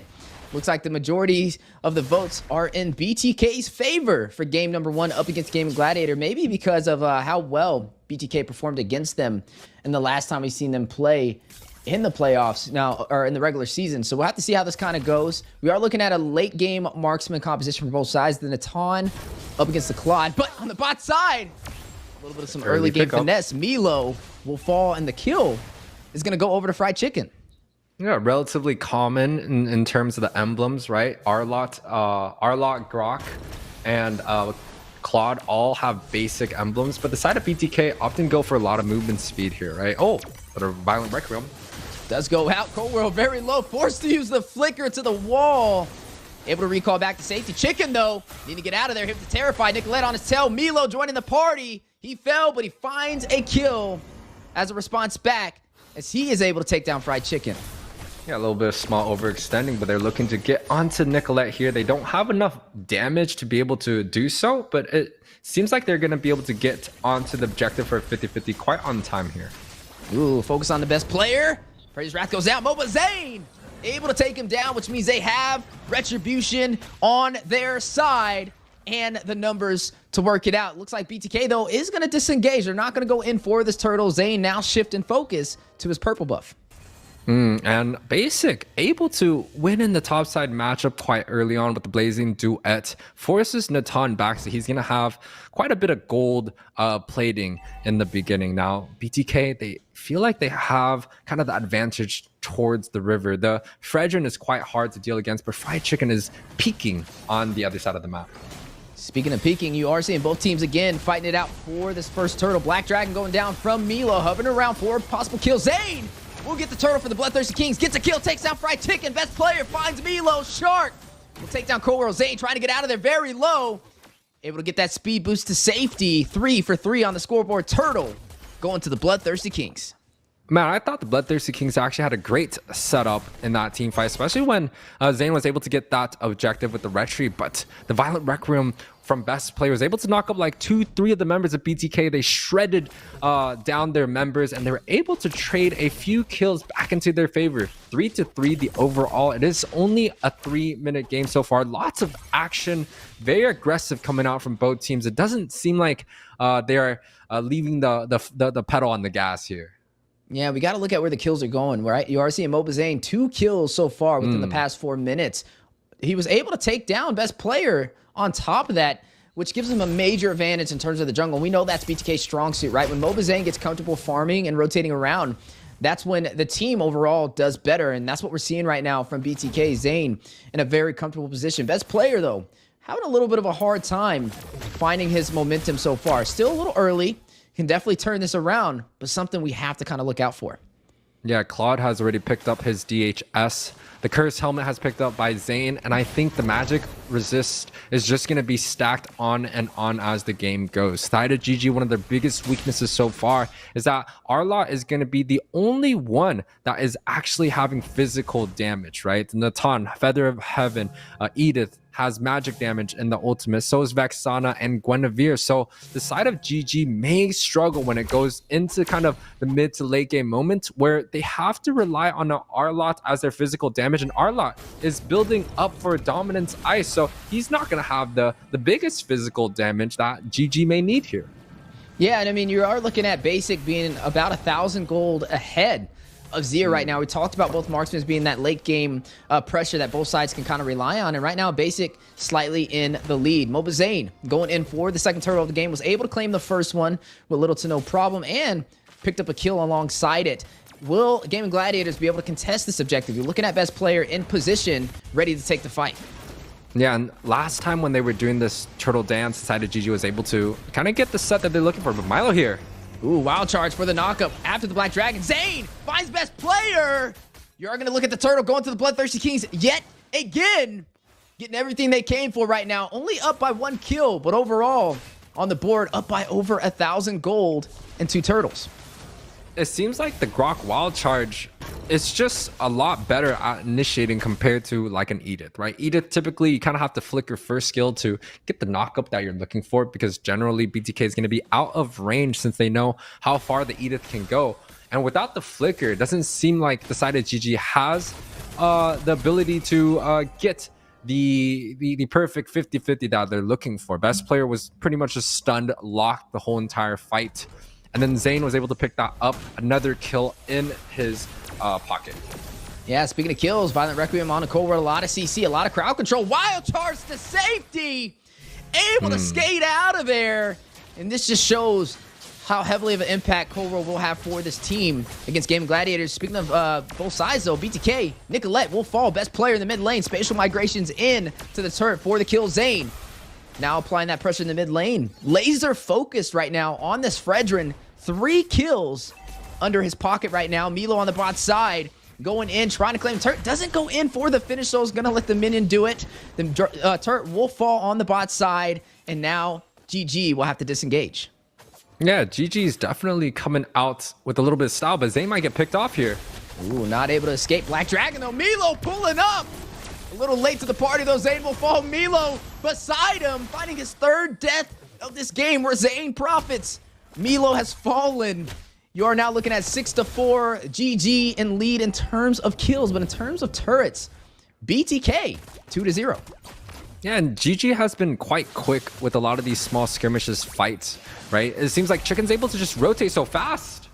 Speaking of rotations, Fried Chicken finding basic. You were just talking about how quickly he can rotate around the map. We are looking at the turtle going to Gaimin Gladiators with no contest. Yeah, now the side of Gaimin Gladiators have a small gold lead. They're going to be pushing it just even a little bit more further with the bot lane tower taken, evening it out pretty much across the map. It seems like GG potentially has found what they were looking for here. And you know, with the comp that GG has, we saw it earlier. Zayn literally could not move with the amount of knockups and stuns and snares that the side of Gaimin Gladiators have here. That's a problem. And if Zayn is unable to tank all the damage, it seems like Cold World has to come in with his first skill, with some of his immune ability to be able to soak some of that. Yeah, speaking of trying to sustain themselves with the damage, Zayn walking straight into the bush, getting chipped down a bit by the side of Gaimin Gladiators. In terms of the map, though, BTK doing a good job rotating around with the split push. Basic will be able to take the tier 2 on the top side, increasing the advantage that they have overall across the board for the map. I mean, even with one death on basic, it seems like he's quite comfortable soloing on the top side without too much help coming out from the side of BTK. The scoreboard is in favor of Gaimin Gladiators, but the gold lead is pretty much neck to neck here. And I think the raw element's going to be how much CC can Cold World take. Oh, you're about to find that out right now. Violent Requiem for the knockup. Furious dive in from Milo. Hoon will be able to take him down. Gets a double. Shuts down Cold World. A 2-for-none trade in the mid lane. Gaimin Gladiators now 9-4 lead in terms of kills, but still down by 2 turrets. The amount of CC and focus that the side of Gaimin Gladiator has is so good here, right? Like, they were able to just stun up the Grok, stun up Milo, and they could not move. The Vexana ultimate coming through, the Edith with the first skill pop up, and they got Natan shredding in from the backside. Even if the side of BTK decides to build things like the Radiant, the Athenas, it doesn't seem like it's helping out. The Natan is just doing so much damage here. Yeah, speaking of damage again, looking at all the crowd control on the board, Hoon finding Milo, his 4th death of the game too, and that's that double kill over there from Hoon. Now 3-0-2. Some great execution from the mid laner for Gaimin Gladiators. Nicolette on the other side though, hasn't fallen too many times, does have 1 death, but 3 assists on her side. Not as aggressive on the Valentina, especially compared to Hoon, who's having a little bit better of a time, but you gotta admire Nicolette picking her battles, right? She knows not to overextend. She doesn't want to kind of lead the way in deaths, but not the same for Milo right now. He's having a little bit of a struggle up against Fried Chicken. And that's a last pick Yu Zhong, right? Milo had the opportunity to look at the whole entire draft, and that is what BTK drafted here. And, you know, Yu Zhong definitely has things that he's good at, but there's a lot of things that he gets picked off, just like this. Oh, yeah. Speaking of pickoffs, best player, we'll find Milo, his 5th death of the game. Shark takes down MOBA Zayn. 2 members down for the Bloodthirsty Kings. No retribution in play. Looks like they will not be able to contest this. Needs to get out of the Lord Pit as Gaimin Gladiators is sitting 5 strong. They are going to be able to take this objective and effectively has now turned this game around in their favor. Yeah, I mean, it seems like Gaimin Gladiators, they like to group up in teams of 5s, 4s. You know, a lot of the members, they are well protected and they try to stack the CCs in a lot of these team fights. But it seems like BTK is playing kind of this 5-man stretch where they're sending Basic onto the far side. He hasn't gotten that much action sitting at 1-0-1, but he's able to get all the top and the bottom tower. That's huge for the side of BTK. Yeah, definitely major objectives on the board for both sides, but overall translating better for Gaimin Gladiators. Zia will be able to take the tier 2 on the top side. The counterplay from BTK though on a Fried Chicken, forcing out the flicker. Praise wrap from Zayn, trying to get the kill, the knock up, the Furious dive, the Violent Requiem for the set from best player. Hoon will find MOBA Zayn. Milo trying to get away. Cold World Basic All of them lined up trying to get the safety in the base. Gaimin Gladiators able to win that trade. It's the knockups piled onto the knockups, right? Shark first skill, Vexana ultimate, Natan first skill, you know, displacing, and you got the Guinevere coming in with the Violent Requiem. Like, they are setting up this kind of hyper strategy for Zia, and everyone else is just supporting cast with a lot of CC. Even Chicken has roam here, right? So, you know, aside of GG, they're hypering this Natan, giving him a safe space to work, stunning whoever is in the path. It doesn't matter if they're building armor, radiance. It could be Mobuzane in the very front. They just stun them up and they chain CC, and it's working out brilliantly for them. Yeah, but they do have a late game marksman, right? They have the basic that they can kind of rely on. Nicolette is going to find Fried Chicken, though. The siege to open up the base. Shark is going to take down Cold World, a 1-for-1 trade for both sides. A roamer for an XP lane. You are looking at Gaimin Gladiators still in pressure for the map. They are kind of controlling this game so far, at least for the last 4 minutes. BTK now forced in a position to kind of play defensive, try and evaluate their strategy and possibly try and turn this around. But I don't know if GG is going to allow them that breathing room. There it goes, the setup, the siege for the inhibitor on the top side. It will fall. Zane caught in the crossfire, need to get out to safety, dashes back to the base, playing duet from Basic though. Milo finding best player, the counterplay. Basic takes down Shark as well. As 2 members falling for Gaimin Gladiators, forced out of the base for BTK. Yeah, good response coming out from the side of BTK. I think it is an overextension coming out from the side of GG. The entropy comes through in the Purify, but so much damage here. Ooh, Zia finding Cold World, gets a double, shuts down Milo. Zane, a triple. Zia coming alive at the 13-minute mark now, finding his first 3 kills of the game. Yeah, and it does seem like it doesn't matter if the side of GG has all magic damage. Natan is just too strong here, just shreds way too hard, and he's looking for the close. Oh yeah, they're trying to end this. Basic trying to defend, blazing duet. Zia will find Nicolette. Basic last man standing. Look at the base crystal. 14 minutes flat. Gaimin Gladiators takes game number 1 against BTK. Another quick game on our hands. I think most of these games have been like 14 to 15 minutes. And it's not like the games have been one-sided, right? Sometimes it bounces back and forth. Even in this game, Gaimin Gladiators has been kind of caught on the opposite end where they didn't have the best first turtle coming through, right? Best player was there. You saw the wild charge come through. You also had the Fredrin able to knock him out on the first and second turtle, but the side of Gaimin Gladiators able to pull through with this victory. A lot of CC being stacks, a lot of knockups, things that BTK can't even get out of. And then you add the Natan element, add the Vexana, so much damage is shredding onto all the front lines that the side of BTK just had nothing left after Gaimin Gladiators used their spells. You know, I just gotta point out the elephant in the room, right? It's just staring right at us. Milo on the Yuzong was not working out in his favor for that game. I mean, overall in the beginning, BTK, they were winning everything. They were taking the objectives, but then the focus on the Milo, he was not able to kind of handle that pressure. Even where Zane was like profiting, that's where Milo was falling, evening out their benefits that BTK had in the beginning. And I think that's where Gaimin Gladiators started to try and find that vulnerability and seize the opportunity. And they did. And that was, like you said, that was a Yuzong last pick, which kind of a little iffy on it. I wonder if Milo's a little iffy on it going into game number 2. But nonetheless, I will give BTK a couple of points, right? And that is, I was wondering how they would play into a team like Gaimin Gladiators without having a Mathilda and without having an Akai. And honestly, at least from the jungle standpoint, it looked really strong. I think Zane did really good. He was laser focused. He was able to get the neutral objectives. He was able to honestly outdo best player for majority of the early phase. But again, once they were able to kind of pressure the XP side of things, that's where Gaimin Gladiators profited at, and that's where they were able to kind of turn that game around. But I wouldn't say it was a one-sided story. Definitely not a one-sided story. I think it was a 50-50. It just kind of worked more in the favor for Gaimin Gladiators toward that mid to late game.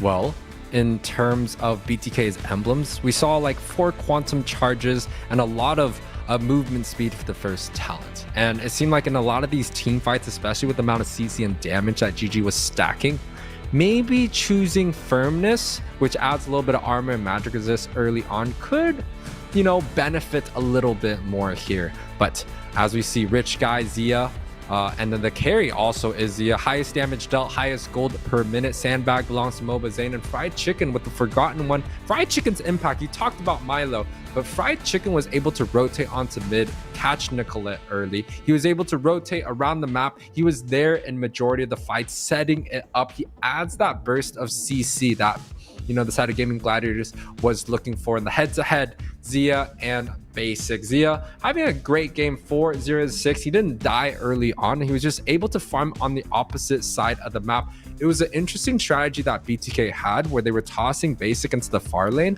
and it worked out. They got the 2 top towers, they got the 2 bottom towers, but Zia at the same time was able to farm up just as much. Look at the damage dealt. Weezy, 76,000 damage on Zia. Yeah, I also got to focus on the mid lanes too, right? Hoon was off to a really good start in that game. Didn't really find any deaths and was leading the way in kills up against Nicolette.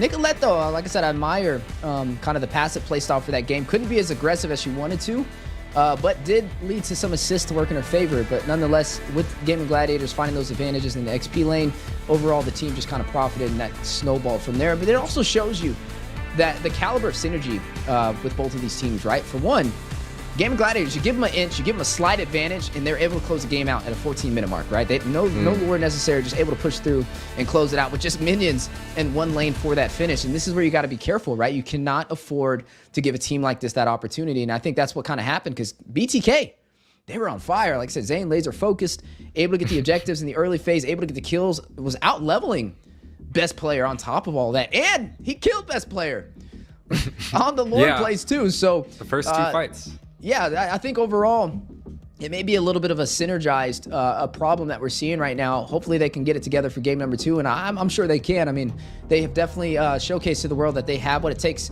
to take down a team such as Gaming Gladiators. They've done it already, so we'll figure it out as we are jumping into game number 2. I myself don't like to see sweeps, and I don't think this is going to be a sweep. I think BTK has it, that fire in them, to be able to draw this out to a longer series than all the sweeps that we've been seeing so far this NACT spring season. So it's been quite interesting that we're seeing a lot of CC focused meta. And not only we're talking about stuns, but specifically the knockups have been set up so well. Fredrin, Gwen, 2 knockup junglers, right? Vexana, high pick priority knockup mage. And then you got things like the Grok wild charge, the Edith first skill. It just pairs everything, or the Minotaur Minone's Fury. Everything pairs so well with the knockup. And then you slide in kind of a few displacements like the Arlot, the Ruby. It just puts everyone together in such a tight, neat bubble that you give times like Natan to be able to shred through, or Claude on the backside. This time around, Gaming Gladiators was able to use that into their advantage. You saw in the team fights, it was beautifully presented. They boxed BTK in, knocked them up, and then they had the mower to just mow through and shred all the damages. And this time around, I think BTK understands that response. They took out the Guinevere, they took out the Arlot, 2 priority picks from the side of GG. For the side of GG, opting to ban the Akai, which was not even shown in the first game. It's almost like, hey, Fred, take the Fredrin and we'll show you how it's played. You took the Fred last game. We're going to take it away. We're going to win against it once again. Yeah, but BTK does find a win in the draft, though. They're able to pick up the Angela. Valentina is banned out. So this is actually very smart from BTK. It can definitely help out Moba Zane on the frontline fighters that he likes to run in the jungle position, or the tanks on top of that. Akai being taken off the table, I don't think it's the worst thing. I think BTK can still profit on the Fredrin if they do want to slot that in, but I think Fredrin may be taken. I think Gaming Gladiators possibly will go in for that. Yes, they do. So again, both of these teams, high IQ drafting at its finest, and wouldn't expect nothing short of that. The Harith is great too. We talked about how much of a impact he's going to have, especially with the recent patches, but Yue, it's here. Okay. Alpha's back. So just explaining, the Angela is a very neutral first pick. It's not strong, it's not weak. It's great overall, and it can be flexed into different positions. The counter that GG had is the strongest jungler and the strongest gold lane.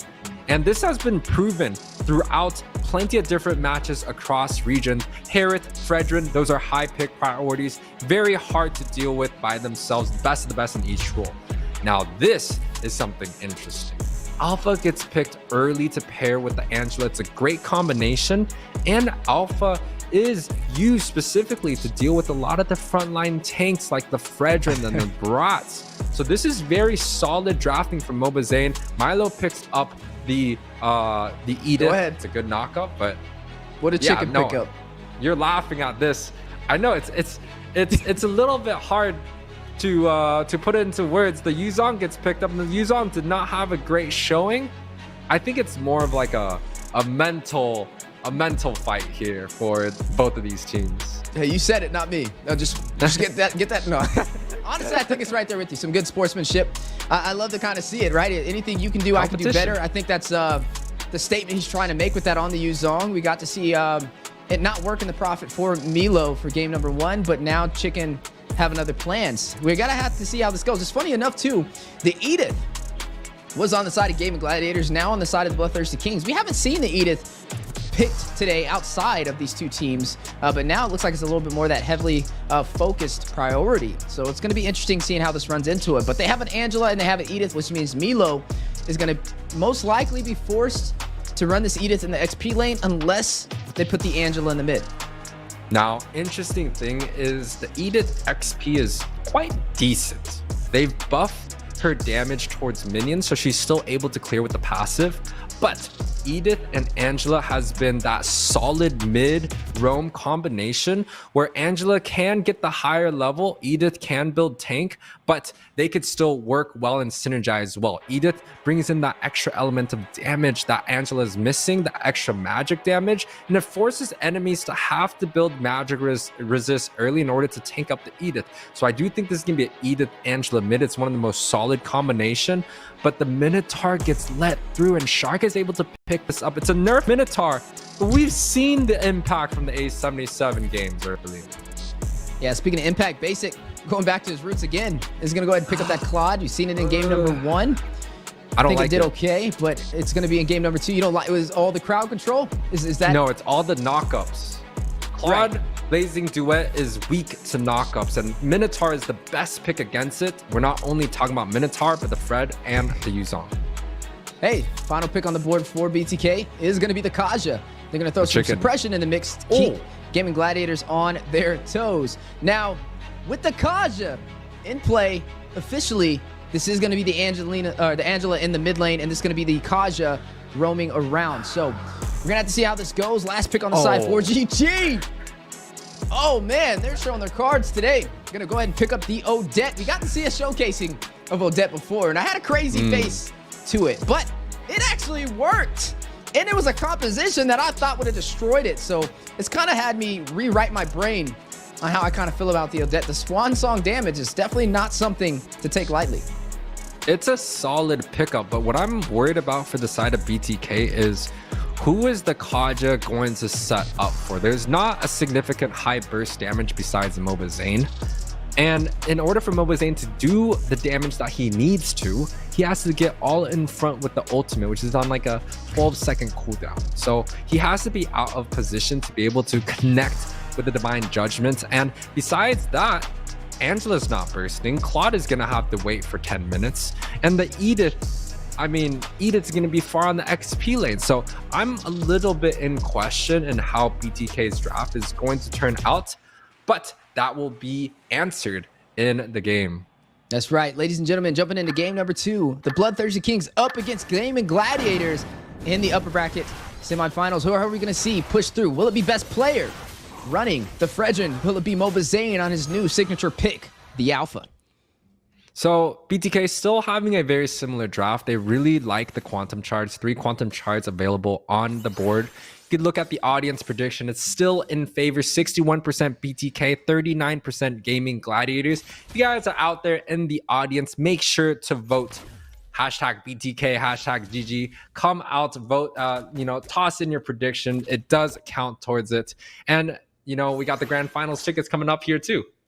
It's crazy. Why did you put the hashtag BTK in front of the hashtag GG? Is there a reason for that, you wait? Okay, now as we are jumping back into the land of Dawn, right now, let's just take a look at what happened in game number 1, right? BTK had the pressure in the early game. They were able to, for the most part, win in the jungle, but we saw Milo fall a little short in the XP lane, a little bit of that vulnerability that Gaimin Gladiators profited on. Game number 2. Do we see the same story? Do we see BTK still control these objectives? And do we see possibly Milo tighten up his shot group in the XP lane up against Fried Chicken? Now, I kind of want to bring up a theory that I have here. For the first emblem mark, if you go with firmness, you do get some extra armor and magic resist. And nowadays, since they have kind of nerfed a lot of the resistance before that, though. Yeah, you are seeing the teams fight out. Nicolette is going to find Fried Chicken. Ringo order going out from Koro. Best player finding Mobazane in 1-for-1 trade. Is going to be a jungler for the XP lane, but kills still possibly climbing. Both sides able to take one member down, but I would say with Mobazane falling, GG overall would win that trade. Whoa. BTK already starting the objective. They know Mobazane has gone down, and it's going down so fast. Woo! The Edith?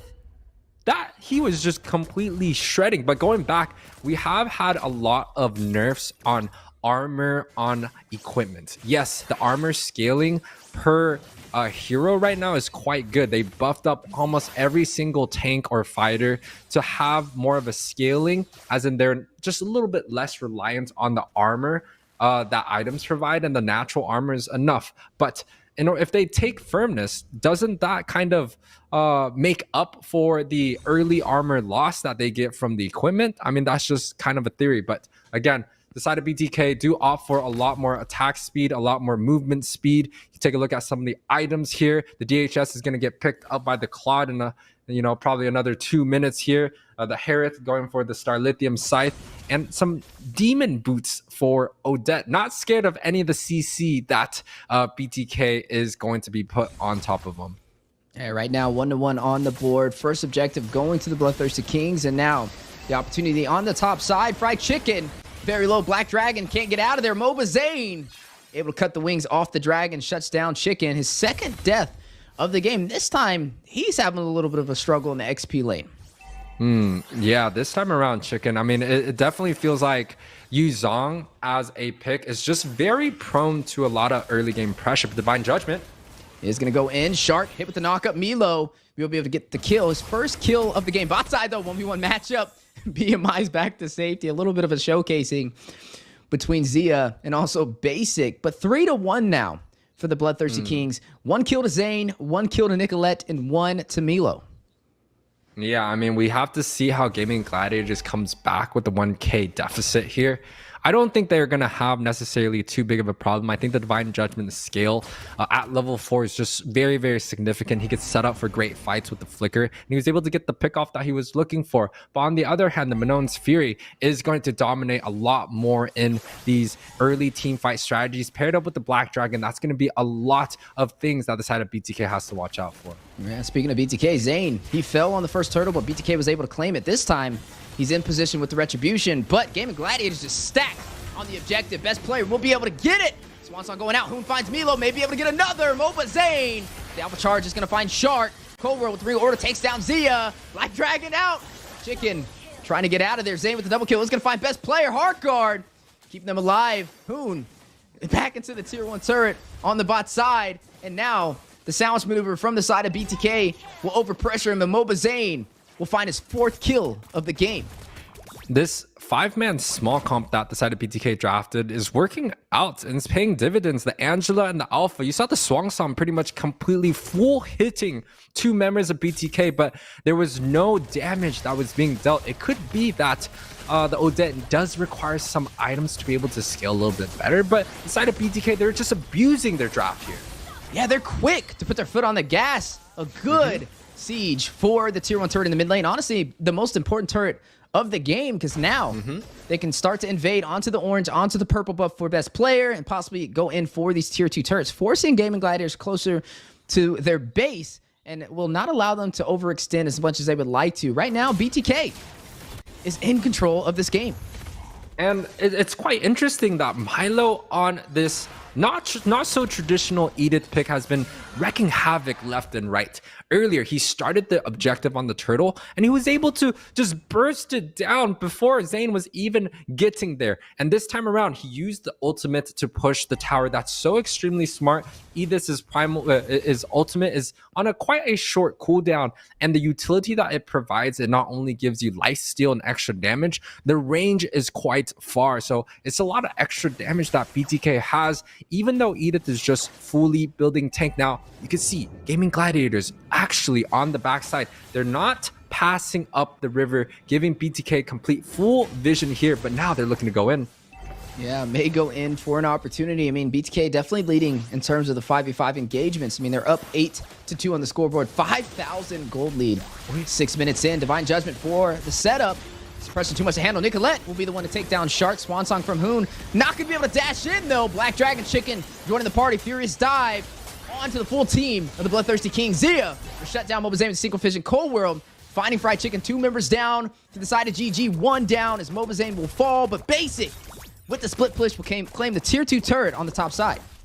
They love to go for this 5-man split strategy, giving Basic pretty much the opportunity to split push a lot of towers. But an item has been picked up by Shark, the Dominance Ice. It has gone through a little bit of a change. Now, instead of going anti-heal with the people around the unit that has the Dominance Ice, instead, it is just based off of whoever attacks him. They're going to be like cut. Their heal is going to be cut in half. So with the new Dominance Ice change, Shark should be able to provide the anti-heal that he needs to deal against the Angela Heartguard, to deal against the Edith's ultimate and lifesteal. It may just turn things around for Gaimin Gladiators right now. Yeah, and looking at both sides fighting it out for the third turtle of the game. Both teams have been able to claim one so far, and looks like they're in position trying to claim the next. They're both going to go in for this fight, but the numbers are in favor for BTK. Zane will be able to get the turtle and be able to get back to safety. He's having a good game so far. 5-2-5 on the alpha. It's like he was watching Area 77 up against DA when Tarzan pulled it out and wanted to showcase to the world that, hey, that's my alpha. And we were able to get a glimpse of the Odette damage coming out. You could already see Odette is down about 1k gold against the Angela. But the Odette damage has kind of come into the favor, right? She has the glowing wand looking for a genius for extra damage and penetration. And we were able to see the Swan Song kind of do a bit of burst damage against BTK. But again, there's so much significant life still coming out from the alpha. I feel like the Dominance Ice is going to be the big factor. Is the anti-heal enough to stop Zane in his track from his life steal, blood dazed, or are they going to be able to just get Zane off the foot, get him to make a move that is just wrong, and then just completely punish him? You know, it's funny. We kind of find ourselves in a comical situation, right? Chicken, he pulls out the Yuzong as a little bit of a statement to Milo, but it looks like the same story on repeat for both sides. Not able to find that opportunity he was looking for. Cold World, though, on this Kaja, has been doing really well. We were wondering how it would kind of play into it. It's a little questionable, but the suppression utility that it provided has definitely been hitting the mark every single time for these engagements. He's now 2-0-8.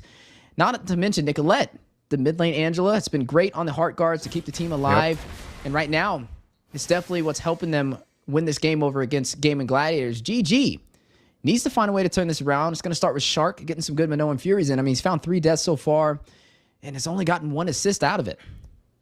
Yeah, I mean, it's not very traditional that we see a Kaj and Angela at mid. Both of them are quite support, roam heavy in those positions, but Basic on the bot side, able to get some extra damage. He has been doing wonders in the split push that BTK has set up. Yes, it does.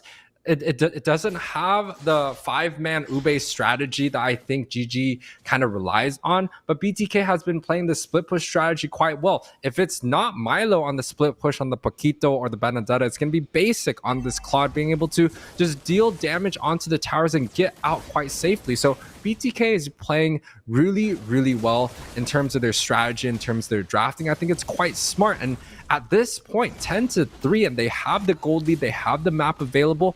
I think BTK might be able to take this game and get a win here.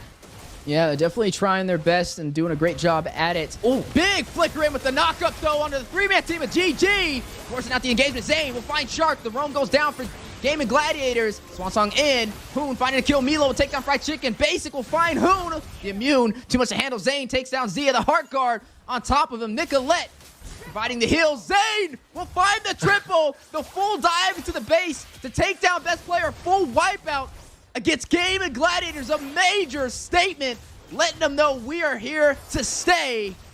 Looks like they may be trying to close this out. They have a little bit of time. They have the minion Shark in position of Minoan Fury. He needs to get there for the setup. 50% HP, 25, 5. One more hit, and down goes the base. BTK has claimed game number 2 against Gaimin Gladiators. 15-5 is the overall 12-minute match. It was quite a quick game already, but BTK already had the snowball from the beginning, right? The Alpha Angela was just a little bit too hard to handle. The Odette just couldn't get the scaling and the burst that I think Gaimin Gladiators was looking for. And with the Edith, that extra surprise element, the Edith impact was quite huge. Milo using that ultimate at the great times, bursted down the turtle, bursted down the mid lane. Like, the side of BTK played pretty well in terms of the draft that they set up. And again, it's very untraditional. We don't get a Kaja Angela at the mid lane, but it shows you the power of these picks. They could be paired with mid, roam, or it could be reversed. I think BTK did quite well with the draft that they came up. It's looking like whatever team has the Yuzong loses, whatever team has the Edith wins. But so far, they were able to claim victory for game number 2 in a faster finish than GG took in game number 1 at the 14-minute mark. Not even a 12-minute game, 11 minutes, 44 seconds. Definitely showing that they know how to do it a little bit better than GG when it comes to the early game finish. Now, GG, they need a response back. This is getting spicy. This is what we love to see. I don't like seeing sweeps, and officially, this is not going to be a sweep since both teams have claimed a victory. And Zane here with 100% kill participation. Nicolette and Coldworld with close to 90 kill participation. Mobazane here, highest gold per minute. The carry, the sandbag. He has everything besides the Forgotten One taken by Cole. Next time, be like, Cole, hey man, I'm gonna need you to get a few more kills. Stop taking the assists. I need to take the whole thing. But Mobazane here definitely going for the MVP in this series so far. 8-7 overall, 100% kill participation, guys. This man, he was talking about it in an interview. He was like, yes, the alpha may come into play, and this time around, they're able to upset the momentum that GG has set up. That was a tough first game series, and now BTK able to just prove that they have what it takes, even with comps like this. Yeah, definitely something to watch out for game number 3. Since both teams have a victory, they are now tied up. Now, this is interesting, right? I wonder where we're going to go from here. Do they ban the alpha? Do they allow it to walk? It's definitely something that Zane's comfortable on, and he's one of the few junglers to pull it off at this caliber. We got to see Tarzan use it earlier today, and he was able to win the victory as well. And this is kind of letting us know that meta is shifting for this NACT, and you got to love to see it. But overall, another good game. Both teams are able to claim a victory. You know, you voted for BTK. I voted for Gaimin Gladiators, and both of our sides have a victory. Even across the board with the votes all from everybody in the audience, it was almost an even split, more in favor for the Bloodthirsty Kings. But speaking of BTK, a couple of the engagements from game number 2. Yeah, we just didn't see the damage coming out from Hoon. He was able to get a full Swanson there, and it just feels like the hard guard from the Angela and just some natural magic as this. It doesn't feel like the Odette actually has been proven to get the burst that they were looking for, and they do end up getting this dive here, right? And Mobazane just dealing tons of damage with a lot of sustain. This is the fight that I thought that BTK may just woof it, but they were able to get that 3-man knock up. They killed the Claude onto the, they killed the Harith onto the backside. Yes, Basic did fall, but look at Zane here, chasing best player all the way into their base. Yeah, he's going to do that emote for the MSC 2024 on his way out right there too. Just maybe hinting at something. He's definitely ready. He's laser focused. The man is locked in. Now, I will say overall, both sides have some great things going for them. A couple of mistakes as well. BTK, game number 1, that was their game. They had the advantage in the early phase, and they fumbled it, and GG was able to turn it around. Game number 2, though, they held on to that bag, and they took it all the way to the bank. Game number 3 is where we are at now, as we are going to be jumping into the draft. Where does this take us? Does GG claim the lead, or will BTK force them into a position where they're going to be on the losing end for the series? Not something you see too often for Gaimin Gladiators. Okay, so here's a very interesting kind of triangle situation in the jungle. Traditionally, it's been utility versus utility. Now, some of these tanks do have weaknesses. They're good against things like assassins. We've seen when Ling was picked and they're just getting denied left and right on the blue buff. But against fighters, it seems like fighters have a slight edge, especially things like the Alpha or the Martis. They're able to kind of get away. Even the Martis was doing quite well against the utility in the game 1 for A77. So there is the utility focused style junglers on the top, and then they're good against the assassins but weak against the fighters. Now we have the Alpha being picked out. Are we going to see the adjustments from Gaimin Gladiators to complete that triangle? Maybe bring us like a Ling or a Hayabusa when the Alpha gets baited out. But I think BTK is only going to pick that when they see something like the Fred or the Barats. I think the Lings, that'd be kind of crazy if they... You never know, though. I mean, like you said, Ling getting a little bit of a buff, maybe seeing the Assassins lean in. You just can't wait to see these Assassins, Yue. I'm feeling it. But we are going to see some of the more staple bans taken off the table. Nothing out of the ordinary. Double support banned out for the side of the Bloodthirsty Kings. Barats and the Valentina. The Barats is a little interesting here, right? We didn't get to see the Barats at all in the last 2 games, and they're going to go ahead and ban it out super early. Now, Akai's still on the table. Could definitely be an option. Faramis is still available, and a Valentina is the one banned out. So I do expect, Lu Yi is, okay, I don't think Lu Yi will walk. I think we would probably see Faramis walk before the Lu Yi, but regardless, both of them are high-value targets that these teams should try and lock in on early in the draft. There goes the Akai, though, trying to limit the jungle pool from Mobazane. I think it's a Harith. I think it's going to be a Harith ban here. I don't think they're going to allow Gaimin Gladiators to take that first pick. But last game, they did have Z on the Harith, and it didn't go exactly the way that they were looking for. Even in some of the previous games, it doesn't seem like Harith is getting the wins that they're looking for. Yes, Harith can deal with a lot of the lane situations, but in terms of the win, they're just not getting it so far. Just maybe a little bit unlucky. I still think Harith first pick is definitely possible. The Lu Yi has been available. It might get taken away in the second pick from the side of BTK, but there's still a lot available, right? The Roger, the Fredrin that was played in the last game. So the draft is quite open with like Gwen and Panda being banned out here. Edith, we've seen how well the Edith has been doing so far. I mean, both sides got the victory with the Edith, and hey, I'm not gonna be that guy to say it, but the proof is in the pudding, and Shark is definitely getting a piece of it. Yeah, I mean, we saw the Edith in roam position. Shark played a great game, was able to get a few sets here and there. And, you know, when Milo was on it, again, the impact was there. You talked about the Faramis. The Faramis gets picked up by Nicolette, especially with the Valentina being banned out. But it does opt for a Lu Yi opening. And Lu Yi is traditionally great against NetherRealm. The NetherRealm, you want people to group up, you know, huddle up and go for something like a Ube strategy. And Lu Yi loves that. Please group up together, get those procs dinging left and right. No Louis on the table here. Zia counters with the Roger and the Arlot pick. I would have loved to see Louis. Honestly, that one slipped past me. May have slipped past Gaimin Gladiators, but nonetheless, they still got 2 valuable trades from it.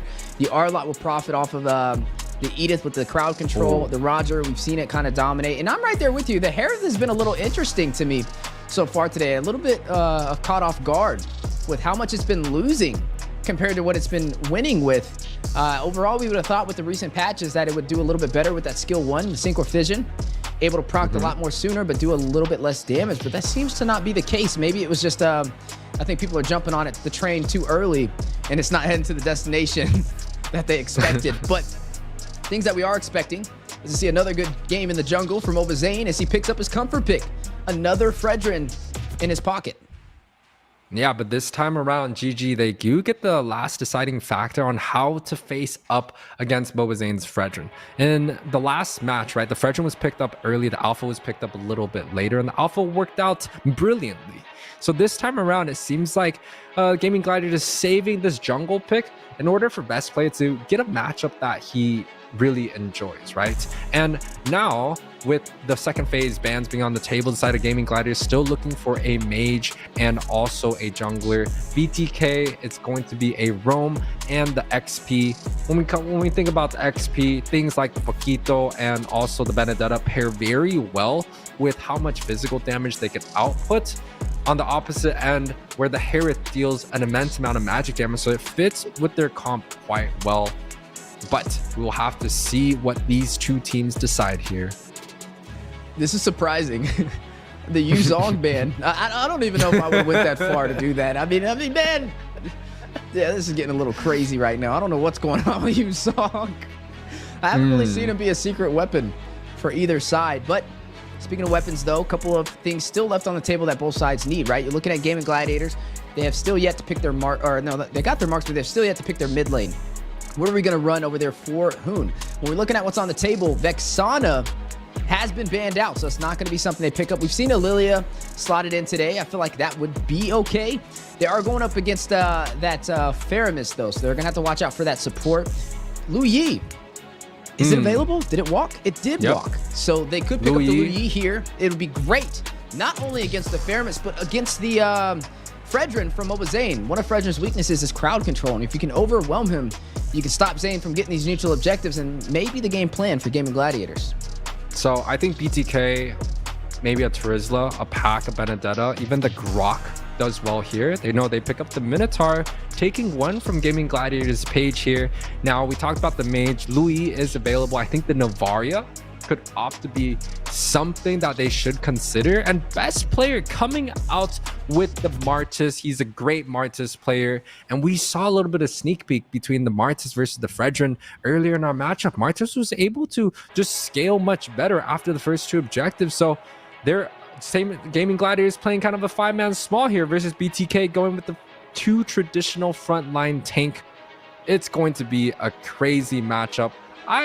Personally, I like BTK's draft quite well. They have the front line, they have the sustain. The cold ultra is going to be quite hard to deal with, although they have the Louis on the side of Gaming Gladiators. It's just all their members are, not a very frontline tank heavy, and that may fight them towards the end here. Yeah, I mean, I like Gaming Gladiators draft. I like the Louis slotted in. It's the first Louis that we've got to see all day today, so that's definitely going to be something exciting to watch. I like the Martis because it's anti-CC to the crowd control, especially up there with the Minoan Fury from Cold World, with Mobazane rushing in, with the Energy Eruption, with the Zaman Force and Synchrophission from Basic. I think it kind of pairs very well, not to mention the Mortar Coils to kind of disrupt the team when they group up, and then you have Hoon to kind of back you up with the duality. Something interesting about Gaming Gladiators composition, though, is they have a Roger paired up with a Martis. Both of them kind of similar when you think about it, right? You have the Lycan Pounce that can go in, rush in for the kill, and you also have the Decimation on top of that for some great early game. But speaking of the game, ladies and gentlemen, now jumping on to game number 3. Both sides have a win under their belt. The Bloodthirsty Kings up against Gaming Gladiators, who will be able to take game number 3. And, both teams' draft is actually quite interesting, where last game, it felt like the side of BTK kind of had the 5-man small. Of course, they had the Angela, but this time around, Gaming Gladiators, they don't have, besides the Edith, it's not a very significant frontline presence that the side Gaming Gladiators have. I think it's their response to try and counter kind of this 2-tank front line that BTK has set up. And I think it's a great counter, right? But it's just they don't have the Angela, so maybe it's going to be working out. It might be a little bit tough here. That's right. Grand Final tickets. Get them while they're available. Join the Discord server and register right there on the form inside of Las Vegas at the HyperX Arena. Hope to see you guys there. But now back into the game. Gaming Gladiators up against BTK. Game number 2. A fast finish. 11 minutes, 44 seconds for the Bloodthirsty Kings right after their loss at that 14-minute mark from Gaming Gladiators. But it seems that they've found their momentum. They found their groove, and now are playing very comfortably. But on the side of GG, it seems like they're just a little behind the power curve so far in this series. Can they pick up the pieces for game number 3? Well, the side of Gaming Gladiators, in terms of the damage output, the Martyrs is definitely going to have a much higher damage output, especially paired up with the Assassin emblem, right? And he also has the Impure Rage, which does a little bit of extra burst damage, healing a little bit of the HP since Martyrs does not have the mana. But on the other hand, BTK with the Fredrin, typically the Fredrin should be able to have the first priority over the objective. Be great to see a small skirmish on the top side, and both junglers are ready for that 50-50 here.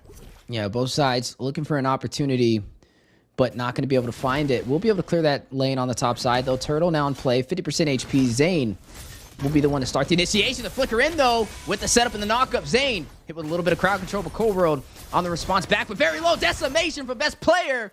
Will draw first blood in the hands of Gaimin Gladiators.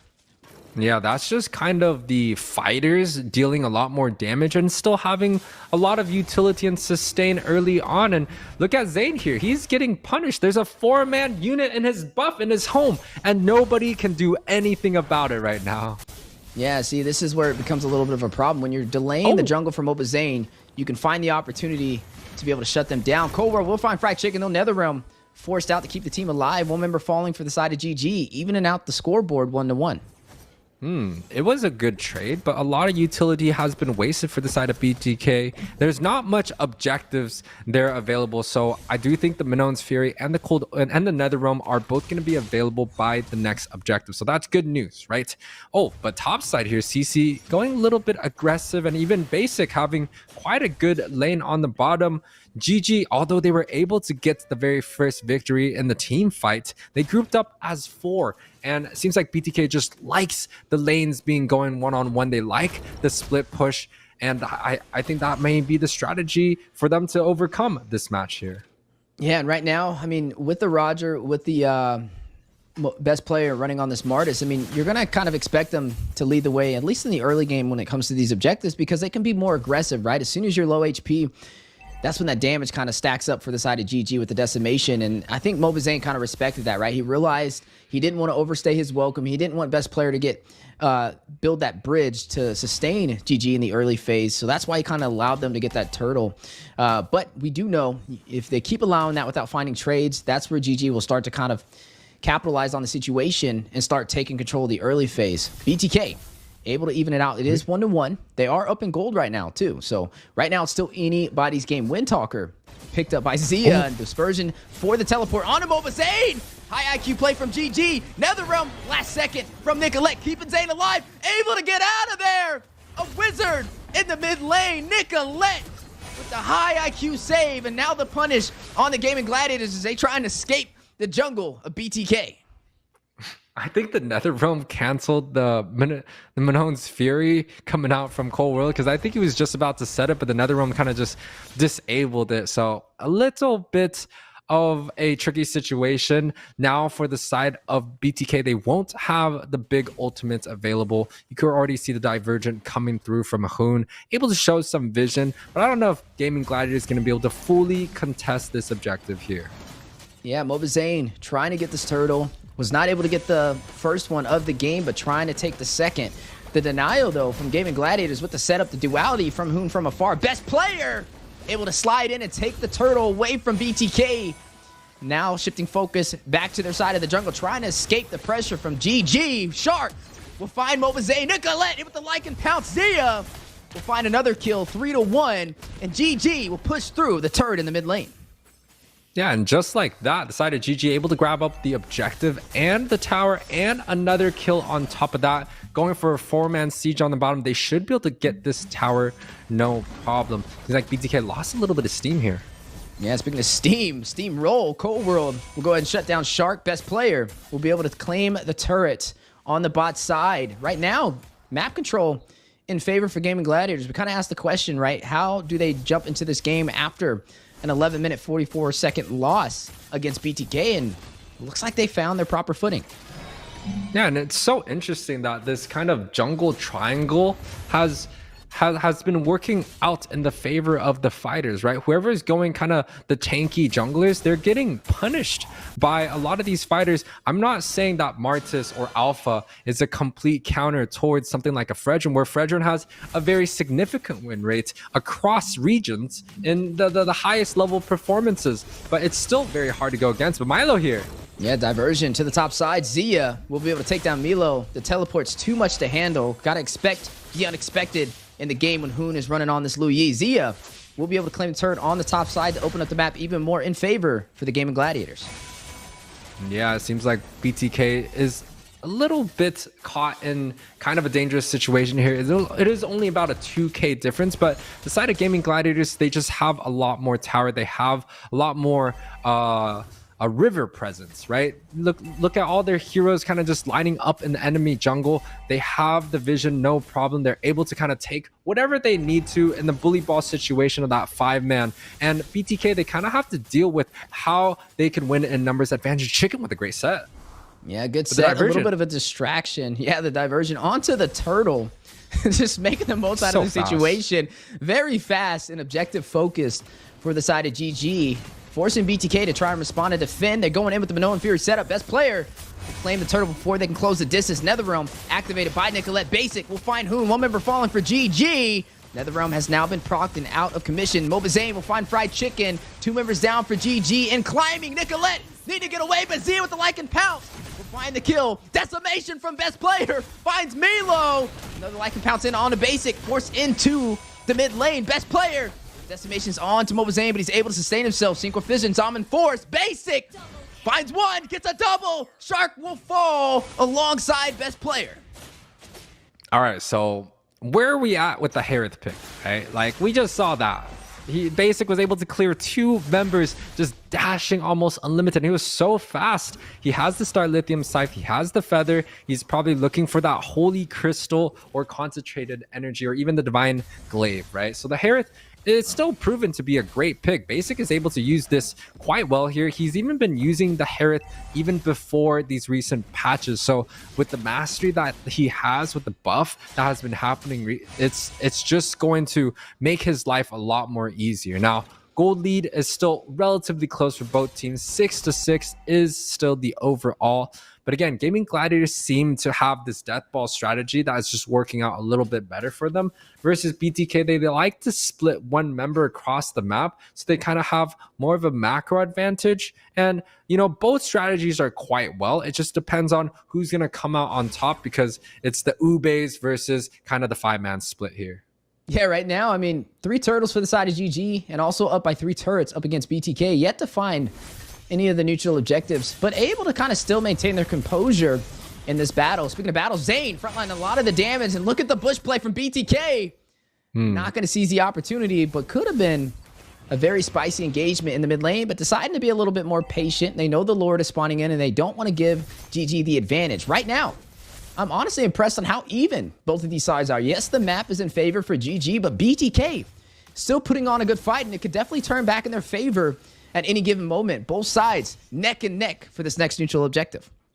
And I do think the longer this game goes, the lower the scaling it is going to be for something like a Roger and a Martis, right? Martis, not with a lot of defensive item, is going to get bursted down if he catches 1 or 2 CC. And the side of BTK, they have a lot of damage to back it up. You saw Basic able to kind of just delete members left and right. And then you also have the Roger, which has a lot of mobility, but does lack a lot of kind of the late game damage. Now, you see a very nice pair, the Arlott and the Louis. This might just catch BTK off guard. This is kind of like the golden combination that a lot of like the PH team has. They put the Arlott in the back where he gets a very interesting angle, catches the opponents off guard, and they're able to get a great set. So GG definitely has this very, very high win rate combination with the Louis and the Arlott, but it honestly depends on how they execute it here. Speaking of execution, able to kind of sniff out Shark. Look at the damage over there from Milo on this CC. Definitely chunking down Shark. Needs to be careful on that. But can we just talk about how close Basic and Zia are? Both of them 3-0-1. The gold laners for both teams right now having an amazing performance. Definitely a major impact on these engagements. But we are going to see both sides getting ready to take this fight in the jungle. So far, Gaimin Gladiators has been able to claim every single turtle with the first Lord on board, though. BTK may go in for the opportunity. Yeah, but I mean, in terms of the lore dance, it still has to be in favor of BTK. The Fredrin is just so hard to deal with when it comes down to lore dances. He has the Guardian helmet. He's able to sustain pretty much unlimited. And he also got Milo here. He was dealing tons of damage onto the Edith. And now with the Divergent already available, it's a 5 versus 5 here. GG looking to set up, but BTK might have the advantage here. Ooh, the flicker in the Minoan Fury. Not going to get the setup. Cold was looking for the Netherrealm for safety from Nicolette. Hit the final slash from Fried Chicken. Cold will take him down, though. One member falling for the side of GG, the Lord. Going into the hands of Moba Zane, but they need to get out of there. Best player on their tail, Zia. Finding Cold gets another kill. Basic will find best player. Zia will find Milo for the double. Zia for the triple. Finds Moba Zane and Basic for the Maniac. A full wipeout of Savage. Zia! What is going on right now, Yue? Zia was able to take care of business here. Now with the Lord marching down on the top side, they're able to push this mid. They're going to get 2 tires at the very least. Potentially a game-ending thing. It's 4 seconds on the clock. Is GG going to be doing this? Zia's going through. Yeah, piercing through the heart of the BloodThirstyKings base. We'll be able to shut it down with a Savage for the finish. Zia, one small step for him, one huge step for GG as they take game number 3 against BTK. 2-1 is going to be the overall. Another quick match coming through. Gaimin Gladiators this time around, it was still quite even in terms of the team fight. I was wondering how Gaimin Gladiators was going to deal with the Netherrealm coming in, but the Arlok seems to have a little bit more AoE damage, and the Martis was just kind of going head in. He wasn't tanking or soaking a lot of damage, but he was able to get BTK just low enough for the Roger to kind of come in and clear. And when you talk about the kits of the Martis and the Roger, both of them are looking for the last hit on the kills. The Roger is able to come out team fight after team fight. We were able to see the flicker going in for that last hit, and Zia was able to just clean up the whole entire fight. 11-9 is going to be the overall. It was only a 13-minute match here, Luzi. You gotta respect that man's Roger. Zia 8-0-1, literally a one-man army to be able to close that one out. And this is the problem that the Roger kind of provides in the composition, right? When you're low HP, he has that Lycan Pounce. He has the mobility to be able to catch up to you as you're trying to run away and your back is turned. He's going to deal the damage to be able to take you down. Not to mention, if he doesn't do it, you have the Martis with the decimation, and this is where it's hard for BTK to kind of close in on these neutral objectives. Another early finish. This time at the 12-minute, 41-second mark. Not as fast as BTK when they took GG, though. It was 11 minutes, 44 seconds. But again, high execution from both sides. Gaimin Gladiators claiming game number 3. Definitely one for the books. A Savage on top of that. How do we see BTK respond? It seems like, you know, a lot of our matches today, both teams are disciplined, but they're choosing fights very, very loosely, right? It could be from both teams where, you know, it could be from the side of BTK or GG. But again, these games are closing in like 12, 14-minute matches. I don't think we've even gone past something like a 16, 17 match today. So it's very, very short games. And when it comes down to these short games, a lot of the power picks like the Herod, the Roger is going to deal significant amount of damage. They don't need a lot of time to scale. And look at the damage dealt. Yes, Zia did great, but Chicken here just sliding through with the highest damage dealt. And he's an XP laner Arlot that builds something like a Dominance Ice first item. The side of GG, the damage is spread across the board, but the kill participation, you know, Shark, 91%, 82% from Zia here. GG played a great game with their comp, and again, it's kind of like this 5-man stretch small comp that BTK used in the previous game where they had the Angela, the Alpha, right? They're taking one for the books, and I think it's a great counter that adds kind of a different dimension to the draft, and it definitely shows that both teams are prepared to take the draft onto the next level here. It's kind of funny watching these two teams fight it out, right? It's going 1-1 to 1 to 1. We got to see Gaimin Gladiators take game number 1. BTK had the slight advantage, but weren't able to push it through. As we do a little bit of a recap on what we've seen so far, both these teams neck and neck, 6-6 on the scoreboard, fighting it out over this Lord. You see the Netherrealm go out. You see the missed opportunity from Cold World on the Minoan Fury. Ultimately, the demise for the BTK. As you see Moba Zane able to claim the Lord, but at what cost? As the chase the full pursuit from Zia. Let him cook. Let him 3, cook. 4. As he was heating up in the Land of Dawn for that Savage. Finishing off with Nicolette to top it off. This is some great execution overall, and you don't get to see that every day, and not against a team like BTK. I love the back and forth between these two teams, though. I don't like seeing one-sided stories, and this is what keeps you at the edge of your seat. Everybody going crazy, wondering where game number 4 is going to go. If it goes with the pattern, it should be BTK. I mean, every single match, one team wins over the other. And it definitely feels like the utility jungles are actually taking a lot of losses here. And even the Harith has not found the success as much as a Roger. So it may be something that both teams are looking to kind of tempt the other person on taking, right? The Fredrin almost gets picked up early in the second phase almost every single game. The Harith has been a high priority, also being picked up either in the first or the second pick here. So definitely some strategies coming through, but once again, these games are ending in such a short amount of time that I'm wondering maybe we're going too early here, because it's just ending in 12 minutes, 14 minutes. There's no Lord dances. There's no coming through. It's just kind of like one mistake into a snowball. The snowball is too big. It's too hard to defend. And then they just collapse. Yeah, it's just like you blink for a second and the game will end. That's how good these two teams are. And it's definitely showcasing today. Look at the bans, though. Lu Yi now prioritized for the side of BTK. A little bit of a shot thrown over there to Hoon on his amazing plays over there, especially nice and early. I mean, he started the game off with a quick diversion onto the orange buff from Obazane, trying to deny his farm anywhere he could. And I think it's a great read from the side of the Bloodthirsty Kings to start off this draft. The Guinevere, we saw best player run it, had some great engage and disengage, and definitely leaned more toward the favor for GG. Something I would say best player is a little bit more comfortable on. So right now, I'm liking the way the draft is going for the side of BTK. When we look at GG, though, there goes that Barats again. How are we feeling about that? I mean, the Barats just has not been let go. I think the Barats is a great pick, but I also believe that Fredrin is probably the more prio in this case, but I think it's more of a comfort, right? The Guinevere doesn't get banned out too significantly, but against best player, they just want to take that off the board. They don't want to deal with it. Same thing with the Louis, although the Louis has been kind of a power pick that's been shifted around. We saw the divergence coming through, making impacts, whether it's teleporting onto the red buff, the turtle, or even ganking on the bot side. Wherever it is, the Louis impact has been quite significant. So taking that out just takes away the raw element, and the win condition Edith off the board. It is on the shelves. Nobody knows what's going to happen now, right? You know, that's actually an excellent point. The Edith, man, it's been on fire so far. That's somebody that we haven't really been paying attention to. The Edith, it was in GG's favor, and they were able to win that game. Edith's just been winning all over the board, but there goes Mathilda walking through. GG allowed it. We asked this question. This was exactly how BTK was able to take them down in the regular season, and now it afforded another opportunity. You know who else is on the table? The Panda. It's there. You know who else? The Yuzong. Oh my God.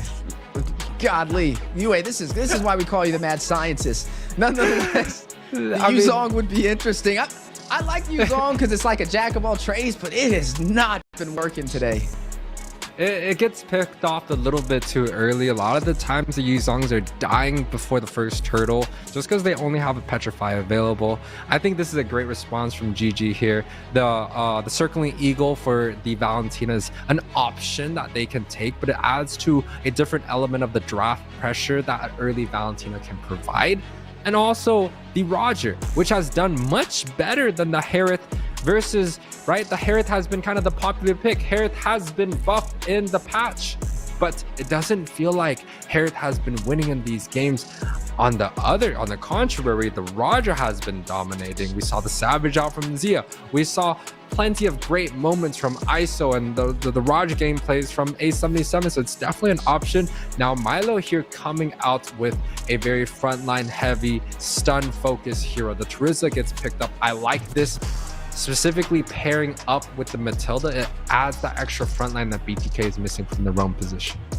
Yeah, speaking of front lines, Xborg picked up over there for fried chicken. Haven't got to see an Xborg since the recent patch.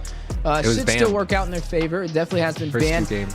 Has a lot of damage necessary, especially for the frontline composition. That true damage that they can kind of lean into. Now, I think the Terizla pick is a little interesting. Is it a little too premature? I mean, it looks like they're trying to go in for some crowd control because, you know, the Mathilda is more for the survivability, it's more for the heals, it's more to kind of get you out of the tricky situations, but it can't really provide that crowd control that you can rely on. And I think that's where Milo wants to be. He wants to be that missing piece to that puzzle. But you have Valentina. The Valentina effectively could take that penalty zone, and that'll allow them to have some group CC as well. It will put Valentina in a little bit of a tricky situation, though, as she'll definitely have to be a lot closer to the team than she would like. But that could lean inside of Hoon's favor. Right now, though, I'm liking what I'm seeing for both sides. But I will say, Zayn, again, has been able to get something he's more comfortable on. He does not go in for the Panda, though. He goes in for that Frederick. And, you know, I feel like the side of GG is lacking a little bit in the stun department, in the CC department. And so I think a Minotaur could be a ban that BTK should come up with. Now, the Martis has done well from the last game, right? He went 2-2 and something. He was able to get some of the retries off when he needed to and escape from a lot of tricky situation. So I think it's great. Now, the Odette gets banned here from the side of GG. I don't think Nicolette was looking to pick up the Odette. I think there's still a lot available, right? The Novaria, the Vexana, paired up with pretty much the CC that BTK has. There's still options for Nicolette. So I don't know if that Odette is actually banned towards her, but nonetheless, there's still a lot available for both teams. GG lacks in a little bit of the CC department, and BTK is still looking for their mage and their physical damage dealers. You know, it'll be interesting because the Harith is still on the table, definitely gonna be picked up. I mean, I feel like the Roger may be okay against it. We haven't really seen the Harith profit as much today. We kind of mentioned that, but definitely something that has been prioritized for majority of these teams. So it's definitely something not to kind of ease up on. The Claude could still be in the mix if they do want to pick that up. We have seen Basic kind of focus in on that Claude. He's performed really well on it. We've seen his split push capability when he is on a marksman that's a little bit more mobile and has the survivability aspect. So I think it could definitely work in their favor. They do have crowd control for the side of BTK, especially with that Terizla, so I think they're good in that department. Sustainability's checked off. Right now, we're looking for more of a damage aspect, right? Maybe a little bit more early game damage from Nicolette, and then let the late game be picked up over there by Basic. When it comes to GG, though, you are going to see that Grok picked up.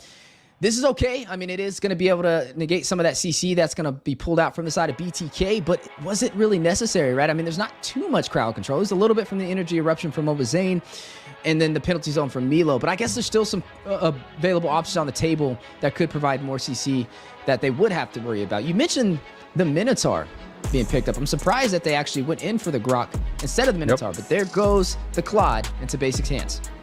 Yeah, and the Vexana gets picked up. I think it's quite smart from Nicolette. That adds that extra CC and knockup that pairs super well with the Fredrin and also the Terizla, giving Claude a great time in a lot of these team fights. GG with the last pick here. Now, you know, the Roger's still flexible. The X-Borg also still flexible. So if the side of GG want to kind of go around with their draft, honestly, Grok can even go into the XP lane. And then they can pick up a roamer here. So GG, they still have quite a few options, especially with how much flex pick that is available here. But I do think they're going to be going for a jungler. Now, there's still plenty of picks available, but I think Zia is going to be switched on, and it's going to be a Roger jungle here. Ooh, I mean, that's tough. That's tough. That's unexpected here. I don't know what to say here, Wheezy. I mean, they got a Savage with it, but this time it will be best player. Maybe trying to show up Zia, but I don't think you can outdo a Savage. That's not something that comes around too often. But for the side of BTK, I mean, you are going to be looking at the Claude up against the Harith now. Basic, very comfortable on this Claude pick, but Harith, one of those more staple gold laners as well that we've been seeing time and time again. I think both sides have some options, but I think the thing that kind of stands out right now is going to be the Mathilda, right? The Mathilda took a recent nerf, and obviously it hasn't been focused as the #1 ban in the early phase of the draft. And is that for a reason? Does Gaimin Gladiators actually have a game plan to win against the Mathilda? Because if we go a little bit back in history, this is how BTK was able to take them down with that Mathilda and that Akai combination. Even though Akai was available, BTK didn't go in for it. But now, as we are jumping into the Land of Dawn, ladies and gentlemen, the upper bracket finals, the BloodThirstyKings up against Gaimin Gladiators for game number 4. GG sitting at match point. You know, I feel like BTK's draft is a little bit more traditional, a little bit more front to back. right? The Fredrin, the Matilda. You also have the Terizla in the front and the Vexana and Claude in the back. Versus kind of Gaimin Gladiators comp is very progressive, very new age, very new style, right? We see the Harith being prioritized. We see the Roger in the jungle. Those are two picks that have really came out of the meta shell, especially in the recent month. Take a look at some of the emblems, some common emblems on the Grok. Matilda having the support emblem, but relatively standard across the board. Xborg here, though, having something a little bit more interesting, goes for a tank emblem on the XP. Something else you could go for is the fighter, but the tank definitely provides a lot more early game sustain against the Terizla armor shredded. Ooh, speaking of shredding armor, shredding with damage, best player on the Lycan Pounce. Almost finding a kill onto basic. Needing to be careful. Right now, though, both sides trying to find their opportunity to take advantage of the early game. Normally, we've been seeing BTK find the advantage, but the last game, it seemed more like more of a one-sided story for GG to be able to kind of claim these objectives and push through. How do we see BTK respond from here, right? I mean, they have the late game marksman, they have Claude up against the Harith, both of them gonna have to play for the long game, but we know this kind of boils down to the objectives overall across the map, which helps these teams get that early finish prior to the 14-minute mark. I mean, for one BTK's draft, they have to rely on their damage dealers to be able to provide that damage, right? The Vexana and the Claude has to be able to scale well, versus for the side of Gaimin Gladiators, every single one of their members can deal damage and can deal with some situations 1 versus 1. They don't have to wait too much. So I would say BTK, they have to be a little bit more careful in terms of choosing their fights, but they have a lot more sustain, right? The Fredrin is going to be really hard to deal with. The Matilda rotates really fast. But on the other hand, Gaimin Gladiators, they have the opportunity to go for ganks just like this one. Yeah, gonna go in for basic. BMI to safety, playing that marksman with the survivability, but hit with the wild charge for the knockup. Secret Vision is Zama Force in the dive from Gaimin Gladiators. Not going to lead to the kill, though. Good play over there from Basic. Able to keep himself alive. And right now, I mean, BTK, they were able to take the first turtle. Credit over to Cold World, who's providing a lot of vision on the best player, forcing him to use his retribution on his purple buff. And I just want to say that Basic dodging death already twice is like really, really good. Like he's able to kind of just micro around and able to dodge a lot of the situation. He only has a Purify available. He didn't have Purify in that situation, but he was able to kind of just get away from a 3-4 man dive. And it's been the second time that the Roger has rotated up. So they're definitely putting a lot of pressure on that winning matchup, right? The Harith does well against the Claude. If the Harith is able to kind of bully the Claude around, they should be able to get a small advantage. And another gank set up by GG. They're just rotating faster than the Matilda is able to get into a position, even the Fredrin. And I think that's just due to how fast the Roger jungles, the damage junglers, compared to something like a Fredrin early on. But honestly, BTK seemed like they're one step ahead of them right there. Like Milo kind of sniffed out the rotation. He flickered back to safety with the penalty zone just in case they went in for the dive. It was a smart read, and it was the same on the top side. We got to see Basic able to survive that 3-man gank. So right there, you're looking at BTK kind of aware of the rotations from Gaimin Gladiators so far, which definitely means it's going to be hard to kind of pursue that opportunity when you're trying to get the trade on the side lanes and losing the turtles. So right now, BTK keeps that up. They're going to start to take this lead in their favor, but right now you are still seeing GG up in gold. Yeah, and I mean, the up in gold is quite minimal here. Side of B. Oh, a Shark able to get the blue buff there. So a little bit of a trade going for the side. A little bit of annoyance going in the favor of GG. You know, Zane doesn't really need that blue buff, but it would be nice, right? It would definitely be nice to get your buff in the jungle. But you are going to go ahead and see both sides getting ready for this neutral objective. Turtle spawned in. The first one was able to go to the BloodThirstyKings, but no contest. Some good vision over there from Core World, keeping best player at bay. But now, looks like GG is going to turn this back around. We'll try and normalize and equalize this economy. We'll be able to claim this with no contest and forcing BTK back to their side of the jungle. Look at the pressure from Shark winding up with the power of nature, trying to force Moba Zane in an awkward situation in the jungle from getting his farm.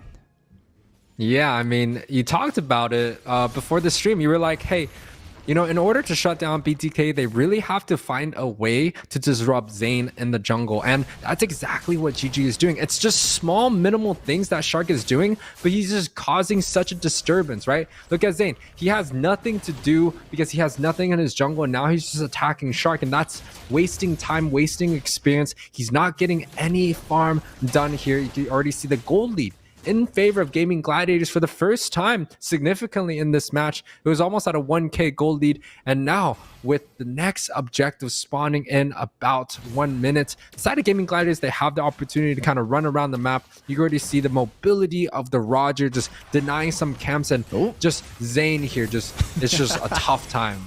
There's no way Shark is getting out of that. Wait a second. There goes the Appraiser's Wrath. We were waiting on to be able to shut him down. But best player on the bot side will find Milo, a trade-off. We kind of said this like every time MOBA Zayn profits, Milo falls. It's like his kryptonite so far in today's series. But nonetheless, Shark trying to get the invasion and punished by the side of the Bloodthirsty Kings. A kill into MOBA Zayn's hands. Both sides tied up on the scoreboard 1-1. And I do think this time around, BTK's draft is a lot more ube, is a lot more kind of close quarter, 5-man-5 death ball. Versus the side of Gaimin Gladiators, they're trying to stretch out the opponent to stretch 5-man, right? The Roger can deal with everything by himself. Same thing with the Harith. You could also go for the same thing with the experts. So they have a lot of opportunity to send members around the map to deal with split pushes. And also the Roger mobility has been quite good here. Ooh, speaking of mobility, Blazing Duet circling Eagle. Basic finding best player, Zayn. Shutting down Huna, big play. Last Sandy going out, but hit with the penalty zone from Milo. MOBA Zayn with the Praise's Wrath for the double kill. Finds Fried Chicken, the taunt on his Z with the energy, reps in the immunity. Too much to handle. Procking out the Zaman, forced to Synchro Fission. Shark gonna hug that wall, forcing BTK out of that turret. But now, laser focused onto the turtle. Yeah, great fight coming out from the side of BTK. Basic was able to use the Blazing Duet to deal tons of damage, getting 2 sets. Also, Nicolette getting that knock-up pretty much secured the kill for on top of best player, right? And they were able to get like a high priority target here. Now for the side of GG, they are back being down in a situation. This is just back and forth, Weezy. Both games are close. These guys are going head to head in every little situation, just creating havoc here. But it seems like BTK is coming out just slightly on the edge right now. It's literally the story. It's the 50-50. One team wins and then the other one wins. It's just flipping a coin. That's the odds when both these sides face off in the land of Dawn. But right now, BTK with the advantage, 4-1, able to claim 2 turtles, 2 turrets up on the map against Gaimin Gladiators, who is now trying to find an opportunity of their own on the top side, trying to overwhelm Milo. But Cold World joining the party. Nicolette right behind him will be there to engage, able to defend the push from Gaimin Gladiators. I think the side of GG, they have to get this Harith involved in some of these team fights, right? Zia came in kind of late after 2 of the members have been taken out by the side of BTK. So this time around, in order to get them into the fight, it might be something. But best player here. Yeah, trying to defend from the siege on to the tier 1 turret for the mid lane. Some good defense from Gaimin Gladiators. BTK, good pressure that they're putting on the map so far. They're still holding on to all of their turrets in the game. The bot side was almost bursted down by best player. He should have just went in for one more basic attack, but that just kind of shows you just how much pressure is on the line for both sides. Every time there's an objective available, somebody's there. And right now, that somebody is BTK for game number 4. Yeah, they're gatekeeping the wins here. Both of these teams are, standing tall against each other here. You talked about how BTK had a pretty good rotation coming in. I want to say Gaimin Gladiators have a great defense. At the same time, they're able to defend pretty much multiple towers here, but topside Zia might get caught off here dealing a lot of damage to MOBA Zayn. Oh, he's not worried about it. He got that Savage. He's on that Savage buff right now. It's going to go in sharp. Taking down MOBA Zayn. The jungler will fall. Zayn finding his first death of the game. No retribution on their side. An opportunity for GG to go in for this Lord if they want to. But you are seeing Milo and Cold World putting on some pressure. Yeah, and I mean, this is how GG kind of gets back into the game. They need to get Zia involved because Zia can deal so much magic damage that they're looking for. But the knock-up is going to connect. Circling Eagle as well. But still the airlines. Nicolette will find one. Fried Chicken responds back, takes down Cold World. Basic finding Fried Chicken. The counter, best player with the Lord for Gaimin Gladiators, and will disengage to their jungle. Yeah, I mean, it's a little bit surprising that Gaming Gladiator is going to be the one that dictates these objectives, right? Especially with the 5-man comp that they have here. They're not having something like a utility jungle. They're not having 50-50 moments. They're just going for the kills. And if they're able to pick up Mobazane early on in the team fights, yes, they're going to get a completely clean retribution on that. But if they're unable to do so, right, the side of BTK Zane is definitely going to have a lot more favor in terms of the 50-50, but just not even giving them the opportunities where GG shines. They are able to knock down the opponents, especially with getting Zia involved in these fights. And speaking of fights, battle in the mid lane, both sides on a full-out war. Milo brought back to safety over there from Koro, but now the dive with the last insanity, not going to connect from Fried Chicken, but down goes the turret. Best player will be the one to knock it down. The Terrify on the Milo as well. Nobody will fall in that engagement, but overall, the objectives lean toward Gaimin Gladiators.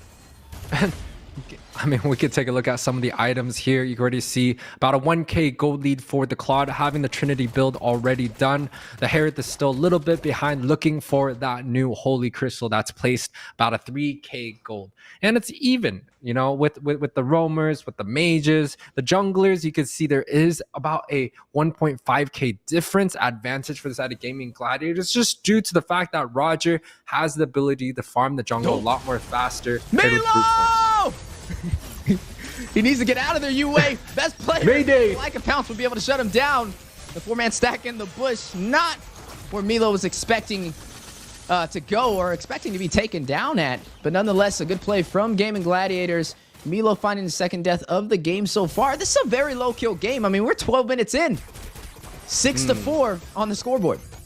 And you have Nicolette here, 50k damage already, the highest damage dealt in this match, and no one really comes close. It just shows you how strong the Vexana pick is. But topside Zia here gets CC'd and taken out by Basic. Yes, the Claude is gonna have a lot more mobility and a lot more damage, especially paired with the DHS in terms of the late game. But I didn't think at 12 minutes they're able to take out the Herod this early. That's bad news for the side of Gaming Gladiators.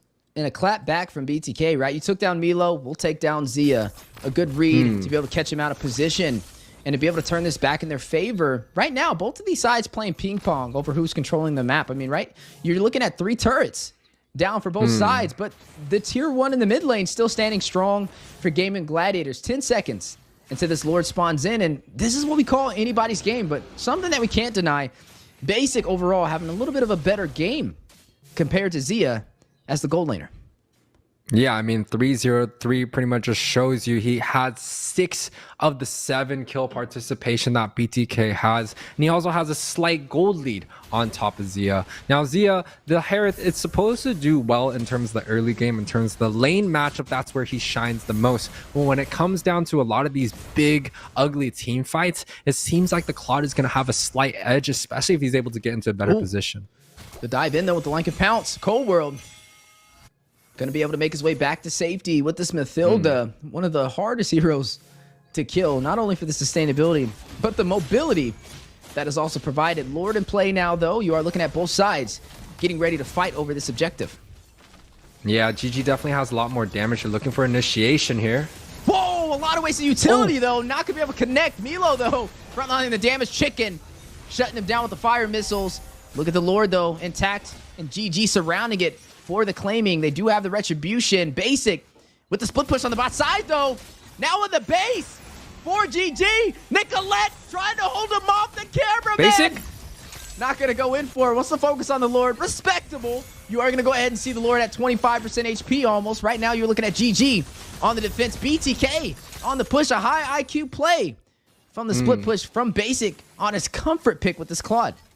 And this is where BTK shines a little bit more, right? The Fredrin is going to have a great time doing these Lord dances left and right. But beside the GG, you saw how quickly they were looking for the initiation because they are damage focused. They need kills. And if they're able to get 1 or 2 kills, they have the numbers advantage. Then they can start doing kind of a tricky Lord dance. But before then, they have to look kind of for a full engage. And if they're unable to get so, just like how Shark right there, he was unable to get the wild charge to connect. BTK just a little bit too fast, knowing that Shark and knowing that the side of GG has to go for a lot of team fights in these comps. You know, credit to Nicolette too, going back to the base to defend, because Chicken was not able to get there. Nobody from the side of GG was able to get there in time. Yeah, Hoon was there. Hoon. Yeah. Yeah. Oh, yeah, Hoon was there, able to kind of defend, and you were looking at Basic trying to close it out. That was a very close call. Had he not been in position, they could have ended that game. But right now, you were looking at both sides again at this Lord dance. Still a 50-50 game. I think it's just a little bit more in favor for the side of BTK because the strategy, the banana split push that the Claude has, there's not many people that can defend that, right? The Claude can kind of just jump around, especially with the Matilda Airlines. He's able to go across the map quite fast versus the Harith, it's just a little bit slower, right? And now they're able to poke out the Grok. The Grok has to go back in the base. Side of BTK has the numbers advantage here. Oh, I think they're going in for it, though. They're going to try and get the contest. Best player forced out of the Lord Pit, though. Big knock-up. Circling Eagle, wrapping around Cole in the heart of the battle. Both sides fight it out. Best player needs to get in there, not in retribution distance. There they go, though, fighting it out. Immortality procced on Fried Chicken. Look at the Lord. Best player able to get it at a moment's notice for Gaimin Gladiators. But now the punish may be on the way from the Bloodthirsty Kings. Do they get out of there with nobody falling? They got to get one. And there it goes. Moba Zane will find Fried Chicken.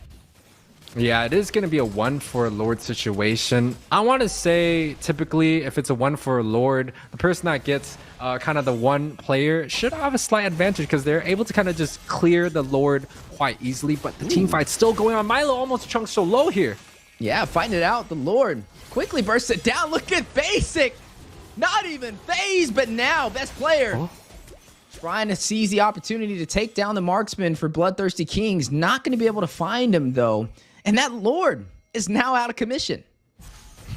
Yeah, and I think Basic is kind of playing above and beyond in this series, especially in this match so far. The impact that he has, the pressure. He was able to kind of walk through that bot side, especially when GG were looking for a full engage, able to get that tower pressure, decided GG to split up. And it just doesn't feel like GG is able to withstand a lot of these team fights if they're split up. So they really have to group together, bring in all the damage, the mixed damage coming out from the Harith, from the Roger, in order for them to win a team fight. Versus for the side of BTK, they are happy to fight kind of 4 versus 5. Just having Mobazane there by himself with Nicolette and Milo just dealing with enough damage and sustain, they're happy fighting these disadvantages because they know the Claude is on the other side of the map. And now with the Lord on the bot side, it gives more opportunity for Basics' well-known banana split push. And right now, this is the longest game we've had in this entire series. Gaimin Gladiators currently at match point. If they find this victory, they'll force BTK down to the lower bracket, a possible way to shut them out of the NACT spring season. But on the flip side, BTK putting on a great fight, trying to even out this series, and may be able to do it with how they've been performing today. I mean, technically, like we said, it's been the flip of a coin. One team wins, then the other. This time, it should be BTK's turn in terms of patterns, but patterns can be broken, and it looks like that's the plan for Gaimin Gladiators. Right now, though, 8-5, 18 minutes in, still a very low kill game to be close to that 20-minute mark. Yeah, a lot more different from the game 1 to 3 here, where it pretty much just ended within like the 15-minute mark. This time, we're actually going past the 18. The Lord is just going to get buffer and buffer. The death timers are going to get longer, and the mistakes are just going to be even more harder to get back. So the side of Gaimin Gladiators right now, again, their comp is just based off of early game. The Harith, the Roger, those are all early game heroes. Even the Grok doesn't deal too much in terms of the late game. But BTK has set up a draft that thrives in this 19-20 minute mark where everyone has full items, especially the Claude and the Fredrin. Those are very, very tanky, hard members that the side of Gaimin Gladiators has to find a way to deal with. Yeah, right now the Lord has spawned in. Another high-value target for both sides could possibly be the deciding factor to be able to close this game out. But normally when we see the Lord this late in the game, it's more as a tool to kind of bait out the other team to initiate on the fight and wait for the mistake. And I think that's what we're going to be seeing today. Best player hit with a light. You see how much damage that was? I feel like Nicolette just blinked at that man, and he took about 50% HP. Definitely going to have to watch out for that. A very different strategy coming out from the side of Gaimin Gladiators, though. They're looking to let the side of BTK kind of group up here. This might be the opportunity that GG is looking for. They want these 5 versus 5 team fights. Oh, circling eagle on the best player, trying to take down the jungler. A risky play from the side of BloodThirstyKings, but they're able to make their way back to safety. Basic, very low, forced to get out of the Lord Pit. Use the BMI to go back to the mid lane. But they did stretch that top side. The top side minions are pushing in. BTK having the opportunity with the numbers advantage. You can even see best player just completely ignoring the objective. I think this is going to be uncontested. BTK should be able to grab this up, no problem here. Oh, best player trying to get in position. Hit with a lot of CC, hit with a lot of damage. Almost out of there, very low. Mobazane will find Zia. Should be able to claim this lore. Cold World will be the one to take it for the BloodThirstyKings. And now Gaimin Gladiators on the retreat, trying to get out of there. Very low. BTK able to win that objective. On top here, and it's due to the late game composition that they have set up in their draft. Roger, Harith, extremely early game. Same thing with the Grok. They want these games to be ending within the 15-minute mark, and it's due to good reasons. The last few games have always been this early game snowball that the opposite end of the team cannot deal with the push at the very end. But this time around, the game is different. We're getting into that late game, and that's just where the Claude thrives. This is where BTK wants to be in some of these team fights. They want these games to be dragged out long and dry and hard, where it's tough, and this just brings in that element of surprise here. Ooh, they're going in. This is BTK's chance to take us to a game number 5. As they are now opening up the base for GG with the Lord intact, quickly being bursted down, but a big knockup onto Gaimin Gladiators. Milo will find one, takes down Zia. Nicolette finds best player. Numbers in BTK's favors. Nicolette gets another, shuts down Hoon. The mid laner will fall for GG. The Lord alongside him, and down goes the base Crystal. BTK taking us to a game 5 against Gaimin Gladiators. 22-minute match, 12-5 is the overall score. BTK able to take our series into a match number 5. You know, you kind of were talking about it, Weezy, earlier. Like, BTK wins one, GG wins one, and then the reverse just comes in. This is quite the even match. Now, when it comes down to that next and final match here for the upper bracket, it's going to be a very hard decision between both of these teams because anyone can honestly win. I feel like it has to do with a lot of the drafts that's been coming out. I feel like the Claude just really overshadowed the Harith. Like, the Harith didn't have that much impact in this match. And 22 minutes, we're at that late game. Everyone has full items. BTK just were able to take this game in a very convincing draft. The 50-50 coming alive into fruition for the side of BTK for game number 4, and now taking us to a game number 5. Both at match point. One of them will be knocked down to the lower bracket for a possible way out of this NACT spring season. The other one claiming their first seat into the grand finals in Las Vegas at the HyperX Arena. This is what we like to see, right?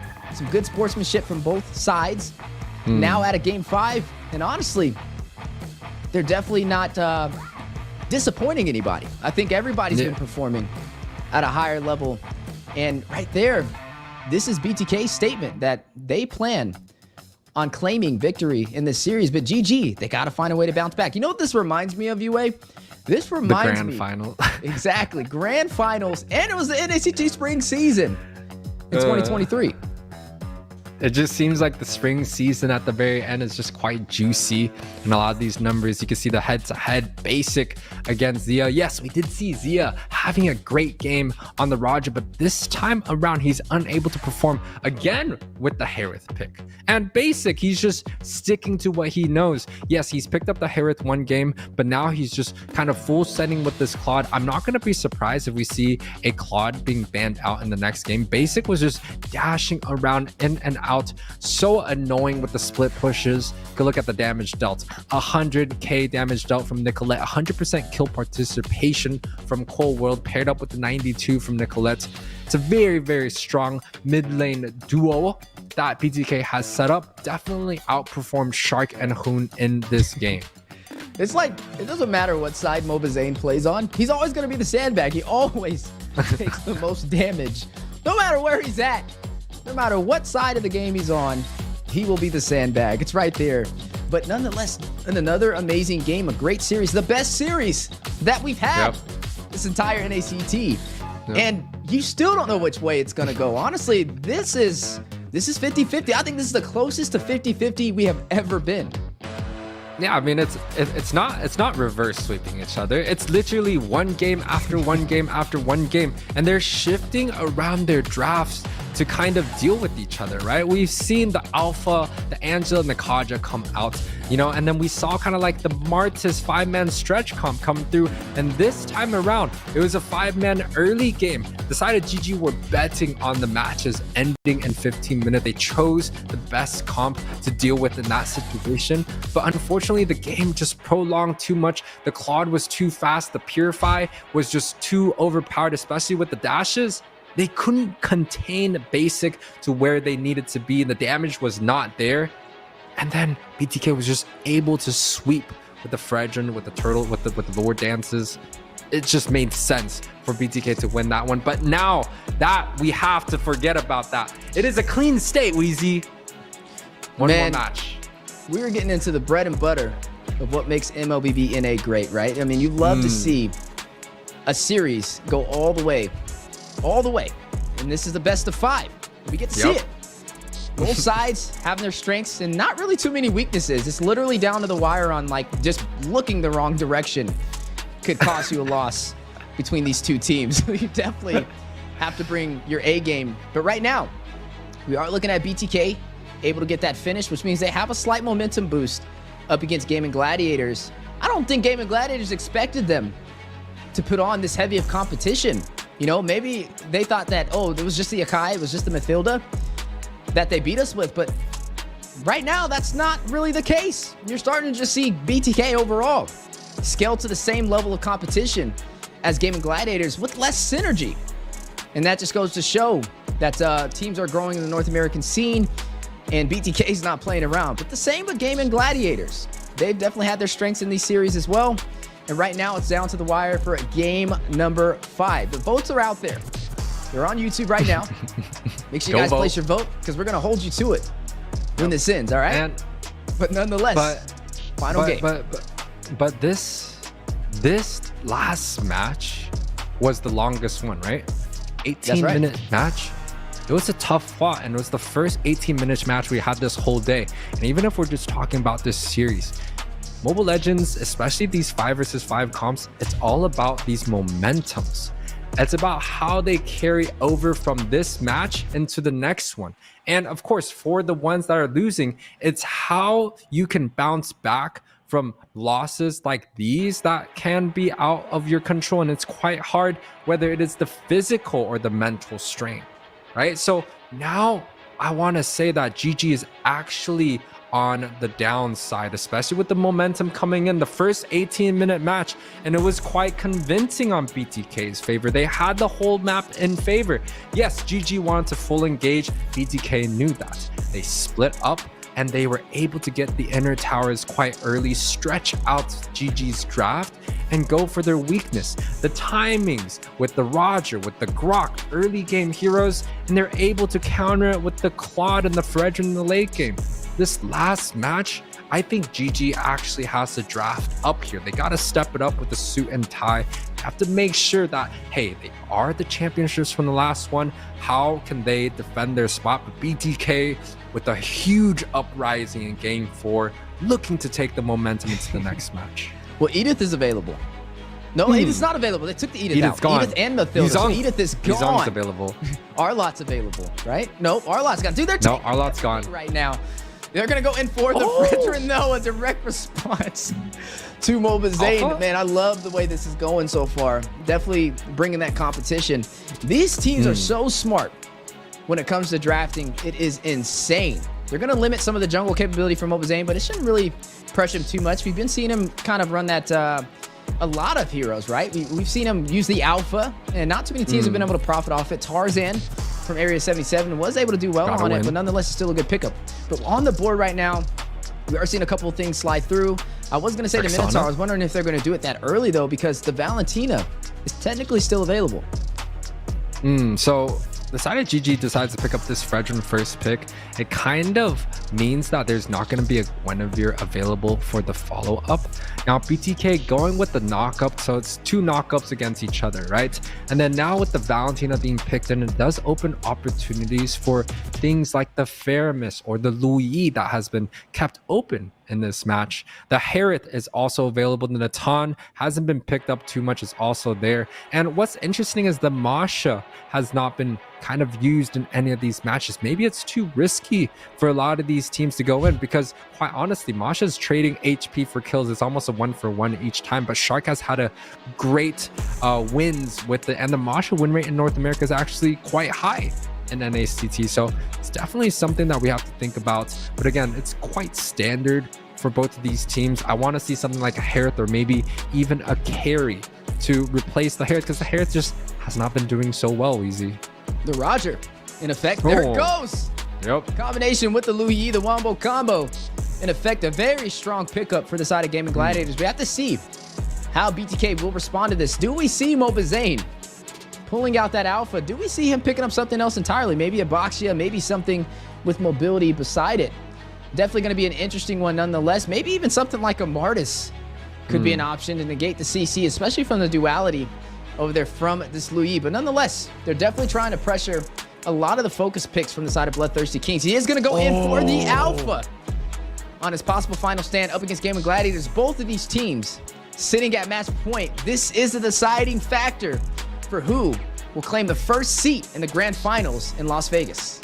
So by picking up this alpha from Mobazane, PTK is willing to tank bans against basic, right? They've narrowed his hero pool from the Claude. Now the Roger gets picked up, so the side of GG have the opportunity to just completely, you know, single out basic in these bans. Things like the Harith, right? The Natan, Bruno, Brody, Carry. Those are all options that basic has. But, you know, the side of BTK, they definitely have heroes that they want to go against the comp that GG has built. And if GG is able to find those, exactly, ban out basic. Is he able to use other heroes just as efficiently?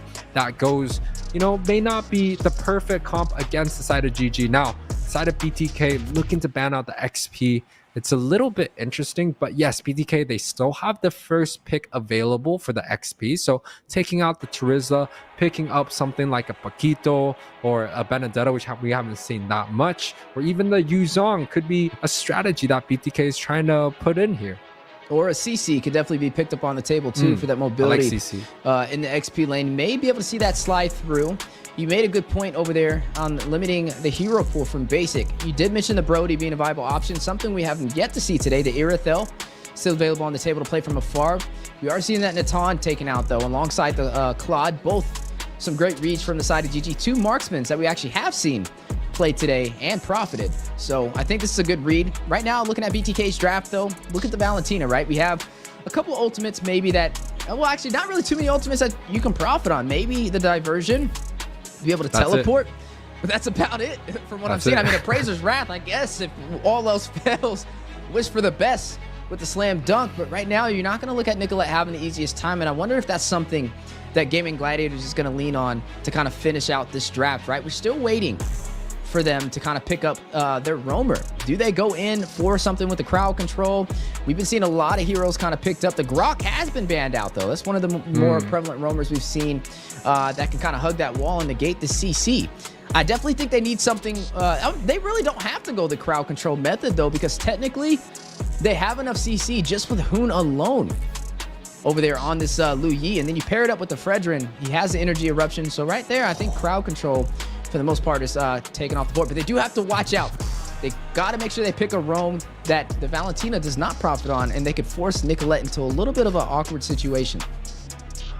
That's a little bit tough. I was going to mention something like a carry Kaja for the side of Gaimin Gladiators, right? Get the Roger in the jungle. I think the Ruby is great with Louis, right? It forces BTK to kind of especially when the I'm Offended does hit through, that's multiple members that are being grabbed up into the same space, and Louis can just profit off of that with the first and the second skill, right? So I think the Ruby is going to be great here. Now, if the side, I mean, Gaimin Gladiators, I don't think they're going to go for Roger. The Yuzong gets picked up, and we haven't seen Yuzong do quite well. And the Milo special, this is the only guy in North America that plays this hero, and for a good reason. This guy's good. with the Uranus. He's able to do so much in plenty of different situations, and I think that's the matchup that they were looking for. They locked it in so quickly, Z. BTK might be coming out ahead here, but we'll have to see, right? Yeah, we'll definitely have to see.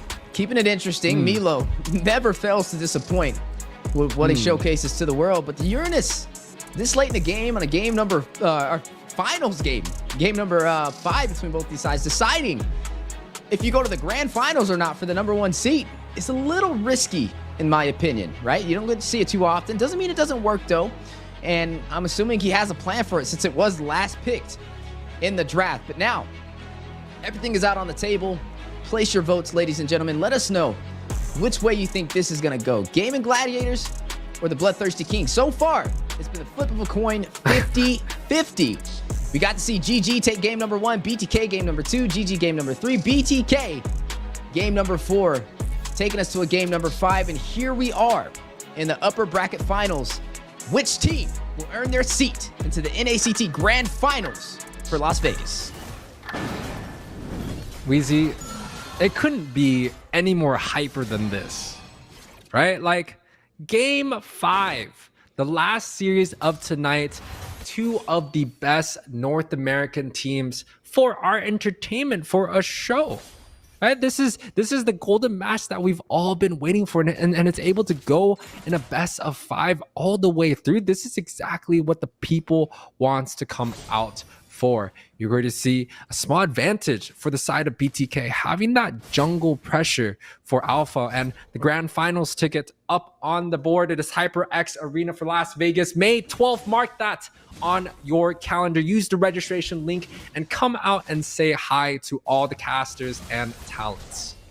That's right. We definitely look forward to seeing you guys there, as we are seeing a couple of emblems on the board, a couple of brave smites for the side of GG. The Quantum Charge over there for Zia, trying to make the most out of the mobility on this Roger. We got to see him get that Savage earlier against BTK, so definitely something that they're going to have to watch out for. Now, we talked about the Uranus match. I want to put this out there in the very front. I don't know if GG has the ability to deal with the Uranus when it comes down to the late game. Traditionally, we have heroes like Lunox, Carry, DHS Claude, or DHS users out there. But this time around, we have a Roger. And in our previous matches, we've seen Zia kind of go for something like an endless battle BOD build. So without DHS pressure on the side of Gaimin Gladiators, I don't know if they have what it takes to get the Uranus here. Speaking of pressure, Black Dragon from Fried Chicken trying to zone out BTK from entering the Turtle Pit, and it looks like that will go to Gaimin Gladiators with little to no contest. Milo doing a good job, though, applying that pressure on this Uranus. One of the heroes that is almost unkillable, somebody you don't see too often. You know, I think the X factor in today's game is how will Milo perform on this unorthodox pick? That's a everyday thing. We want to see how Milo performs in every single match. He's been such a staple in BTK's lineup. You know, he's created a lot of attention, but honestly, it's well deserved. This man has put himself in the spotlight and has performed continually at an extremely high level. So definitely props to this man here. The opening for both of these teams are quite standard, right? The utility jungle able to get the objectives quite good, but this time around, Alpha does not have an Angela. It does the sustain coming out from the Minotaur and the Bloodless Axe, able to hold up against the damage that the Gaimin Gladiator and the CC that Gaimin Gladiator has. Ruby and Louis, those are 2 hard people to, you know, run up against, and I think BTK is going to have some trouble with that. But BTK definitely has a lot more split push available. They have a carry that is much better for late game. If they're able to push this out, Basic may be able to carry them, but if it's going to be an early game end, it has to be MOBA Zane putting the impact early on.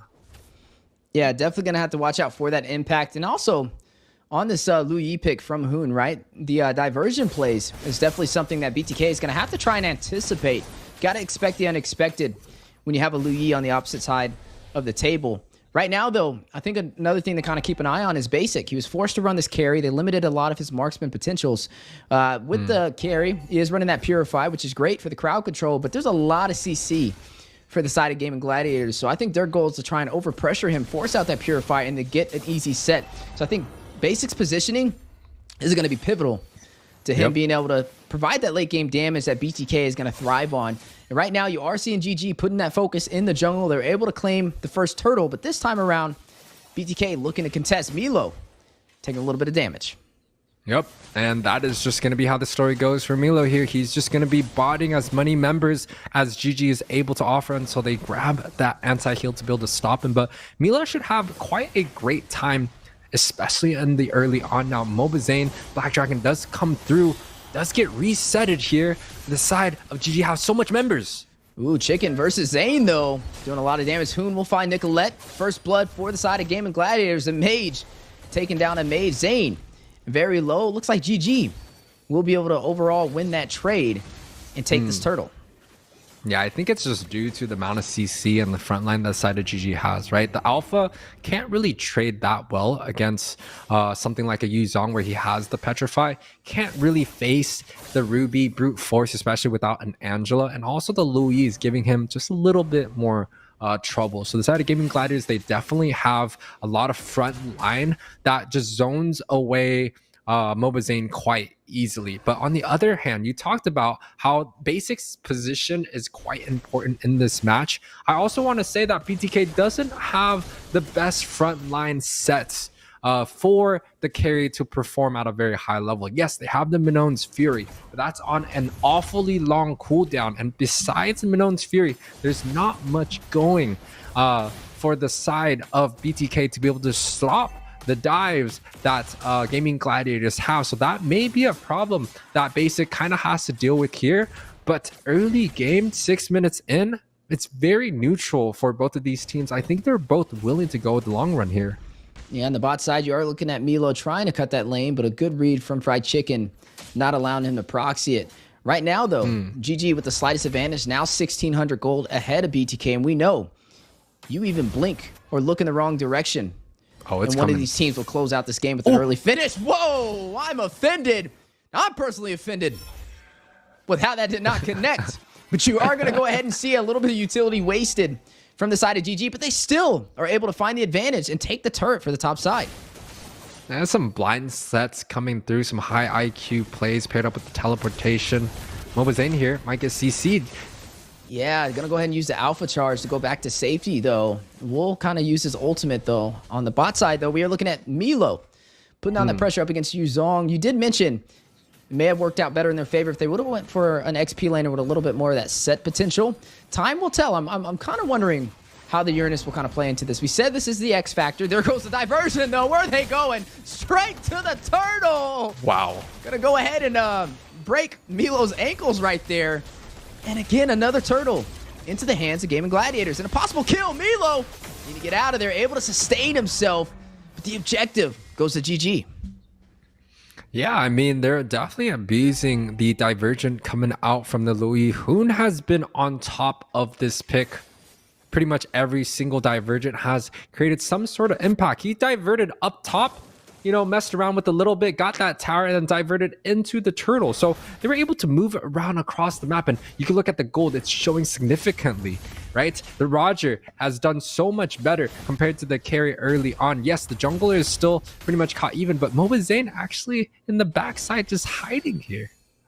Yeah, you are going to look at the focus now on the bot side for GG, trying to take the opportunity. They have the numbers. They're able to take the top turret, and now the bottom one is in play. Zia will be able to claim it. GG now pushing through onto BTK, looking for some kills. Mobazane need to get out of there, but look at BTK in position to take this fight. Best player will find Mobazane, though, and win that trade. We're not seeing BTK get any trade-offs from these engagements so far.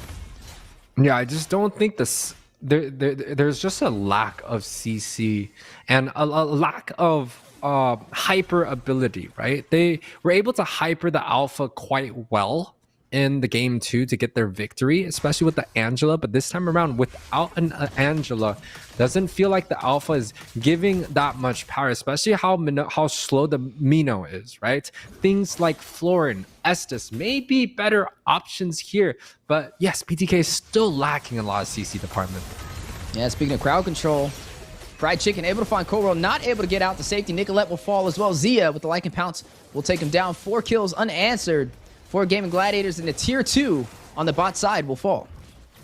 Yeah, it just feels like GG's draft here is just much better than what BTK can handle in this situation. The Louis Ruby zones out pretty much anyone. The Roger early game already having 1, 0, and 3. Higher impact, way higher than basic, right? The Roger has 4 out of 4 kill participation. He's involved in every single one of these team fights. Again, BTK, especially with the lack of CC that they have in their draft, it's very hard to involve an early game carry with something like that. Versus on the other hand, if they didn't pick up the minnow, they were able to get something like the Kaja or a Terizla or a Kai, right? They can set up fights near the carry and able to pin things for the carry to have the free hit available. But no, this time around, BTK opted to go for a little bit more damage, a little bit more matchup in favor. Yes, Uranus, very, very hard to deal with, but maybe with the new anti-heal items, it might just not be that much of an issue.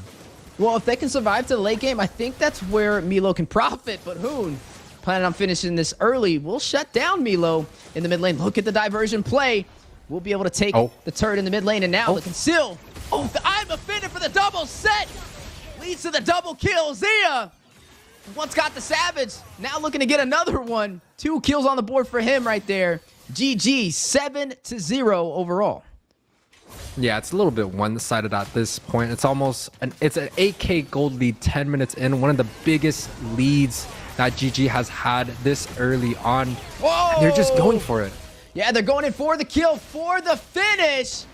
In the heart of chaos, they found unity. In the face of despair, they found courage. And in the end, they found victory. Closing out this series, GG wins against BTK, knocking them down to the lower bracket. Yeah, well said, Weezy. 11-minute match for the Gaimin Gladiators to be able to take this series.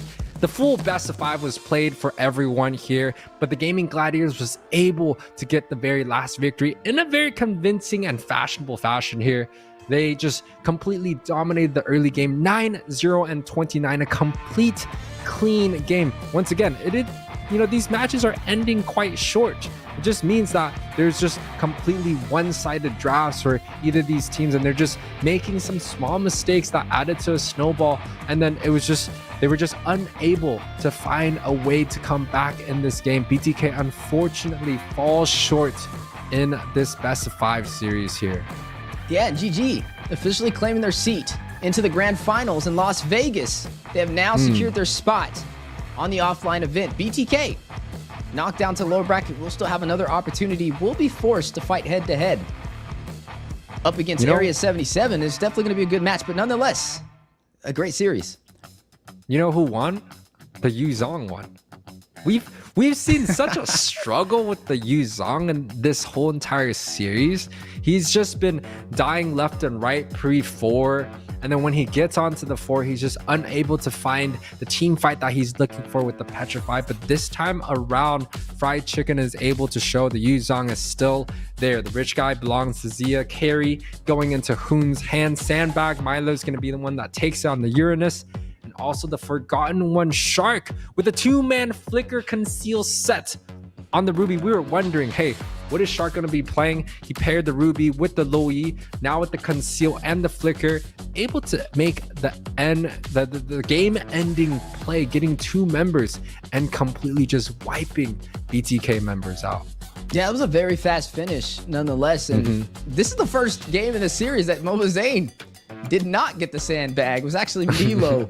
As you are looking at the head-to-head, Zia able to push through 4-0 and 5 compared to Basic, both marksmen from opposing sides. Zia able to claim that Savage in today's series as well. Definitely something to throw on his highlight reel for his NACT run this spring season. Nonetheless, both of these players, excellent marksmen.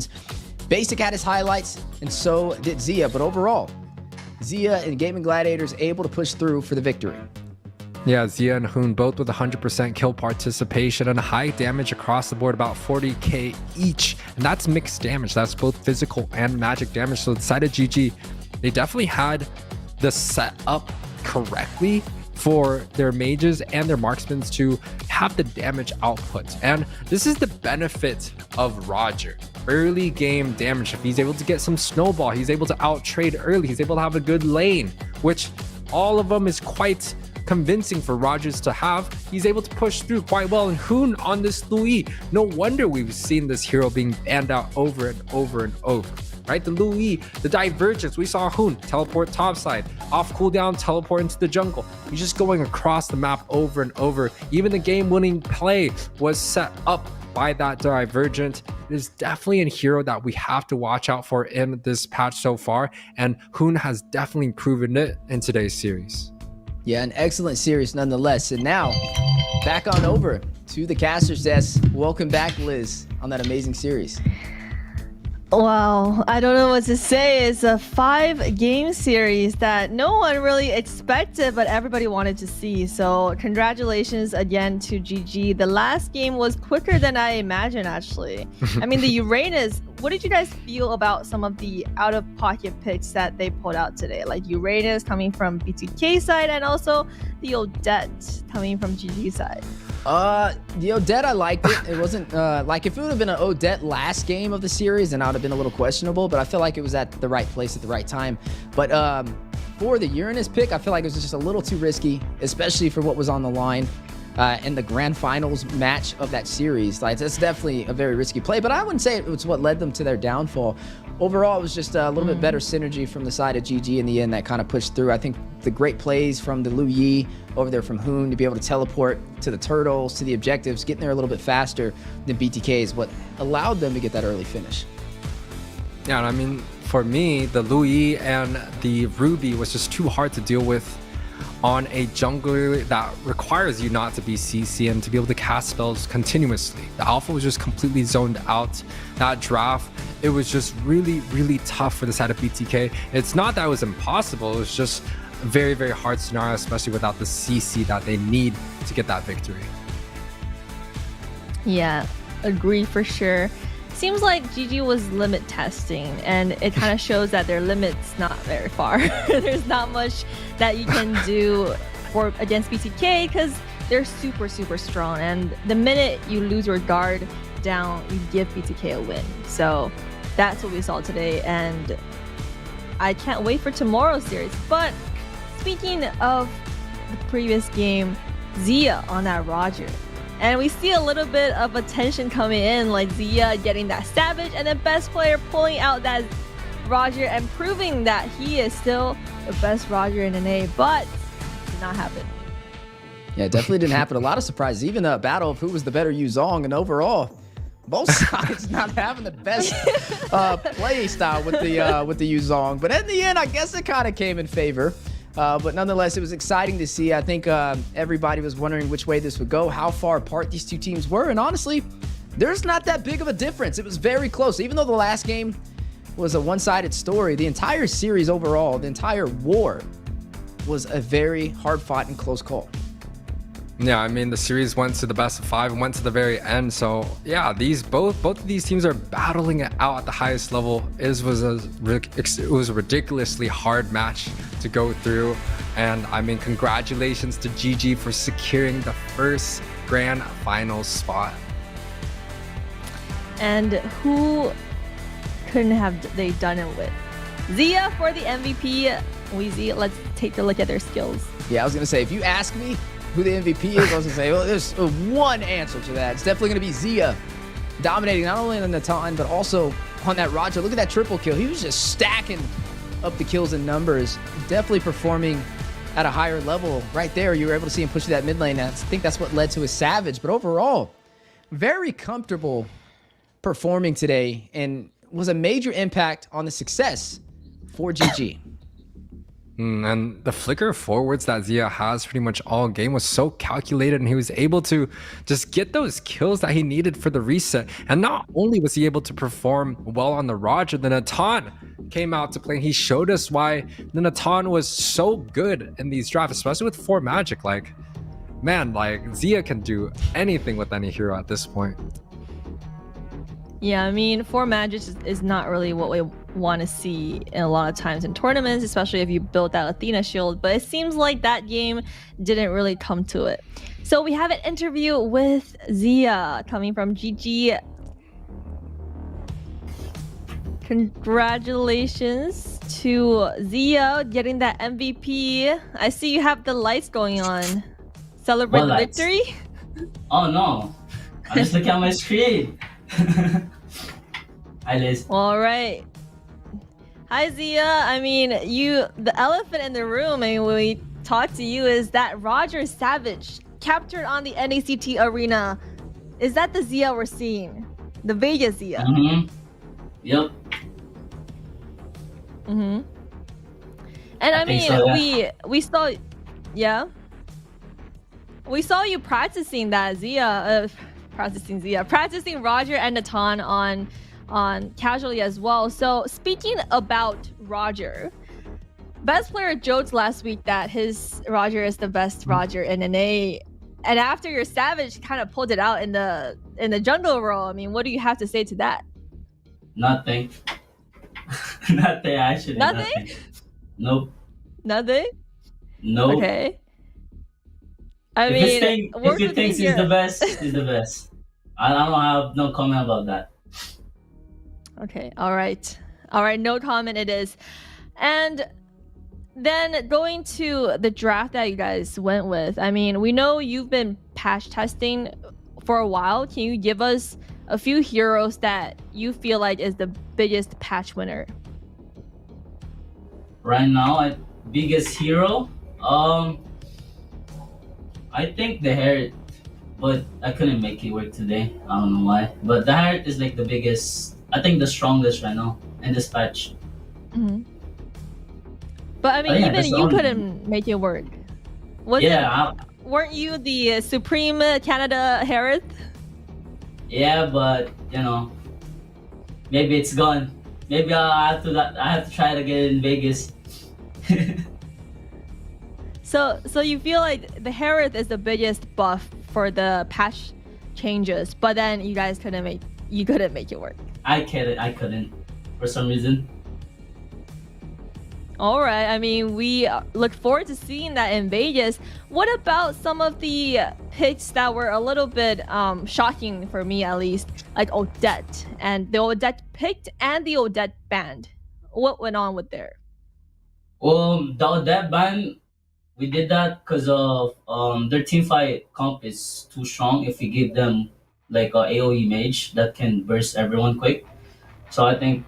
Yeah, but our pick, I think it was good, but the Angela Alpha was way too strong early.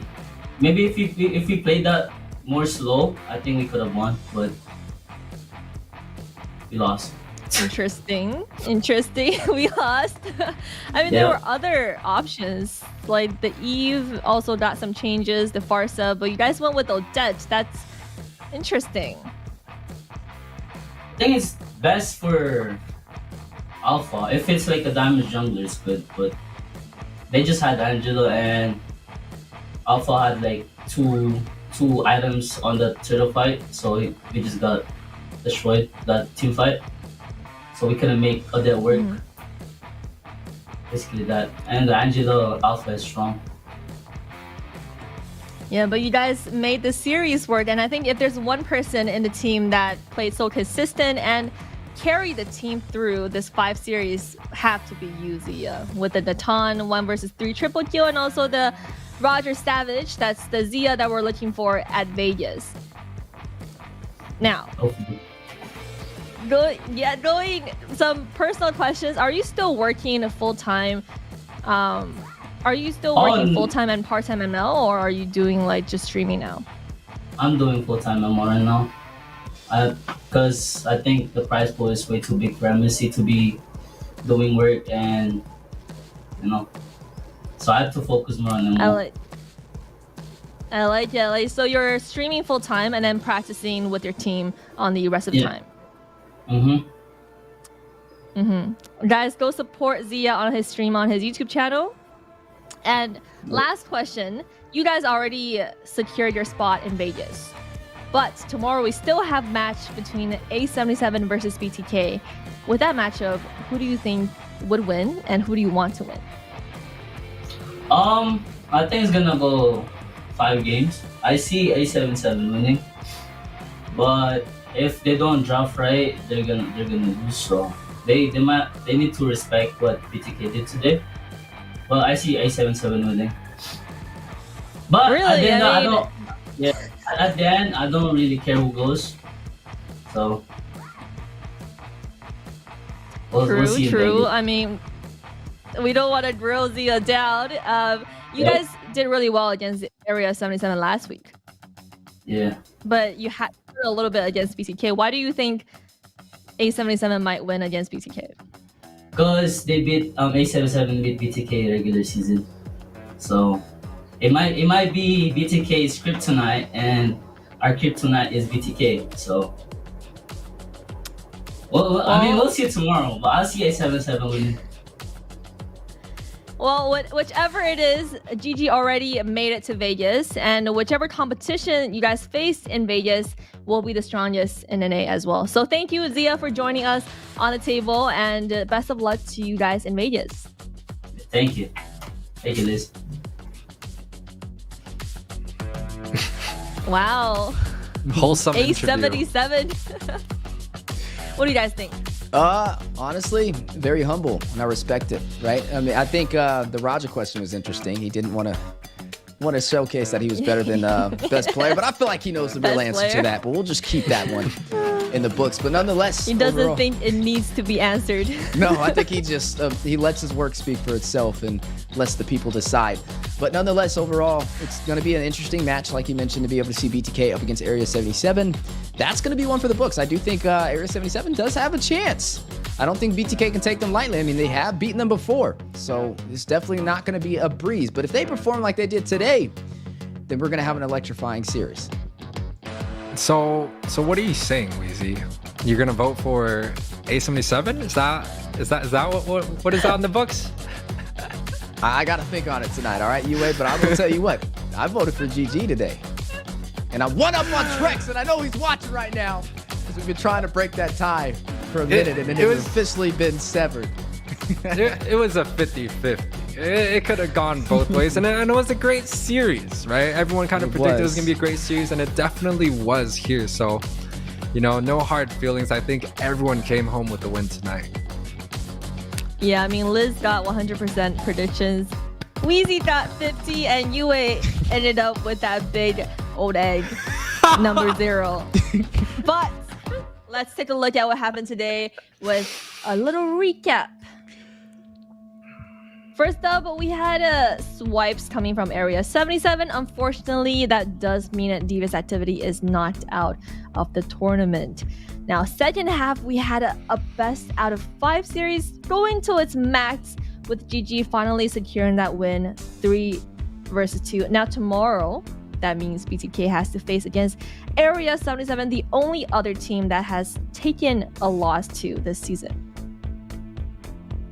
Oh, man. Now looking at the playoffs bracket, yeah, man, it's going to be explosive. GG, though, officially claiming their first seat, the one of the only seats into the grand finals. A hard-fought battle overall, but still able to maintain the best record this NACT spring season and for the playoffs. But right behind them, who will take the last remaining seat? Will it be BTK, or will it be their possible kryptonite, Area 77? I mean, both of those teams have performed quite well today, so it's going to be a very, very tough series. Just like what Zia said, it's probably going to get dragged on into the 5th game, so make sure, guys, to come out and support tomorrow. One of the biggest matches setting up for the grand finals. It's going to be quite exciting here. Yeah, and I mean, we got possibly one of the best series for the NACT spring so far. Any last words you want to say to fans. And today is our last live broadcast online this season. So any last words you want to say to all the fans for following so far? That's right, guys. It's been an amazing journey. Like Liz stated, our final day casting online for the NACT spring season, and it's been a blast. A lot of twists, a lot of turns, and my favorite, a lot of burns in the Land of Dawn. But it's been a pleasure being on the desk alongside these familiar faces, and we hope to see you guys there in the grand final, so make sure you claim your tickets. Yeah, I mean, shout outs to all the fans out there for supporting, and also the teams for coming in, the producers, the referees out there working tons ends, you know, until their back hurts. But for me, you know, this is a bittersweet thing for me. It's one of the last opportunities of the NACT, at least for the spring season. So I do want to give a shout out to my mom and dad. I know they're watching out there. It's been a pleasure being on the desk with Wheezy and also Liz. I know we got plenty of people in the background. So thank you guys all for supporting the stream. Well, that was pretty heartfelt. I gotta say, I never expected mom and dad to be watching out there. Oh, they're watching. Wow, I mean, props to you as mom and dad. And all right, I mean, I think the most bittersweet part of today is we do have to bid farewell to Devious Activity. I mean, their journey might end here for this NACT spring, but we know their spirit will continue in the upcoming matches, and everything that happened this season will be in the books in the history of the NACT. Now tomorrow, we will have the last showdown, ultimate showdown online between Area 77 versus BTK. Who will be our last contender securing their ticket to Vegas? We'll find out tomorrow.